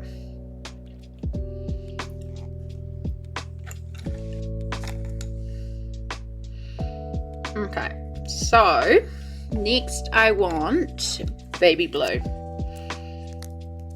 because so it's the same idea again, like we have light coming in between, so where each of these pencils are, like this is kind of the light coming in from outside, right? But light is not necessarily a direct path. As it moves out, it fades and fades out, so it gets wider and softer and it gets lighter as it fades out. So while closest to it we're going to have it more direct, as it comes through it will fade a bit. Now we can tell how far the blue is going to fade by how far we've done the blue on the table, and nothing's really surpassed about that point on the ground. Like Gregory's kind of the end of the blue. We've got a little bit of Gregory, we've got a little bit of Huxley, but by the time it reaches the table it's kind of diffused out, so we don't really need to bring the blue further than here because at this point it's faded out enough. We also have a little ridge here of the balcony itself that is not necessarily blue, or is it a balcony? I don't know. I feel like that should be glass, or maybe we're in like an outdoor patio or something. I don't know. This section's weird. I feel like that ground should actually go out more if there's actually a balcony out here, and this feels like it's meant to be a balcony out here. It's a little weird at this point. But basically, we have this bar that is creating a top-down shadow because it's being lit by behind. So the first little section of this would have no blue at all, just it would be in shadow, and then we would start having the shadow. So basically these tiles here are all going to have a bit of blue on them, and as we fade out we're just going to colour in a section of blue, and we're even going on the grey. I don't even know if the camera is picking this up. It's pretty light because we want to keep things light as we plan. So you can just kind of see the difference maybe. But yeah, there is a section of blue that we also will need to be working into this. And then, as I said, we have that area of shadow. So initially we're going to have a bit of shadow across the base here. said, we're not working in warm grey, we're working in cool greys because these are shadows. Where's my cool grey? And cool just makes things recede a little more. So there's an area across here where even onto the black tile we want to add in a shadow.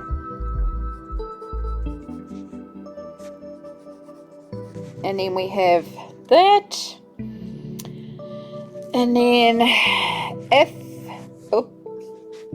the for example, if Mary was closer, like if this was Mary sitting up here instead of Gregory, like Mary's orange paws would be down here, so we would also colour in some orange onto the floor here. We don't need to worry about that. However, Gregory is also possibly going to be causing some, not Gregory, Mordecai up the top here. Our orange friend here. I know we're completely out of focus. We're zoomed in way too far. There'll be a little bit of an orange reflect as well. It'll be pretty subtle, but there'll be a little bit of orange in here. And how I'll reflect that is I'll probably actually put just a couple of lines of orange in there, just so that like in certain lights you're catching the reflection of Gregory, but that'll be for later on. So now we've kind of planned out where our blue is. Now we can kind of start building up our tones. So we know that this is, oh, we should do the shadow on this side too.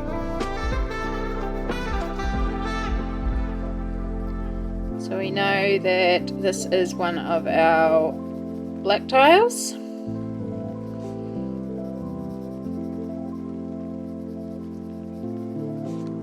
So we've got that brown base layer, we're just adding a layer of cool grey 5, and then we're going to pull out our black.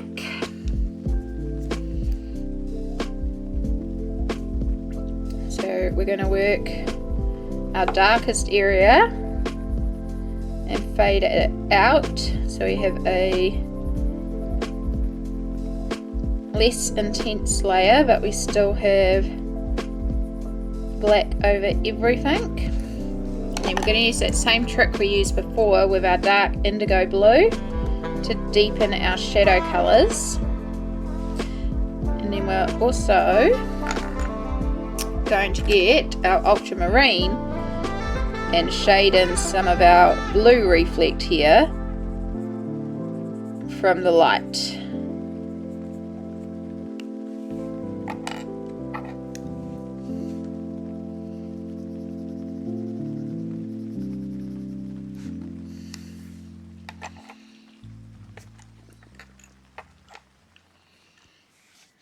Okay, so we do the same thing down here. Start with our grey on top of the brown we've already put down.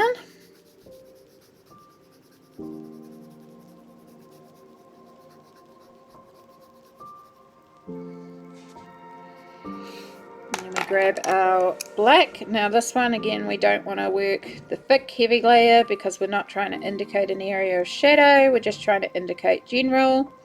And this is some of the this is our mid, so when we get to areas where it might be a bit lighter, we could like not put on this layer of black and just leave it with the layer of grey, and that will also help indicate the differing tones of the light throughout. However, I don't think there's anywhere where it will be too light in terms of the light. Most of them will be at the very least this level, and possibly a bit darker.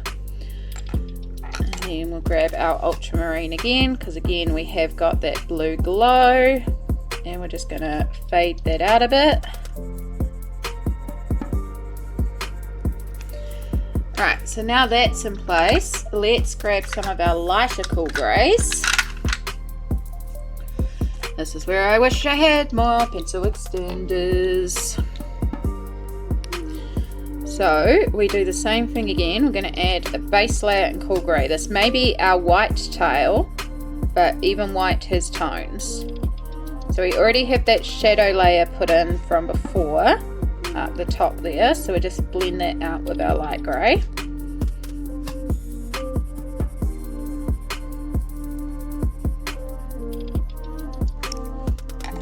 then we'll use our light ultramarine here, because this blue will pop quite easily on here.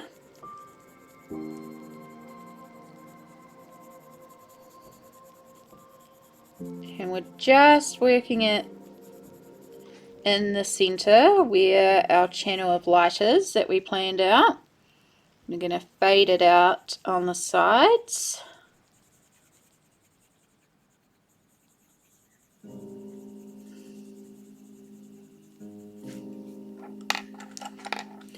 We can bring in a little bit of our darker ultramarine. We're going to avoid the edge because again at this point it's also starting to fade out. So it's really in here that the blue is the most intense. And we'll work that over even the corners of the black as well. Let's grab our cool grey, lightest cool grey again, and we'll just use this as a bit of a blender to help smush all the bits together. And then as we work down and we get darker in terms of the floor tiles, we can work more of the cool greys on top to darken our white section. But then there'll be one other big thing that we'll do to make the floors look shiny, and there's of course white highlights, just like we did on the cake. However, we will leave that till right at the end because I want that to be uniform across all of it when I know where the white highlights are going to go. But in here, for example, we may add just like a little bit of, in fact I can show you and then I can scratch it off, because Posca you can scratch off if you need to, if I can find my Poscas. Oh, there was an crack. There it is. Oh.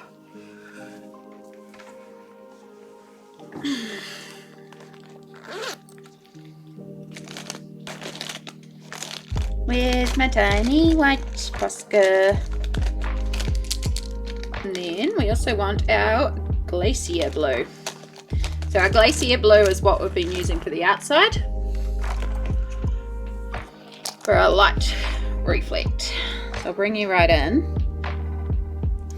And so what we will do is in here, because we have that direct glow from outside,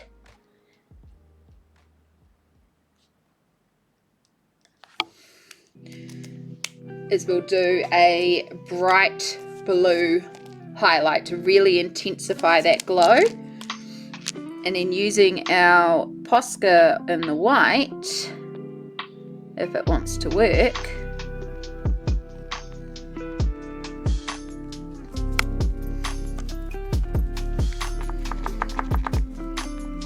there we go. Whoop, sorry, keep bumping the camera because I've got it in so close.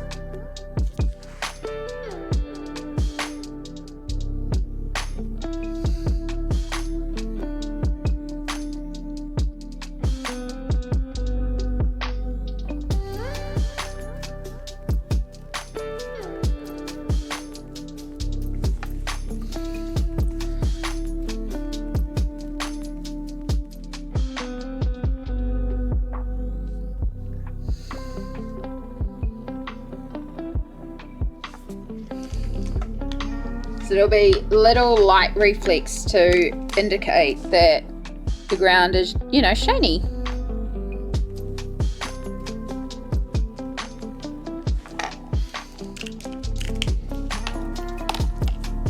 So this is Glacier Blue. It comes in the pastel set of Poscas. Really love the pastel set. It's a really good set. Also comes with like an apricot orange, which is a really pretty pale orange. But then there's also a really pale yellow, and I use that yellow a lot as well. And there's a really pretty teal green as well. There's just some really pretty pastel colours in there. So if you need pastel Poscas, the pastel Posca set is a really pretty set. But yeah, the Glacier Blue. It's not the light blue, it's the Glacier Blue. They are different.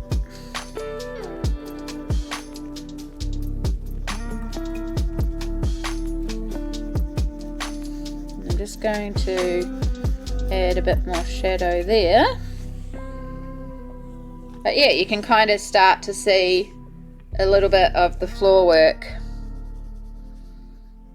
So for now I am just going to scratch off some of these highlights, just because again when I do the highlights I do want them to be uniform. So we're going to do all the highlights at once just so they stay even, because if my hands are different on different days I do Posca work differently. So I try to keep all the Posca work of one type and do it all at once, just so I know that I'm operating it the same, because how I did fur one day is different to how I'll do fur in another day.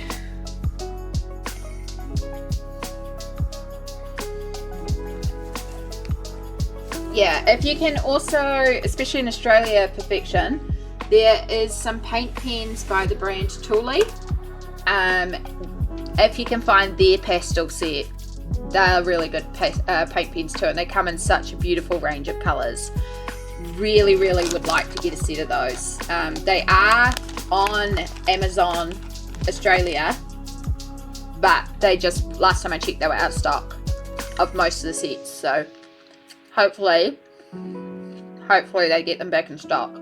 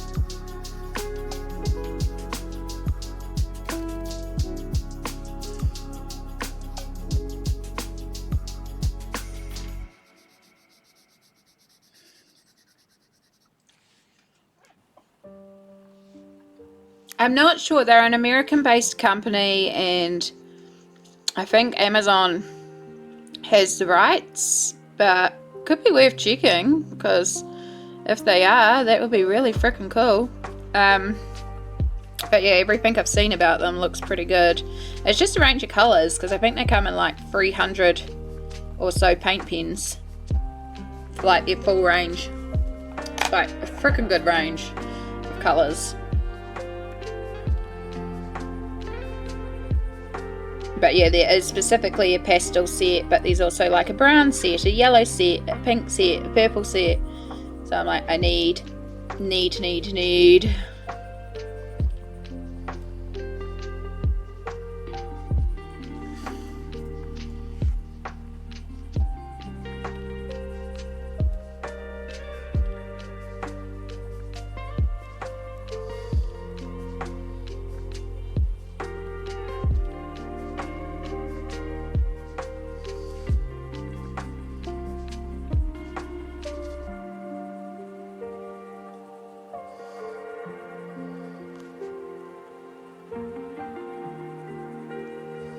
So tiny pencil.